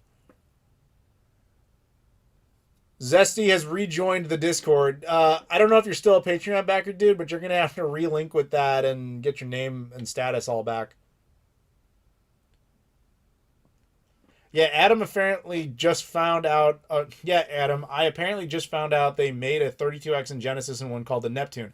I'm the only person ever to make a video about the Neptune as a hands-on device. And the video is criminally underviewed. It's got like 5,000 views, which is depressing. I'm like, dude, I have 2 Sega Plutos and a Neptune in the same video, hands-on, and only 5,000 views. That's a perfect example of what I mean by, like, it's hard to make people care about niche content. It's really hard. But I want you to try it. I want you guys to get into it. I want people to have passion for that type of thing. That's more my goal than anything else, is I want people to have that passion and have that. I try to spread that sort of enthusiasm.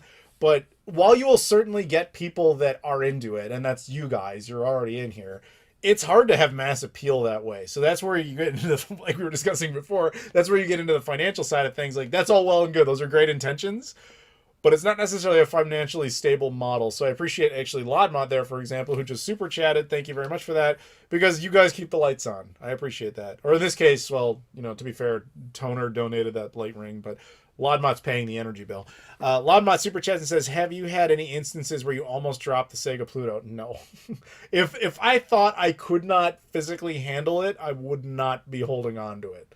I wouldn't have, if I was at all worried about taking care of this thing, I wouldn't have accepted taking it from Roger in this first place. What is special about the Pluto? Dude, there's 2 on Earth. That's it. It's a prototype console that Sega made. I did a whole video on it. Which, again, nobody watches.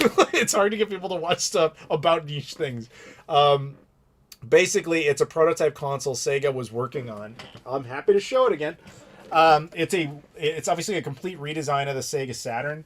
On the back, it had a built-in modem, and it has a fucking built-in hard drive in 1996.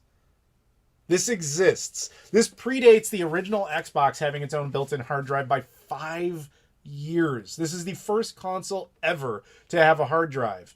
Ever. And I don't mean just the Pluto as a concept. I mean, the fucking machine in my hands is literally the first game console of all time ever to have a hard drive in it. I'm holding it. I'm not the owner of it. We just talked to the owner. He was on the phone. So yes, it's a very rare prototype type of thing. And when I make videos about this type of stuff, it's unfortunate that people are like, oh, I've never heard of that. I'm not going to watch that. Well, the whole point is if you watched it, you would know what it was. I'm not dogging on you, dude. I'm just saying that's the inherent problem with making retro content and making niche content, is that it's hard to make people understand it unless you try to appeal to them in a different way. And some YouTubers will go about that with like in different methods. Like you'll see the YouTubers who have the big thumbnails that are like lost console with a bunch of question marks and all that sort of shit. I hate all of that. I try to give you guys this is what you're gonna get video, like right there in the title and the thumbnail. Like, here's a description of what you're gonna see. The problem with that is it's not market viable. It just isn't.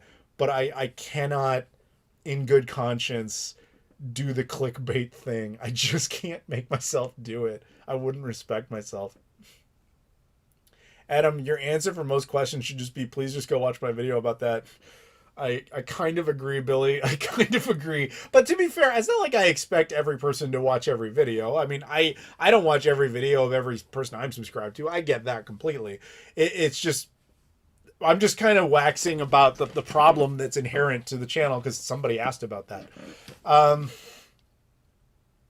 Imagine playing something like Duke Nukem 3D on the Pluto with the other dude who has a working Pluto. You're not far off, because we did kind of talk about that. We had the 2 of the 3. Again, one of the Plutos doesn't actually work. It's just a mock-up, the one in Texas. We had that, and we had the Neptune all in the same room together, which has literally never happened. I actually checked with people at Sega first, and I was like, were they ever together? And they're like, no, they were done on completely different production cycles, so those 2 consoles were never in the same room together. So if you do that, you're the first person that's ever done that. So that was part of the motivation. Caleb super chats, when are you bringing Mr. Peanut to the podcast? That will never fucking happen under any circuit. Like, if he donated to be on the podcast, his money would be refunded. Cough, cough, Lady Decade, cough. I think I met her once, but she wasn't making YouTube videos at the time. I think she's married to Top Hat Gaming, if I remember correctly. Now him, I know I did a panel with him at Play Expo Blackpool, so I assume I met her, but I don't remember specifically. I have nothing against Lady Decade's videos. I've watched a few, but the only problem I have with Lady Decade is she does have a tendency to take people's footage, including mine, and I'm just like, we didn't talk about this. You're just taking my footage. And so I can almost guarantee you at some point, I'm calling it now, if you see a video that she puts out saying like Sega Neptune 32, like it's going to be my footage. And if you see that video, she never contacted me about it. It just happened. Like I've seen of her content. She knows what she's talking about. I'm not saying she doesn't know stuff, but I'm a little, I feel like there are some of us that go around trying to gather that type of footage. And then there's others who just say, oh, it's fine to use it. It's public domain, which it's not. It's one of those rules you don't really break amongst other YouTubers. You don't go around taking their footage. And I'm not saying that's what she does, like in general, but like clearly sometimes that's what she does. And a lot of other people do. I'm only bringing her up because you asked about her specifically.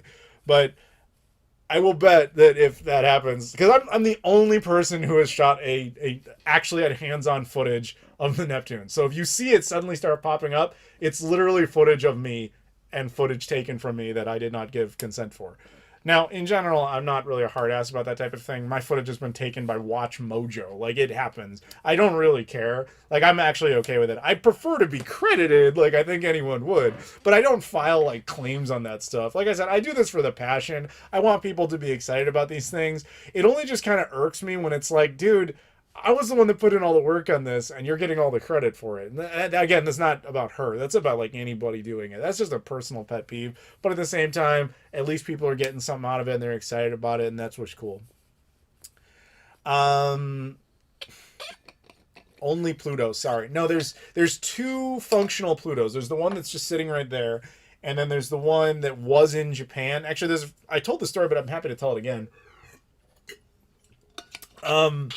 With the other Pluto, what happened with that was a guy in Japan. We assume that Sega of Japan had it, and it somehow went from Sega of Japan's possession to some guy's possession. We know that some guy died, and a person found it amongst his estate.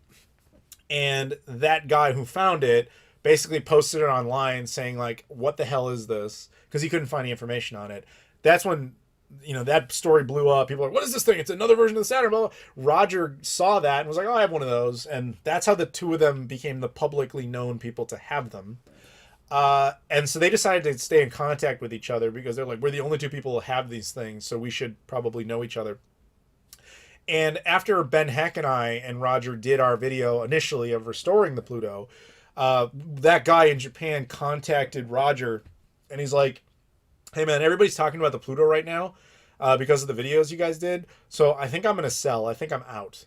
And so the guy sent his Japanese Pluto to Dallas, Texas, specifically to Heritage Auctions, and they sold it. The guy, it's hilarious actually. The guy only wanted like $2,000 or $3,000. That's all he was looking for. And I say only because of how much it ended up selling for. But that's all his goal was. And it ended up selling for $84,000. So he did well above. And so after Roger saw that, of course, it was like, oh my God, like, that's amazing. And so keep in mind, and that was pre-pandemic. So now this is sitting here. This is at least $84,000, if not more. And I'm just holding it. But again, it's not mine. I want that to be very clear. Like, I'm not asking you guys for money and being like, by the way, I also own this. Like, this ain't mine. This is Roger's. This is Roger's retirement plan. Roger has just been allowing us to actually have access to it so that you guys can enjoy it. And again, he was on the phone earlier, so I hope you guys enjoy that. We have an owner that's that cool. Like, Terry was the same way with the Nintendo PlayStation. He was cool enough to let people see it and experience it. And somebody, I think it was The God, commented that I've been very lucky to have access to those type of things. Yes, but it's not like, I want you guys to understand this. Every single one of those times was kind of just a coincidence. So for example, Terry with the Nintendo PlayStation was actually like the first time I ever had access to one of those type of prototypes. And it really only happened, this is when I said before that my channel is kind of like a business card. what happened was I met him at, I think it was AVGC, which is a convention in New Jersey, in like 2016. And he was a guest and I was a guest, but we really didn't interact all that much. I eventually saw the thing, and I was super excited just because I'm a nerd who loves prototypes and like the whole idea of all these things. And I wanted to talk to him and see it, and I was super excited. And to him, I was just some fat guy who was another dude who was excited about this prototype he had that he didn't know much about. And so he's like, yeah, whatever, I don't really care. And he would just show me the thing, and I was like, can you turn around? I want to get photos of the back. He's like, I don't give a shit. You can do that. He didn't really care if I was touching it or whatever. Terry was very, very much like that. But he didn't have much of a first impression of me. And then after I was done, I got all my footage, I took my photos, and I was like done with the whole thing. I left. And later on in the convention, he runs up to me. Terry's all excited. He runs up to me. He's like, Adam, oh my God, I'm sorry I didn't recognize you before.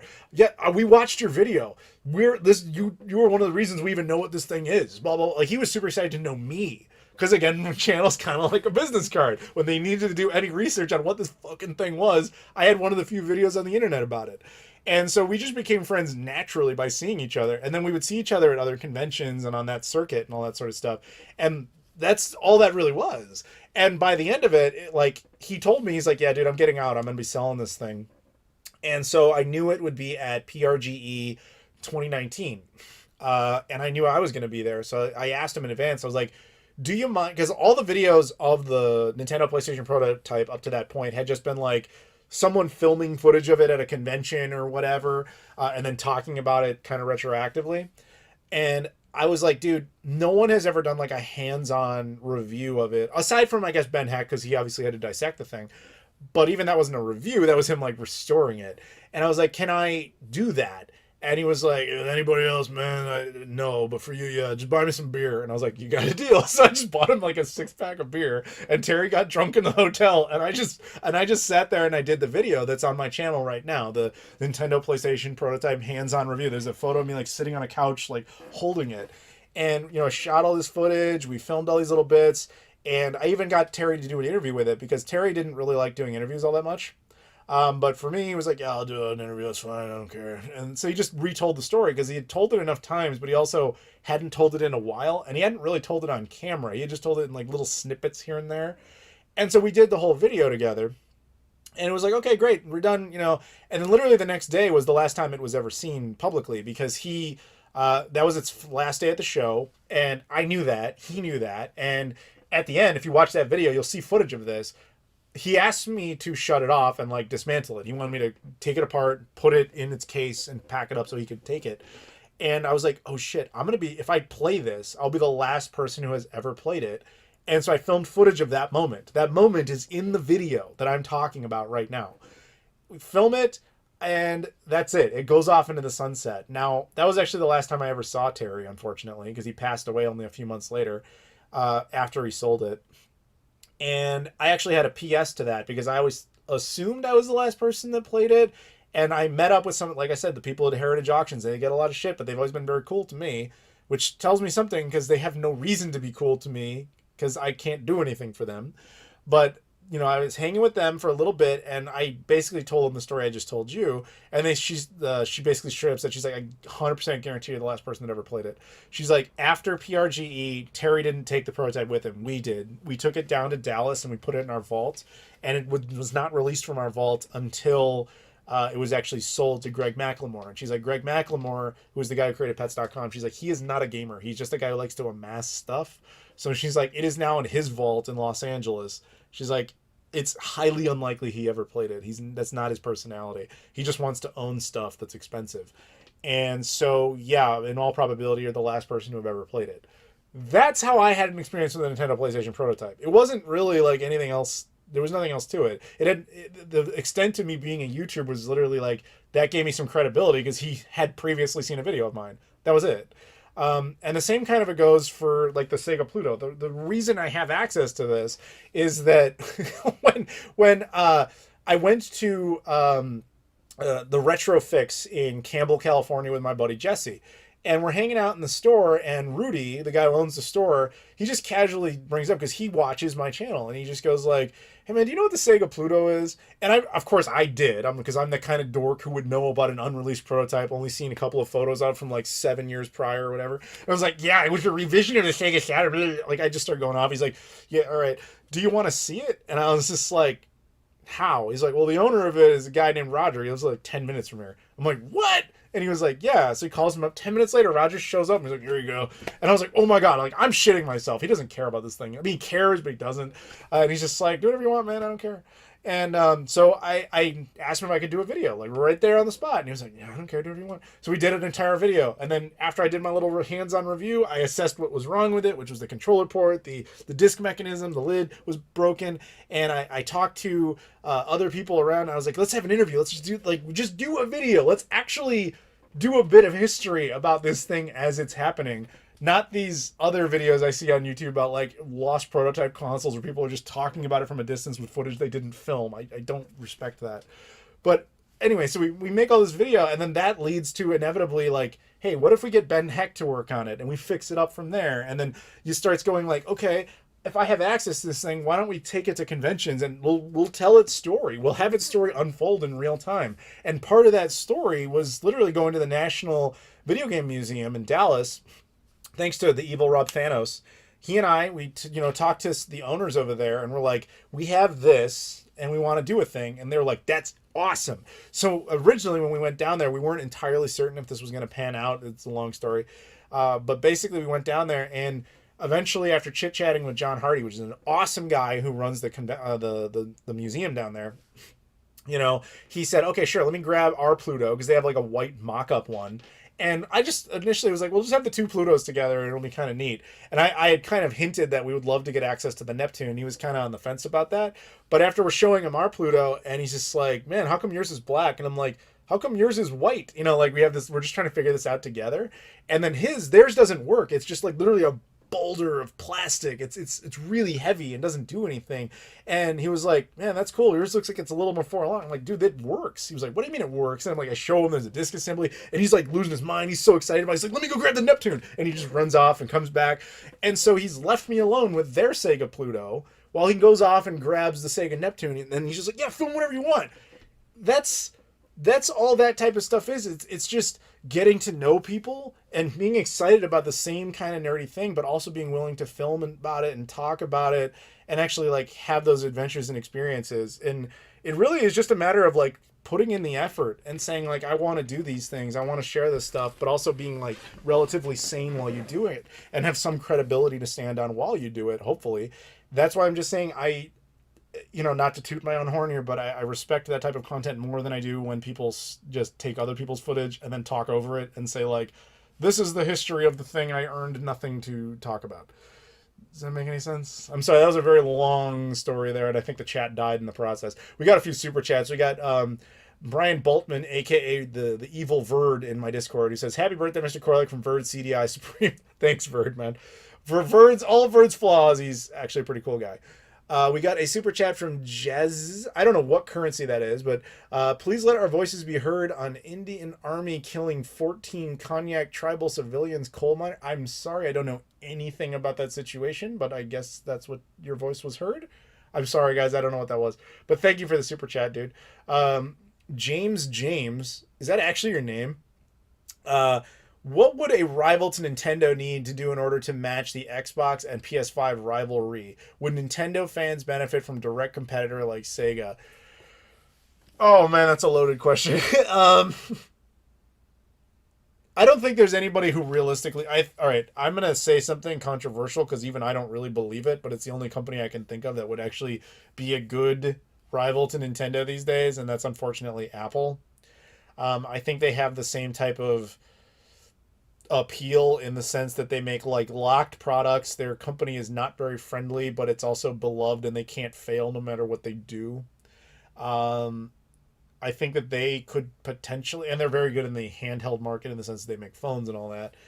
I think they could do it, but I don't think we'd really enjoy it. But would Nintendo fans benefit from a direct competitor like Sega? I don't know, because certainly Apple is not actually a game company. I don't think there's any game company left that would be willing to stand up to Nintendo directly. Nintendo is the last unicorn, man. They are the last dedicated game company, console company that actually makes consoles.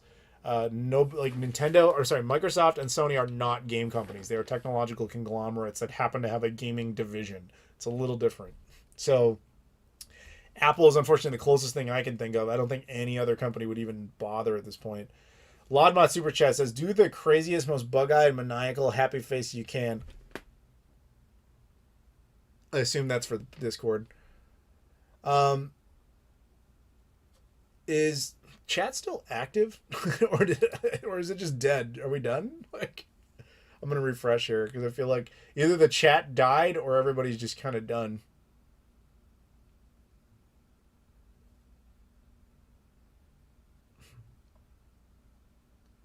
Really interesting story. Thanks. Oh, you're welcome. Travis McDowell says we share the same birthday. Well, happy birthday, dude. No, I'm glad you told the story. Thank you. I can read on Wikipedia article too, so I know what you mean. Adam, I had a blast. Hope you have a fantastic birthday and evening. I'm off to bed. Hope to see you in real life one day. Good night. Good night, dude. Thank you very much for the support.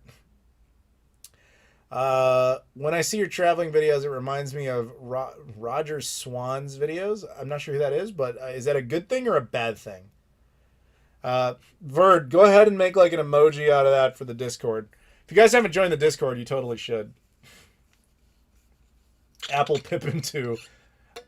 What was that failed Apple product that Apple put out and like Steve Jobs killed? Not the Pippin. Was it the Newton? That was a thing, right?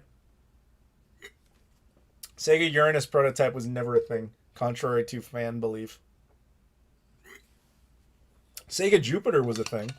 It was a Virtual Boy competitor that never took off. Chat still... Oh, hey, Julian, what's up? Chat still going. Wanted to ask, do you have any of the DS or 3DS consoles? Yes. Yes, I do. I don't remember which, because I do have them. Actually, Julian, I have a totally unrelated question for you. It's Canadian specific. This actually applies to all Canadians. So Jesse and I were up there recently. We were in Vancouver specifically. Actually, we were very near the border. We were just right over into the Canadian border. And we found this Indian place that's clearly a fast food chain, but it was called something like Chutney's Indian Grill or something. They made like Indian burritos. Now, first of all, it was fucking phenomenal. It had no right to be as good as it was. It would be like getting blown away by Subway. And yet it was that kind of experience. So the question I have for you, Julian, or any other Canadians, is that a chain? And if so, is it national or is it just like there's a couple or just one? Because I am still sitting around dreaming about eating that again.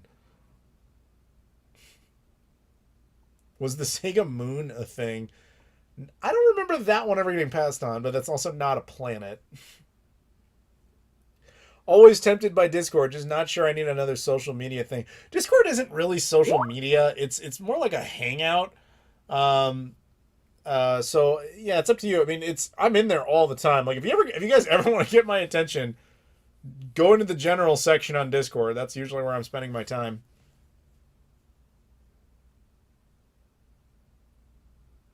Yes, Indian food is awesome, although it very much varies in degree of quality depending on where you are. Hang on one second.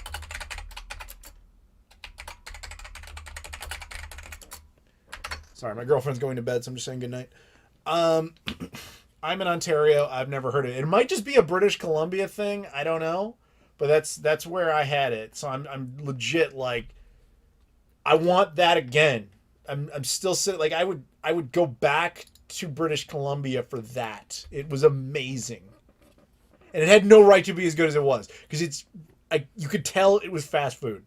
It's Indian Subway, but it was unbelievable. It like changed my life. I wish Jesse was still in here because he was losing his shit too.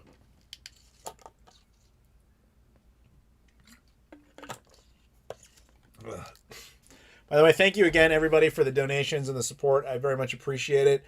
Do you guys want me to keep going, or we? Oh, well. Verd says also happy birthday from my mom. Yeah, Verd's mom and I hang out a lot when he's not around. She's pretty cool. Thank you. Thank you, Mrs. Verd. I can't really click on the link. Well, maybe I can click on the link, Julian. Let's see here. Chutney's fine Indian cuisine. No, this is like an actual like sit down place. Chutney's Indian Grill. I can't pull up any real information. I mean, chutney is like saying ketchup in Indian. It's a very common word. Yeah, so I don't know about that, but no, it wasn't the one you linked. Speaking of Canada, are you still cool with Rerez and Scott the Canadian? Of course. Scott the Canadian just got a dog, and I believe he's engaged now. Shane is still doing YouTube strong. The problem is that I just haven't been back to Ontario. Like, I've been up to Quebec, and I have recently, in the last couple of years, I've been to Quebec and I've been to British Columbia, but I haven't had a reason to go to Ontario specifically. So it's, yeah, I just haven't seen him in a while. Come back to Hamilton for Chicago style pizza. I live in Chicago. I don't know if you knew that. I could get my birthday cake. Does anybody want that? Man, I should try and find the Evil Rob Thanos or something. We're getting more text and calls.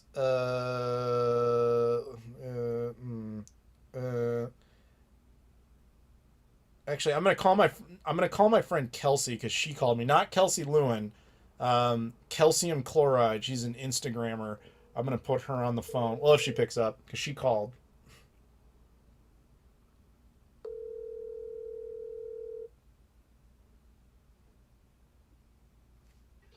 Hey, happy birthday. Thank you. You're on my live stream, by the way. I just want you to know that. What's up, live stream? Yeah, this is Kelsey, everybody. If you have Instagram, she's vastly more popular on Instagram than me. What's your? That's because my hair is way nicer than yours. Your hair is far superior to my hair, but my beard is far superior to your beard. Well, that's because I haven't grown one. Well, does that not count? You're right, it counts. Happy birthday, hi stream. What? I hope everybody's giving everything to him for his birthday. Yeah, things are going all right. So if you guys want to check her out on Instagram, plug yourself. What's your Instagram? I'm being shouted out live? Yes. Oh my gosh. Wow. Sorry, I'm sick as fuck. Can I swear on your stream? Yes. Woo! My Instagram's calcium chloride. That's it. No spelling. If you get it right, you get it right. It's spelled like Kelsey, the name, with the word chloride all in one thing. There you go. Yeah, you can I can't believe I'm on your live stream. I feel so special. You're on my live stream, and you're getting your Instagram plugged. Which I have an Instagram too, but I'm not as popular. Just to keep it real. I suck. Yeah, what do you have you have 20,000 Instagram followers? Something like that. Yeah, she's far superior to me. But again, I'm a retro gaming dork. I get 3,000 and I'm lucky. But anyway, yes. Aww, no, so it's tragic. I'm fine with it. I'm okay with it. But yeah, anything else? James Reiner says hello. A bunch of people say hi. Ask James if he wants to come to my birthday party in 2 months. Well, he just heard you say that, so I assume you guys can communicate privately about that. Okay. No, this is not come too. This is not the Kelsey from Pink Gorilla. That's Kelsey Lewin. I guess I could call her too. I have 2 Kelseys in my life. Yeah, the other Kelsey's way cooler than me. She's like a gaming nerd. She's awesome. You're both pretty cool. No, thanks. Yeah, you're welcome. All right. You don't have the good beard, but you're still all right. Thank you. You're welcome. Thank you. All right. Have an awesome birthday and an amazing live stream. Hi, James. Thank you. I'll talk to you later. Okay. Bye. All right. I guess I could bother Kelsey Lewin later if you guys want me to. We got a super chat from James Leichman who says, "Happy birthday, Adam. You still looking for PAL exclusives? How's collecting going for you at the moment? Any sets near completion?" First of all, thank you for the super chat. So collecting's been okay. I mean, if you watch Playload, I'm still doing all right. Although it's mostly focused on North American stuff because obviously I can't get over to Japan. I can't get over to Europe. PAL exclusives wise, there's 2 OG Xbox games. If I had them, I would be done with European exclusive OG Xbox games. It would be 100%ed. Those games are Yeti Sports, which I actually have that game. I just don't have the manual for it. And that one was exclusive to Germany and Austria. And then the other one is Knights of the Temple 2, which is relatively easy to get the German copy of that, but the British copy, which is the one I would prefer, is like fucking impossible. Those are the only 2 I'm missing. And one of them I basically have except for the manual. I would settle for the German version of Knights of the Temple just so I could be done with it, but I just haven't done it because I haven't been over there. I prefer to find stuff myself, but I mean, it's not like I wouldn't buy it online or whatever. It's just, it's part of the adventure. But, if anybody out there actually like has them and they're like, I don't want it anymore, well, then keep it. But you should keep your stuff. But thank you very much, James. Aside from that, though, complete sets. No, we were kind of talking about that earlier. Like, Xbox is the only one where I'm still like, hey, it'd be cool to have a complete set of, I guess, sort of the Engage, because I'm really only missing one game. But, like, I'm kind of done with complete sets in general. Like, I have the ones I'm the most excited about, or they're just financially prohibitive. So it's just like, or just logistically prohibitive.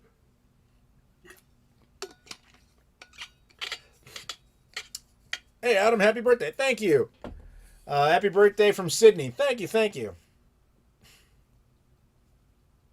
Sydney, Australia. Steve in Sydney, Australia. Chutney is just another word for sauce in India. I know. That's what I said. It's like finding a place called ketchup. Like, it's a common word. But chutney is Indian and grill. It's like a Indian burrito place that was at least in British Columbia. Fucking amazing. And I was just wondering if that chain was national. That's all. Or if it was even a chain. Because we just found the one, but I mean, we didn't look that hard.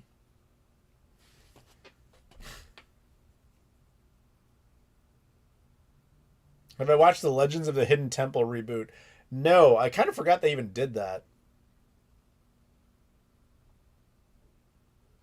Do I need a bathroom break? I don't think so. I mean, if I was going to do that, I guess I would call up Rob and let him handle it for a bit. You're not going to go for a complete loopy set. No. There's only 11 games on it, but I think one of them was only discovered like a year ago or 2 years ago or something.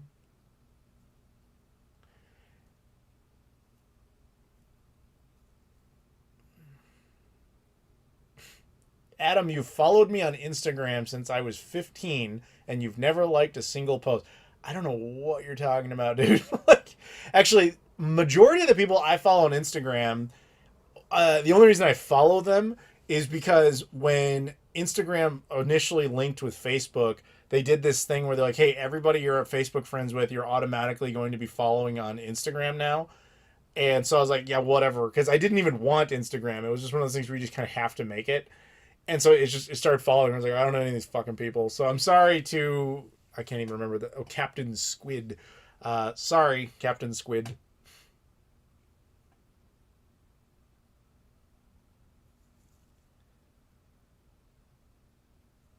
Hey, Adam, just wanted to step in and say happy birthday. Thank you. Next time you go to Canada, go to We Got Games. They're awesome. I know Kamal quite well, man. I've done videos on his store. I even sort of worked in his store on like a Boxing Day once. Yeah, I'm very familiar with We Got Games. Indian burritos are fucking legend when they're done right. It was, I mean, it'll be on an episode of Flying and Eating. We were just stunned at how good this fucking place was. It was unbelievable. It had no, and we knew we were eating fast food. That's the part that killed us the most. We're like, dude, this should not be this good.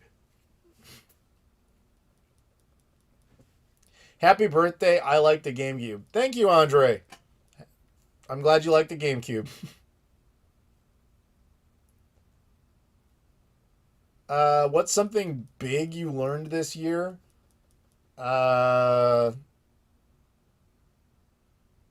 guess nothing. Nothing's coming to mind. What about Xbox 360 set? I assume you're asking if I would get a complete set? No. I don't have the same, like, I love the 360, but there's just something about it I don't really have any great desire to collect for.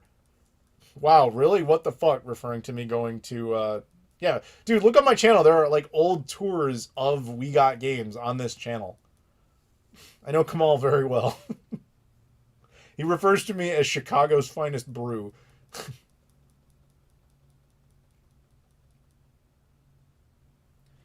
In your opinion, who's currently winning the console generation, PS5 or Xbox Series X? Xbox Series. And the reason is you can tell Microsoft is in no way copying Sony, and Sony is trying to copy Microsoft. That tells you don't copy people when you're the successful one. How would you say the new channel is going? Happy birthday! I'd say it's going fine for what it is so far. It's actually, I mean, it's doing better than most startup channels in its position. It's not doing. I was hoping that it would have reached all of its YouTube minimums by the beginning of December, which unfortunately it has not done yet. Although it is getting there. It's just taking a little bit longer than I would have hoped. But if you guys could do me a favor and subscribe to that channel, that would be fantastic. And just shit, dude, just turn on the playlist and just let it run in the background. If anything else, I just appreciate it so I can get some of these minimums up so I can just start doing more content on there. I'd appreciate it. Happy birthday, and thank you for making so many videos about how to get the best picture quality out of something out of every retro console. I didn't know the importance of component cables. Oh, I'm glad you appreciate it, man, and thank you for watching. Skipped my comment. Dude, I didn't see it. The thing is, it's too many, you know? Thoughts on Sonic Colors Ultimate? Sega gave me a key for it, and I still haven't even really touched it yet. I was never a big fan of Sonic Colors in the first place when it was on the Wii, but that's probably because it was on the Wii. I think then it was like that whole game apparently was like broken, so I guess I'm kind of just waiting till it's like patched up or whatever. Like I have no real reason to jump on it. Like there's a bunch of Sonic games I haven't played yet. Super chat from James. Why doesn't Sony or Sega officially support small developers to create and release games for PS2 or Dreamcast? Cut of sales, niche market for demakes? That just has to do with production. There are, in the case of the Dreamcast, there are no GD-ROM disc pressers left in existence. They were all destroyed. So you couldn't really do that. Also, you would have to be then liable for anything that's involved with that platform. You have to have a department set up specifically for content control. Sony was kind of a holdout with the PlayStation 2, but only due to some legal issues they had in Europe. They weren't allowed to shut down production until like 2014. And the only reason it died was just because people finally realized there was no more money left to squeeze out of it. So like the last game for the PS2 is like Pro Evolution Soccer 2014. And that came out officially on the PlayStation 2. The short answer is money. The more complicated answer really just has to do with like the cost versus negative, you know, the plus minus of like doing the work. Like you're going to spend more to put content on there than you will ever possibly redeem. And if you need more proof of that, look at the Dreamcast indie scene. Like it's great that can be a thing and that Sega doesn't get involved and try to stop it, but none of those games really make much money. Like they're lucky if they sell like 2,000-3,000 copies, and it's a niche thing. Sega's not going to go out there and start being like, hey man, new Dreamcast games. There's money in it. No, there isn't. There's just not enough in there. So it's cool that it can exist in the case of the Dreamcast anyway. Actually, debatably, it could start existing in PS2 because now there's that like self-boot exploit. But I don't know if anybody would really want to utilize that. But yeah, I think that's pretty much all there is to that. So thank you very much for the super chat.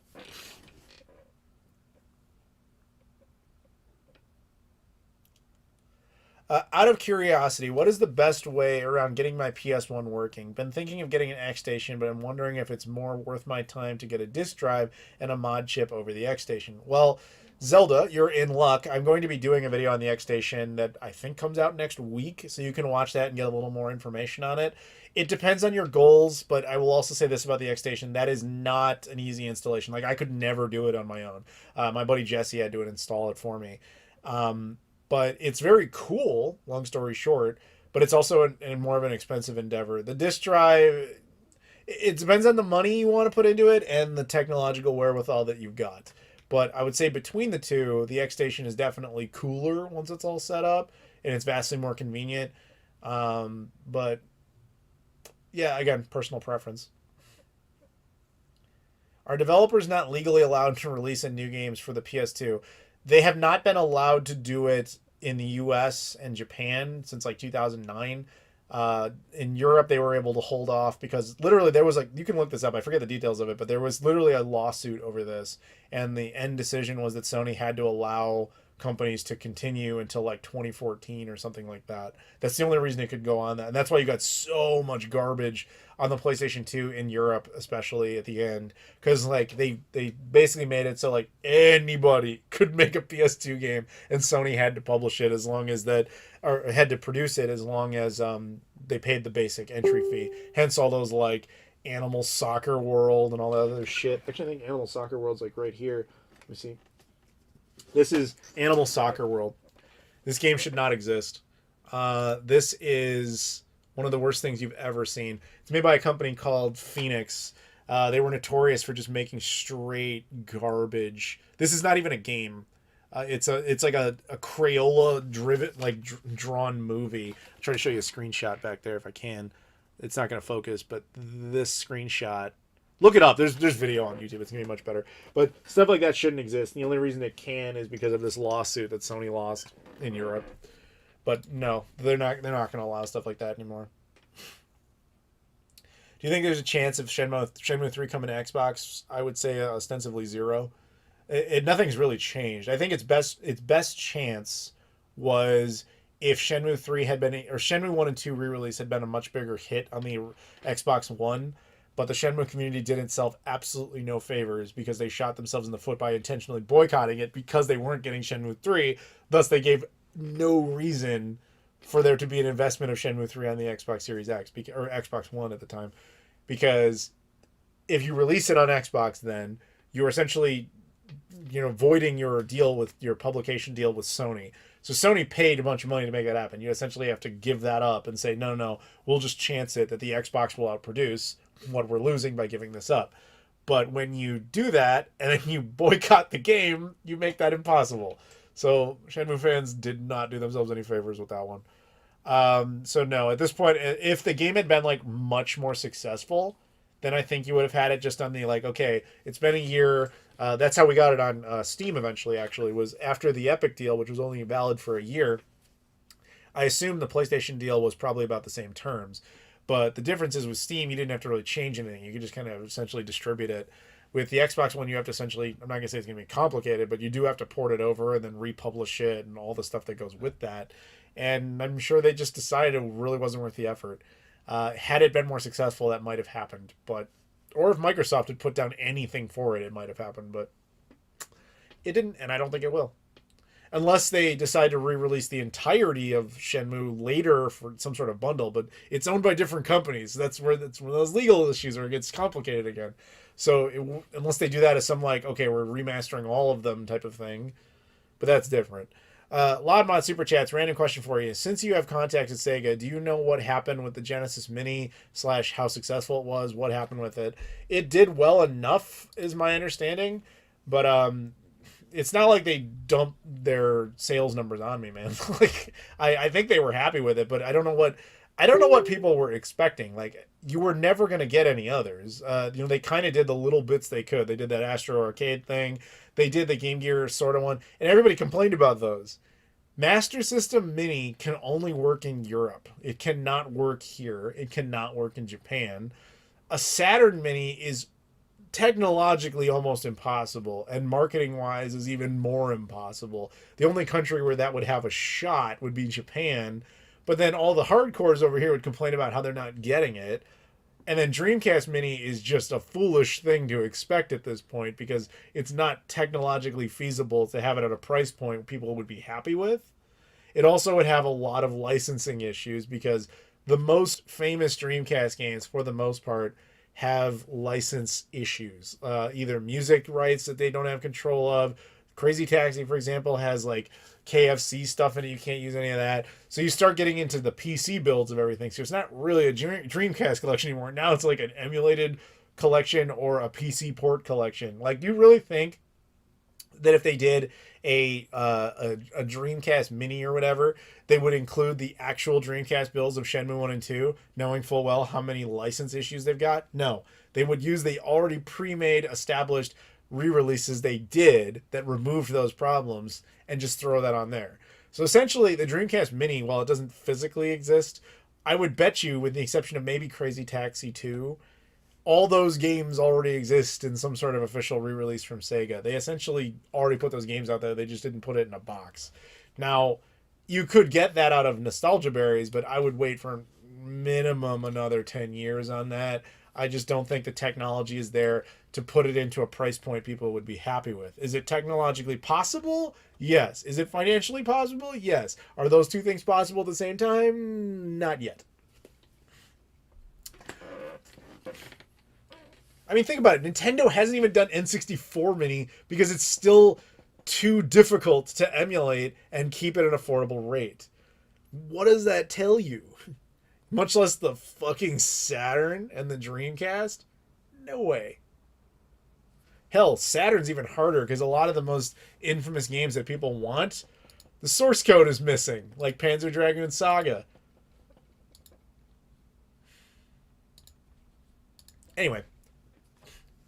You guys still good? Should I keep going? Do a Christmas playthrough of Home Alone on PS2. I actually do have that game. It's over there, but no. Although, at Kansas City Retro this weekend, the Sega Pluto will, of course, be there, as I've pointed out before, and the game that will be playable will be Christmas Nights into Dreams. If anybody wants to go and play Christmas Nights into Dreams on the Sega Pluto prototype, come to Kansas City Retro this weekend. There you go. There's my little plug. Have you played Gun Valkyrie? I'm thinking about getting an Xbox Series S for that and Panzer Dragoon Orta. Man, I played Gun Valkyrie like a long time ago. Like probably around the time it came out, so I don't really remember it all that well, unfortunately. I remember it being pretty cool, though.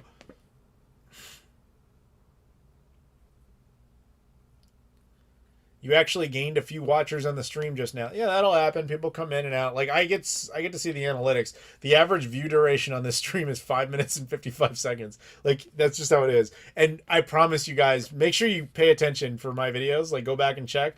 YouTube is going to hide them from you guys for a little while because I decided to do a live stream. YouTube telling us to do live streams, then punishing us for doing them. Thanks, YouTube.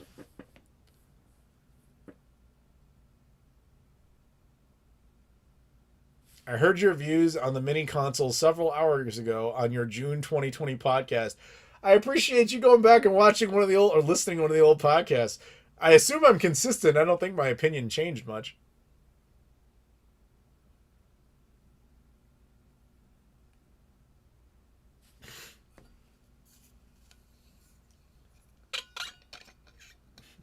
They made the hardware for the Saturn and N64 too complicated, and now it's butting them in the ass. Yeah, honestly, Dreamcast is not that complicated. The problem is just the technology is too advanced to keep into something that's small and compact and affordable at the same time.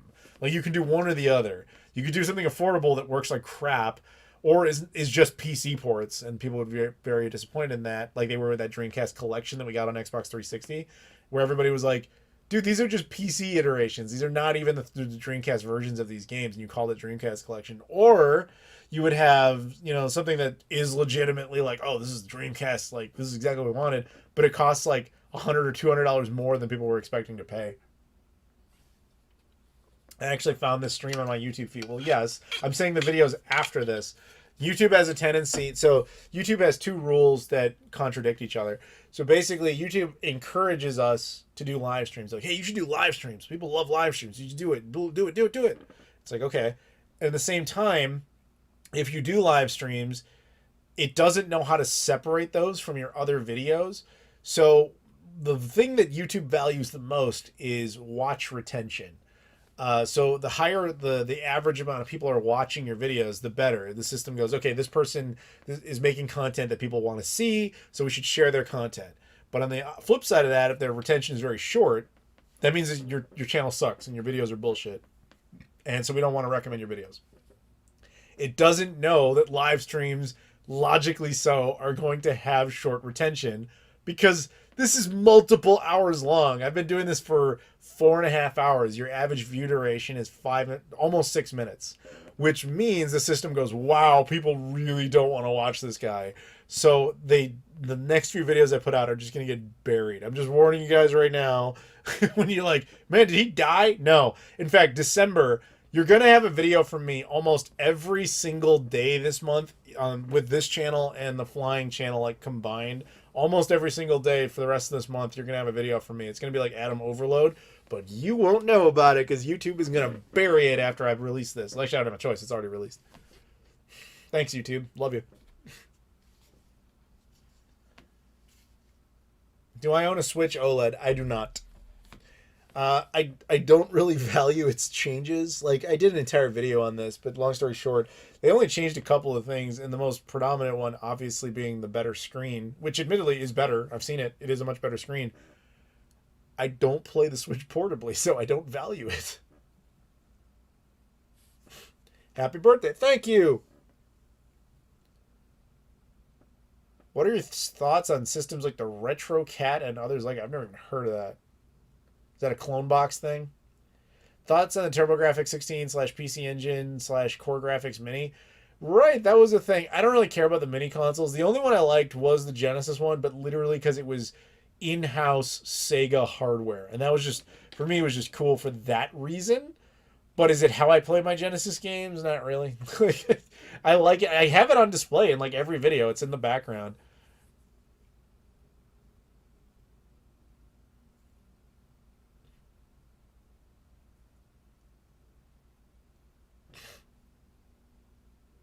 RIP? Oh, you're talking about because I don't own a Switch OLED. Sorry?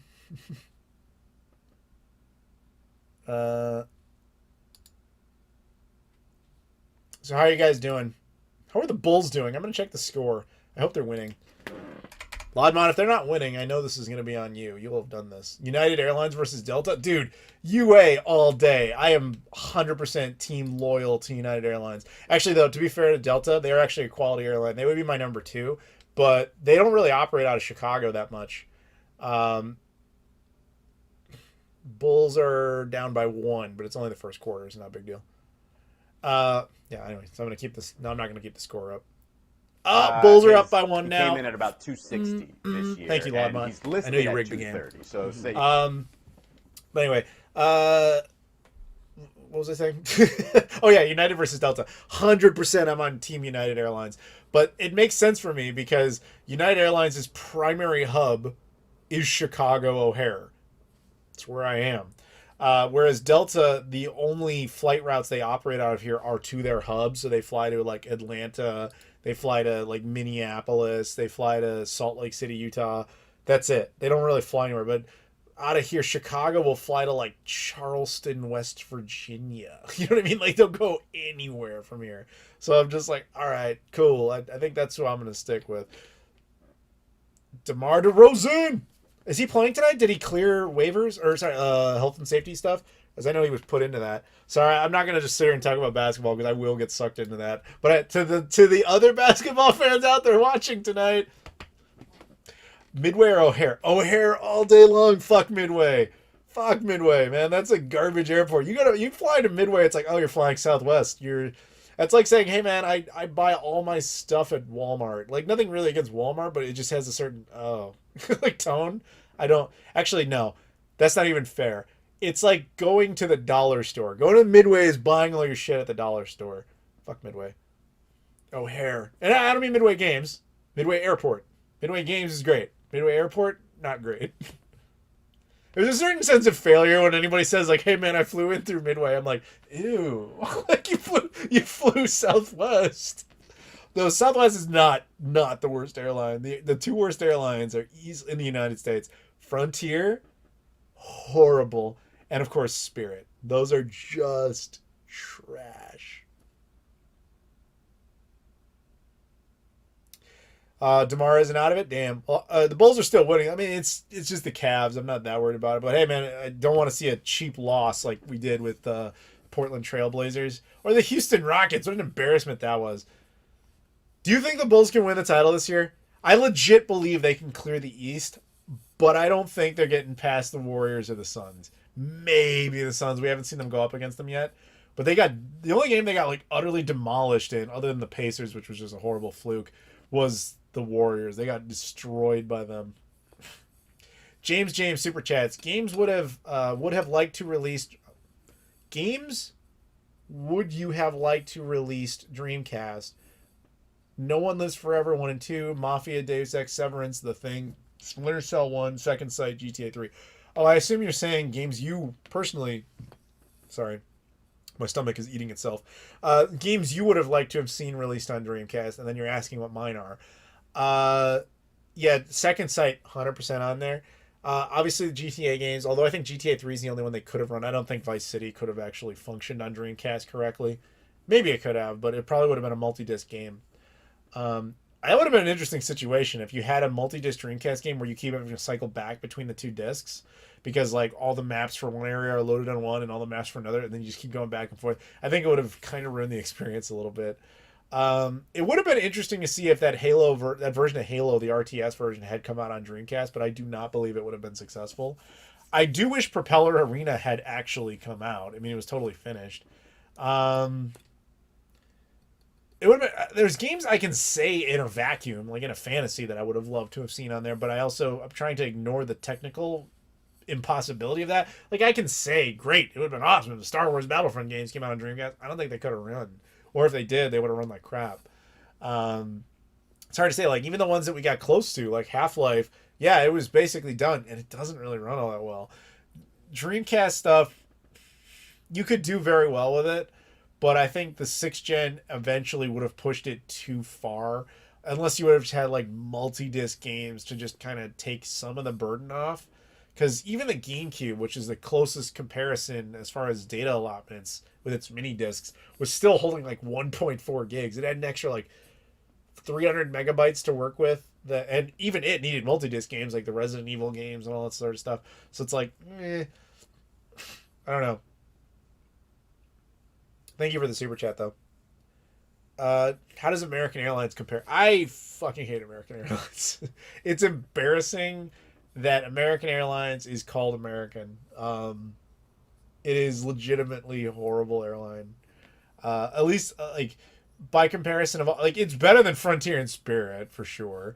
But, like, it is a disgusting airline that anytime I've ever had to fly, I'm like, like, that's actually become a rule for me, by the way. Like, anytime I have to fly somewhere, and you can ask anybody who works at, like, a company where they have to book my flight or, like, a convention or whatever. I'm like, look, my bowl of yellow M&M's demand, you gotta put me on United Airlines. Don't stick me on anything else.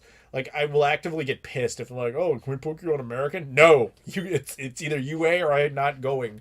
I am very loyal to that airline, and that has nothing to do specifically with United. It's mostly about the fact that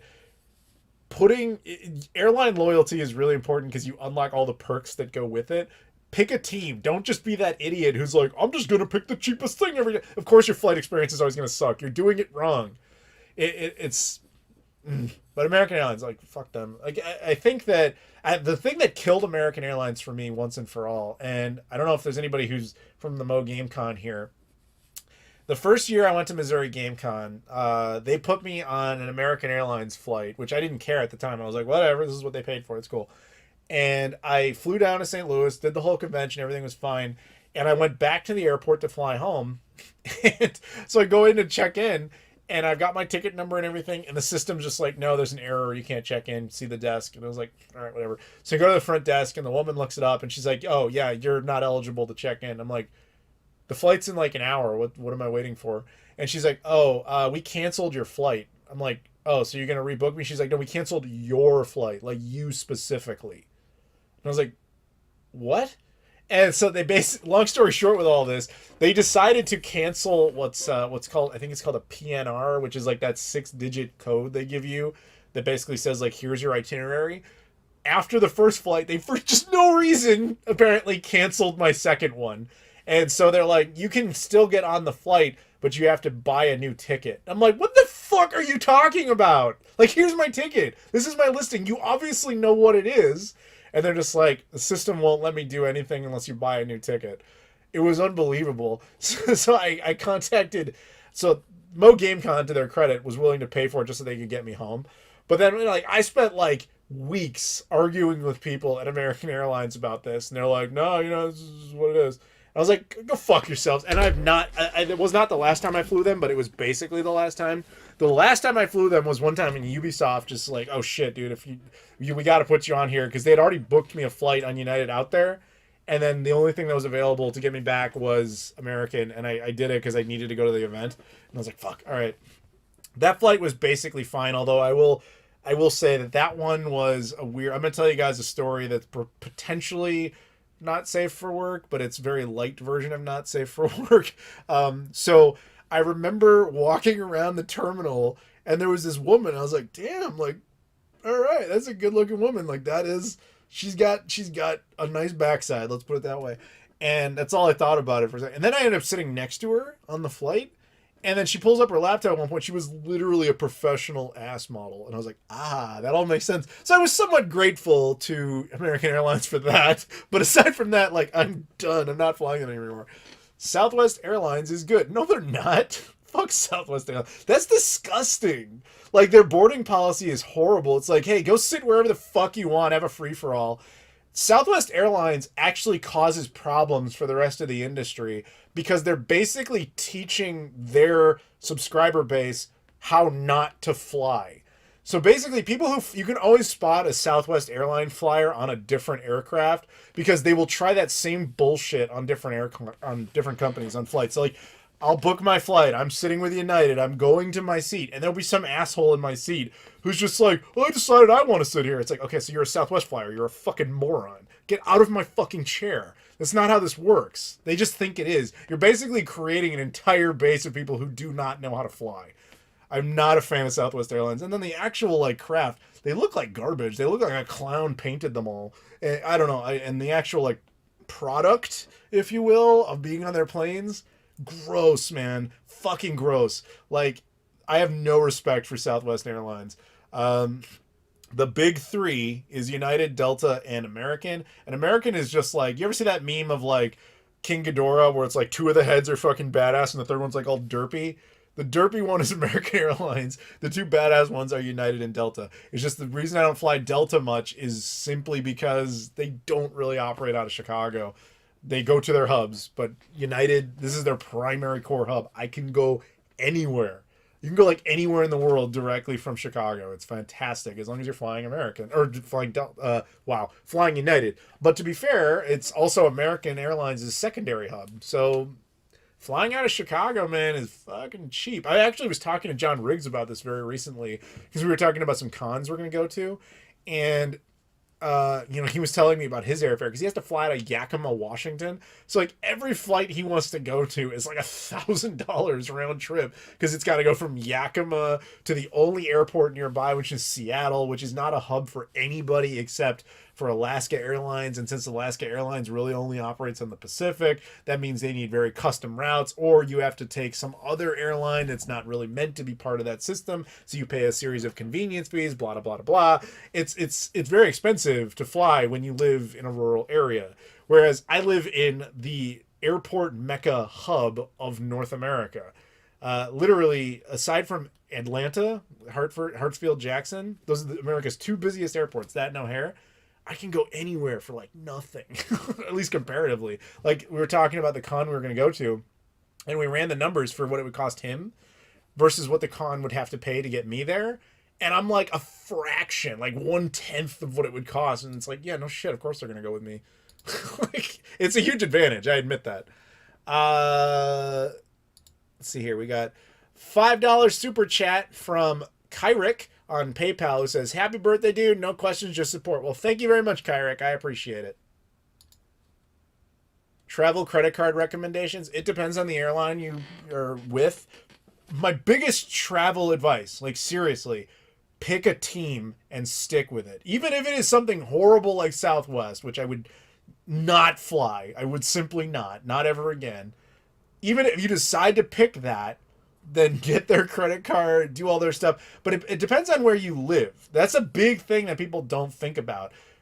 Check the nearest major airport based on where you live and which airlines operate out of there. So like, here's one. People are talking about Denver. Denver is a big airport. It's a huge hub for both, I think, Southwest and United. So those should be the two airports you choose, or the two airlines you pick from. You don't pick like Alaska because they're not based there. You know what I mean? So pick the one that's most logical. So in my case, United was by far the winner of that, and I just like their service. And you combine those two things, boom. And there's also a little bit of hometown pride in Chicago, but honestly, that's a much lesser factor than it actually I pretend like it is. But really, it's just, I like their product, and they go everywhere I could want to go directly from the airport that's very close to me. So that's a big part of it. But stick to a team if you intend to be a frequent flyer. If you're the kind of person who flies like once every 10 years, whatever, get whatever works for you. But if you're like, hey man, I want to travel more, I want to see the world, what are some tips? That's the biggest one. Pick a fucking airline and stick to it. Even if it's like, hey man, that flight's $20 more if I go with this airline as opposed to that one. Do it anyway, because you're going to start earning frequent flyer miles, which of course you should sign up for that type of thing. You'll earn the frequent flyer points, and you'll get upgraded to the gold status and all that sort of shit. That you're like, oh wow, I get to be in the lounge for free today? What are you talking about? Like all those type of things that just come with it. And yeah, pick a credit card if you're into the travel stuff. Pick a travel credit card that goes with it. Virgin Airlines for the win. They don't exist anymore here. Alaska bought them. So Virgin Atlantic still exists, but Virgin America got bought out by Alaska Airlines. Chicago is a great airport for sure. We actually have two, as we talked about. We've got O'Hare, which is probably the one you're thinking of, and then Midway. Midway is the shitty relief airport, but that tells you how busy it is here, that they had to build a second airport just to deal with how overloaded it was.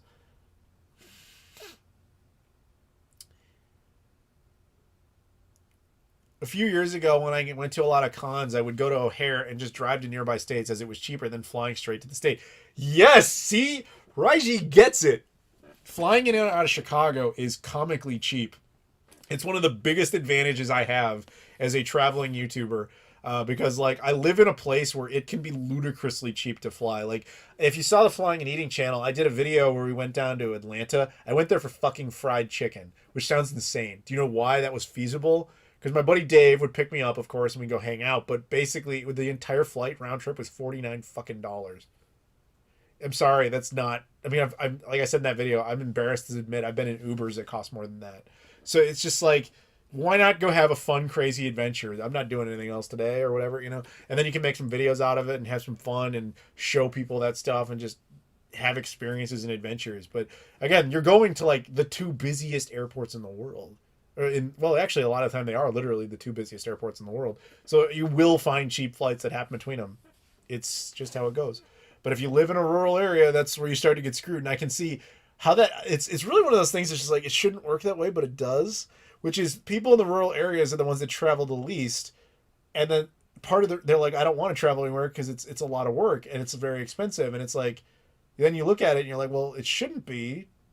But it is, you're right. When you want to go to any other place, for somebody who lives in a rural area, it's like you have to pay like a 10 times convenience fee for getting from your small town to the next somewhat major airport, to the real major airport, to the destination.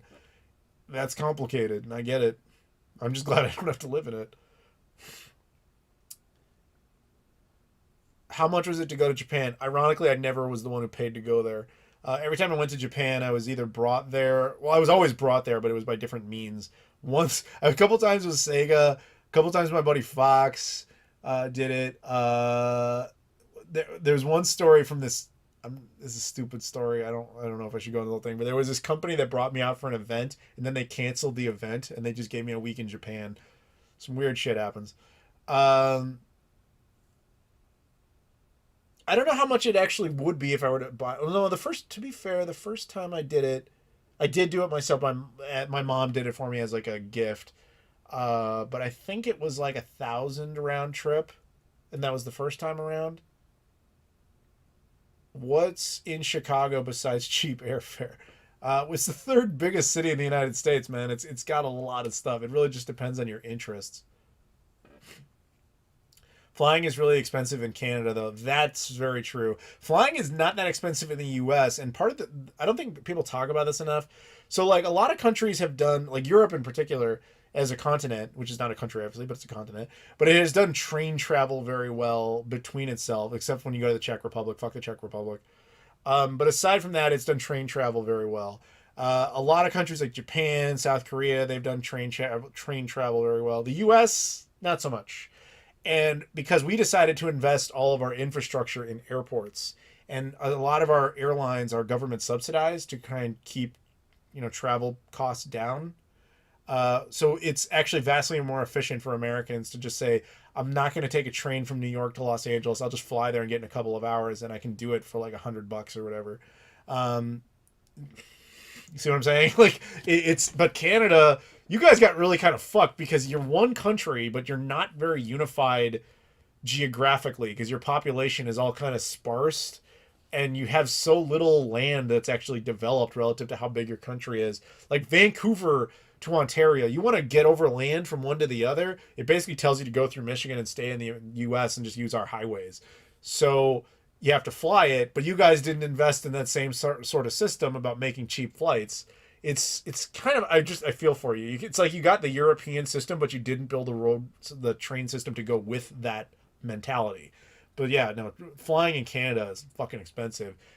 So it's one of those things. I've actually talked to Canadian friends of mine who say, no joke, if they want to fly from like Vancouver to Toronto, it makes way more sense financially to change planes in like Denver or Chicago or New York. It's actually cheaper, which is insane. Chicago got them Michael Jordan steaks. I think James is making a joke, but he's actually right. Michael Jordan does have a steakhouse here. James got round trip $700 Japan. That's yes, but you changed planes in China, on like Szechuan sauce airlines or whatever fucking shit you flew. A direct flight from Chicago to Tokyo Narita was, I want to say, was like $1,000. Again, my mom was cool enough to pay for it because she knew how much it meant to me. But I didn't realize I'd be going there so regularly after that for different reasons. But Anthony Bourdain, one of your biggest influences? No, I actually barely know who he is. He's on CNN, right? Like he does like a show about something. I've heard the name. Is he the one who killed himself, or is he still the one? There was like they had some CNN like guy who had a show who. Am I thinking about something else? Feliz cumpleaños. Sorry, my Spanish is failing me. Thank you. Doesn't Bill Murray have a restaurant, or did he used to? I don't know. I don't think he still does. He might have. That seems like a very Bill Murray thing to do. He is from here. I don't know if he still lives here. He shows up a lot, but that's just who Bill Murray is. He just shows up at stuff. Chicago has good pizza. Yes, we do. I had some earlier today. Damn good hot dogs in Chicago. Yes, but the traditional Chicago hot dog, I'm not a fan of it. Like with all the crap that we put on it, and I'm very pro putting ketchup on a hot dog. Chicago has the best music scene in the country, for one. I don't know. I'm not a music guy. Oh, he killed himself? Okay. I don't know. I see you're referring to Anthony Bourdain. I don't know. Ugh. How are you guys doing? You want me to keep going, or are you guys like running out of gas here?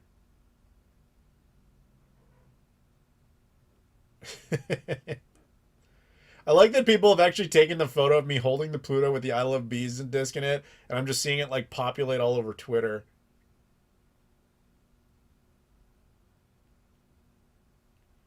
I don't understand this comment. Somebody took a clip of me, says, "You just got John messed, bitch." What? Weird epitaph that no one's meant to understand. People. I'll have to watch that later. I'm just looking at my own Twitter, being like, what the hell's going on over here? You got John messed, bitch. I don't know what that means. I gave you a birthday hat. Thank you. Whatever. Unless there's somebody named John I'm not familiar with who is big into both the Pluto and I Love Bees.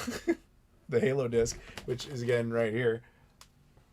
What the fuck? I'm looking at this score. The Bulls just like fell apart. Now it's 31-44. What are you doing? Come on, man. The lead might be bouncing back. No, whatever.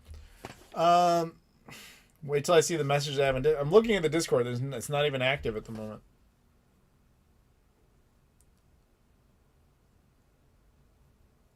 What about inflation with flight costs? I don't know what you're getting at. Sweet Jeebus, you're still streaming? Yes. Come on, Gary. Have you never been to one of these before? Super chat from James. Do you think a DVD player add-on... sorry, hang on one second. The stream is doing something that I don't want it to do. There we go. Do you think a DVD player add-on for less than $100 might have helped the Dreamcast partnership with Panasonic? RAM boost, DVD games, floppy disk, DLC. I think that would have overcomplicated it, would have caused too much confusion, and probably never really would have took off because you just don't have... You're essentially becoming dependent upon a certain percentage of the install base to carry the thing. That add-ons... There is no example in history, at least that I can think of off the top of my head, where an add-on actually worked out. The Sega CD did not change things. The 32X did not change things. Even the most recent one that kind of counts, like the HD DVD player for the 360, did not change fortunes of anybody. It doesn't really tend to pan out. The most successful one is still the Sega CD. Like even the last time I checked, even PlayStation VR had not caught up to that, which tells you something. So no, unfortunately, I don't think that would have saved anything. I think it would have been cool for like the few of us that had it, but save it? You're also simply, or seem to be implying a Dreamcast like Pro version, which would have been a very unheard of concept at the time.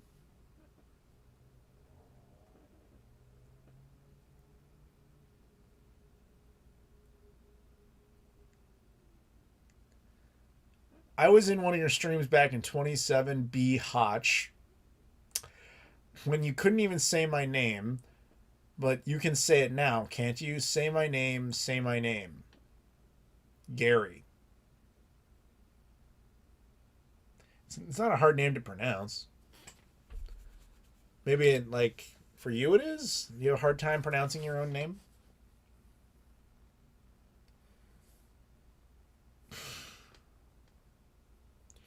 You know, if you dump an N64, SNES, Genesis, or Saturn PCB in soapy water and dry it off, it will still work perfect?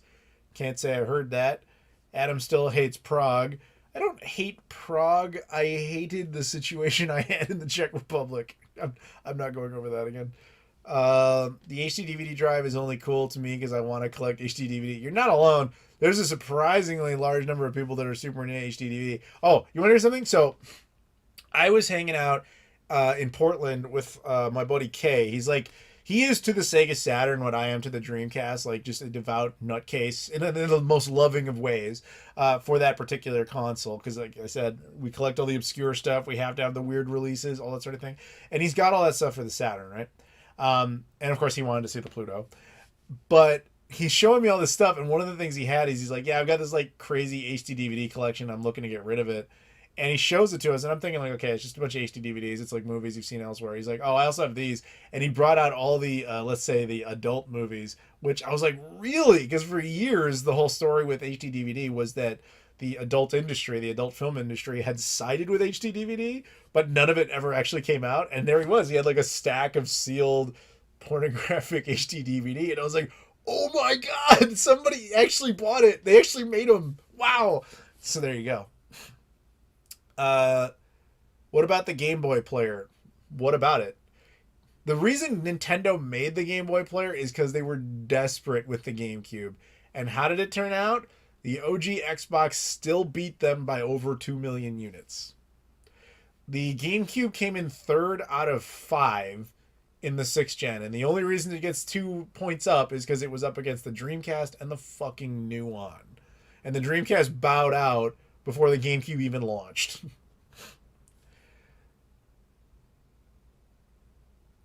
James is going to bed. Good night. Thank you for the super chats. Jay says he's loving the Flying and Eating channel. Thank you. I appreciate that. If you guys haven't checked that out, please do so. There's a link in the description. It's my new channel. That's literally what it sounds like. Flying, eating, adventuring, having fun, showing stuff around the world. So far, we've gone to a bunch of parts of the U.S. and Canada, and that's going to continue. HD DVD name makes way more sense. Blu-ray is a ridiculous name. I actually kind of thought the same thing at the time because HD DVD tells you exactly what it is. It doesn't really matter. I mean, we're talking about very dead technology, but how are you going to put him on blast like that? I don't know who we're talking about. Is it Gary? I don't mind putting Gary on blast.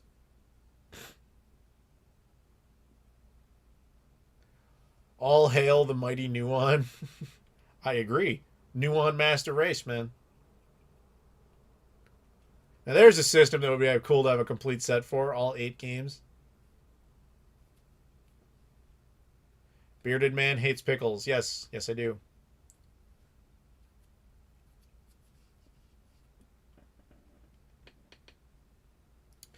Okay. Do you prefer the Game Boy Player Disc or the hacked memory card software? So I assume you're talking about the fan-made Game Boy software. I use that, but I have it loaded up on the GC Loader. It is superior to the actual like Nintendo product one, but it's one of those things where you go like, I would probably only really use it with a hacked console, and in that sense, it's great.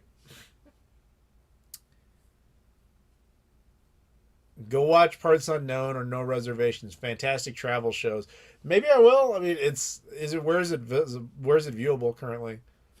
Are you planning on living in Chicago for the rest of your life? Probably, but you never know what's going to happen or what's going to change. Favorite game on the N-Gage? You know what's hilarious about that? I haven't really played it extensively in years. I was one of like the 6 people in the world who had an N-Gage as an actual phone when it was relevant. And the only game I ever regularly played on it was like Tony Hawk's Pro Skater, and that's because it's what it came with. So I guess I have to say that by default, but I don't think if I were to actually sit down and play all of them that would maintain being my answer, so it kind of wins by default. It's on Netflix? Okay.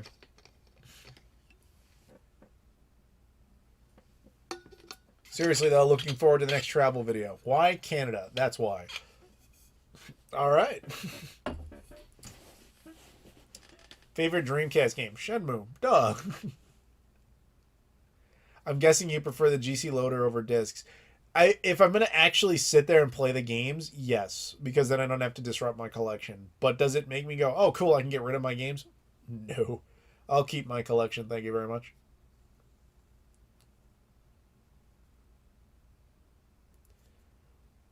Will you travel and eat in Japan if they ever open up? So they started to open up. Japan started to open up last month. They had actually decided, okay, we're going to allow tourism again, but you have to have a negative PCR test. Fine. You have to be vaccinated. Fine. The one that killed it, though, is they're like, you have to go from a 14-day quarantine to a 10-day quarantine, which means when you get there, you have to pay to put yourself in a hotel and just stay in that room for 10 days before you're allowed to go traveling around the country, which is prohibitively expensive as well as just ridiculous because you're just sitting around waiting essentially for 2 weeks to start your trip. So if you want to go there for a week, you have to stay there for a month. You know what I mean? So that was like killing it. And then this Omicron shit or whatever, Omicron Persei 8 Futurama, right on. And now they're like, oh, never mind, we're closing it back down completely. It's like, okie dokie.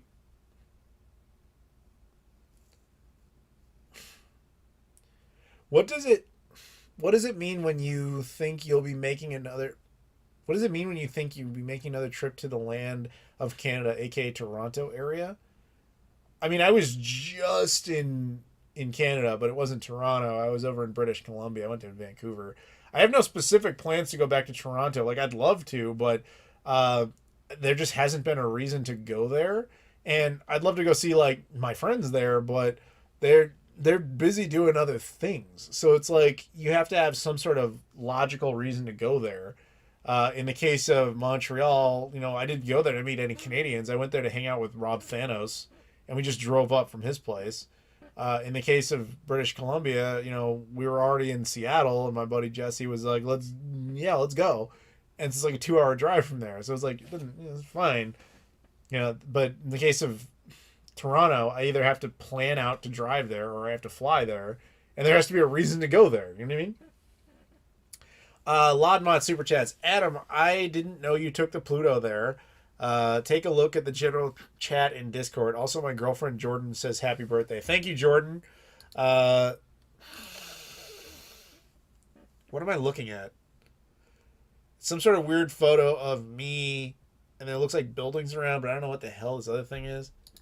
I don't really know what I'm looking at, Lodmont. Sorry.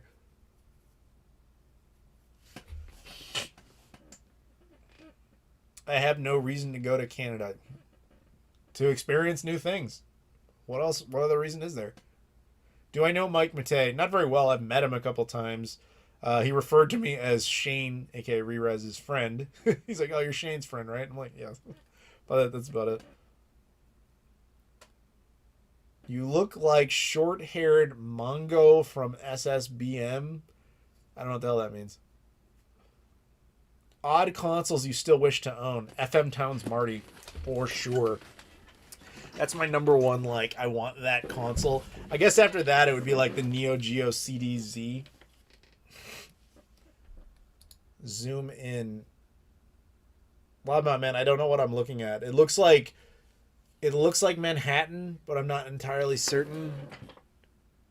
It's I see the Pluto like sitting on something, but I don't know what this thing is.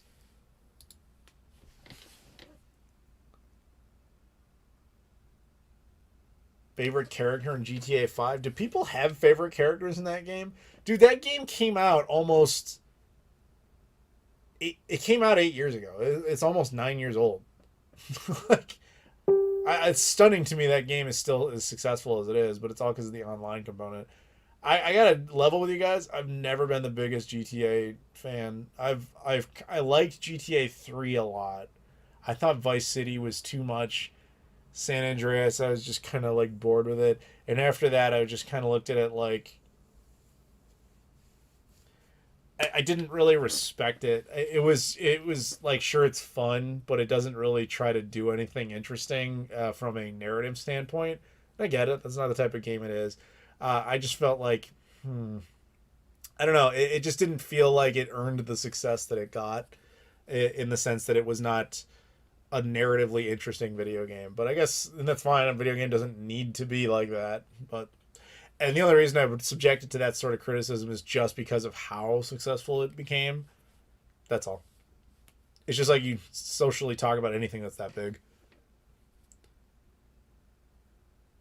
Greater Toronto area is a nice location for finding games. Lots of great game stores too. Yep, that's 100%. I actually have a playlist on that. Like, no joke. There's a ton of video games stores in Canada that we've been to and we did videos on. It's precariously perched on a very top of the that's the top of the Empire State Building. This like random little metal rung that's up there. Dude, it's not obvious. It's not an obvious selfie. A good selfie, it's obvious what's behind you. It's just like nothing. It's just cityscape. And the only reason I can tell it's Manhattan is because I've been there before. Try again, Lodmont. Try again.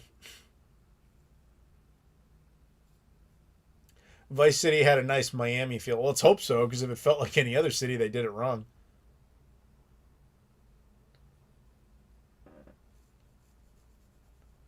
Apple Pippin is the weird console I want. I have one of those. It is weird. We actually found the American version of that in Canada, in Montreal. It was very weird to see. So, guys, I've been going for apparently 6 hours. No, 6? 5? No, when did we start? We started 2? No, I've been going for 5 hours, sorry. I think I'm going to get ready to wrap it up here, so because I also have to drive out tonight. So, anything else? Anybody, like, I guess we're going to do last call here for super chats and donations if anybody wants to help me out with that, and we'll just get some final questions in.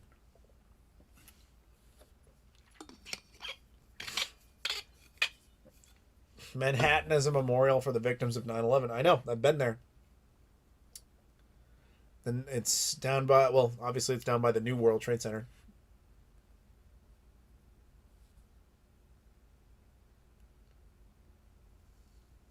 The weird console you want is the Atari Lynx. Yeah, I think I have the Model 2 of that. Who is the best pony? I don't even know what the hell that means. Pony lasers? How about that?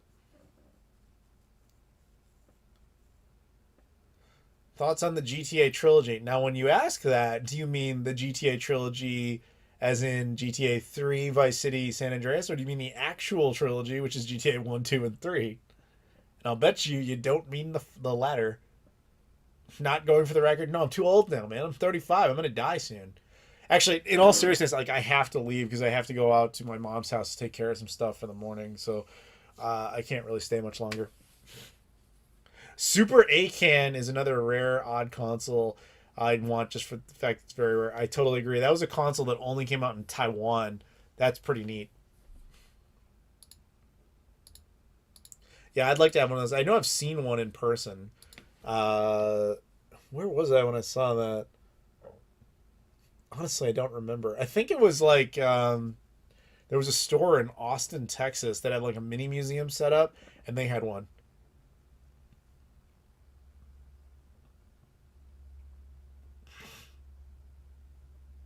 I love when you mention PC in your videos, even though it's only for completion's sake and in conversation, but I always get a chuckle. I'm glad. Do you remember the World Trade Center before 9/11? Yeah, I'm 35 years old. Of course I remember it. Actually, you want to hear something kind of weird? In late August of 2001, so only like a couple weeks before 9/11, I was actually in New York. My mom, my sister, and my aunt, we had all taken a trip out there, and we actually went up to the observation deck of the World Trade Center on that trip. And then a couple weeks later, we're seeing it on the news. So like I had been up there. I don't know if you'd say I was. Yeah, I mean, I don't know how many people were going up there every day, but I guess I was one of the last. But I mean, it could be literally like 1 million people went afterwards.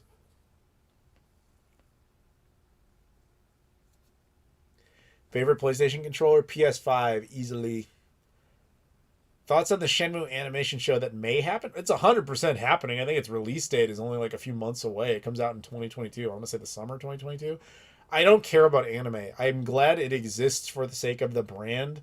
We kind of talked about this a little bit earlier, but like I hate anime, so like I might force myself to try and watch it just to be up to date on Shenmue stuff. But man, is that going to be a painful experience. Adam, I'm only a few years younger than you. Don't say you're going to die soon. Dude, it's over. You're done. That's what oldness is. You've caught old. You're all older than you were when you came in here. Are you older or younger than your sister? I am older.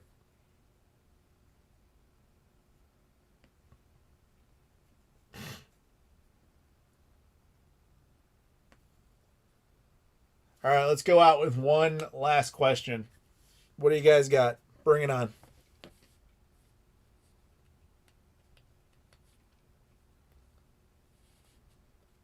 All right, I guess we can go with this.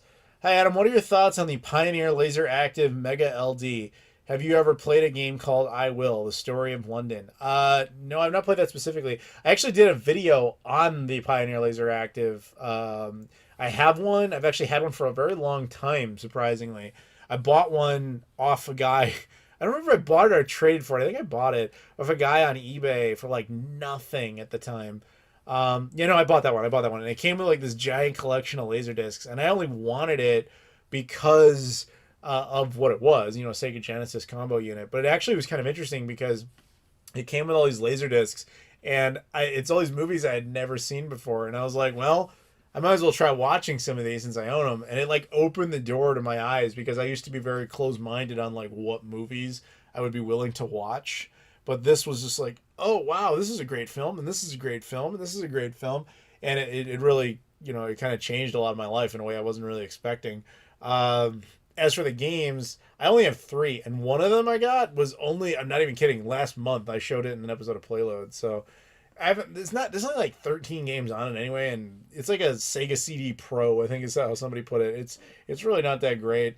And unfortunately, all of its games are pretty much locked to just it because it requires that particular hardware to run, because it's basically laser discs that are just kind of enhanced by some of the Sega CD features. We got a super chat from Majestic Sloth. I guess this will be our final comment. Will you boycott console gaming when it becomes fully digital? I think I might switch to PC gaming if it happens. So I've talked about this before in the past. Thank you for the super chat. But basically, I have no desire to support digital console infrastructure. To me, that is not a console because it's missing such a key element of what defines a console to me. Because a console to me isn't just a gaming box. It's a piece of history. It's an experience, and all of the experience of getting those things to go with it. It's all like a package deal bundle. Like, what is the controller like? What are the controller ports like? What is the memory cards like? All these things we've been slowly losing to like digital or to universal appeal. Like literally the USB port has replaced the controller port, or in some cases just straight up Bluetooth now, and you lose all those little bits of charm. And the last one really is, aside from the aesthetics of the console itself, is the physical media to go with it. And when you lose that, it's like, I don't even care anymore, dude. Like, I already own more games that I can realistically play for the rest of my life. And so that's new experiences that'll be there for me for the rest of forever. You know, I just have no interest at that point. I mean, I'm already mostly a retro gaming guy anyway. Like, so I think that that's just the direction I would go. And that would be totally fine with me. I would be very content with that. So there you go. But I guess that will do it, guys. Thank you very much for joining tonight and being part of my birthday. I appreciate it. Thank you guys, everybody who donated and all that sort of stuff. Has always been awesome. I appreciate the support. Thank you very much for watching. Once again, if you guys could please follow me on all the Twitters, Instagrams, Facebook, Patreon, Discord, whatever. I appreciate all that. And again, check out the new channel. I think you guys will really like it. If you at all like the idea of seeing the world and seeing all these like random recommendations on restaurants and all that sort of stuff, I'm sure you guys would have a good time. So if that's it, then I guess I'll get going. So thank you very much, everybody, and I'll see you all later.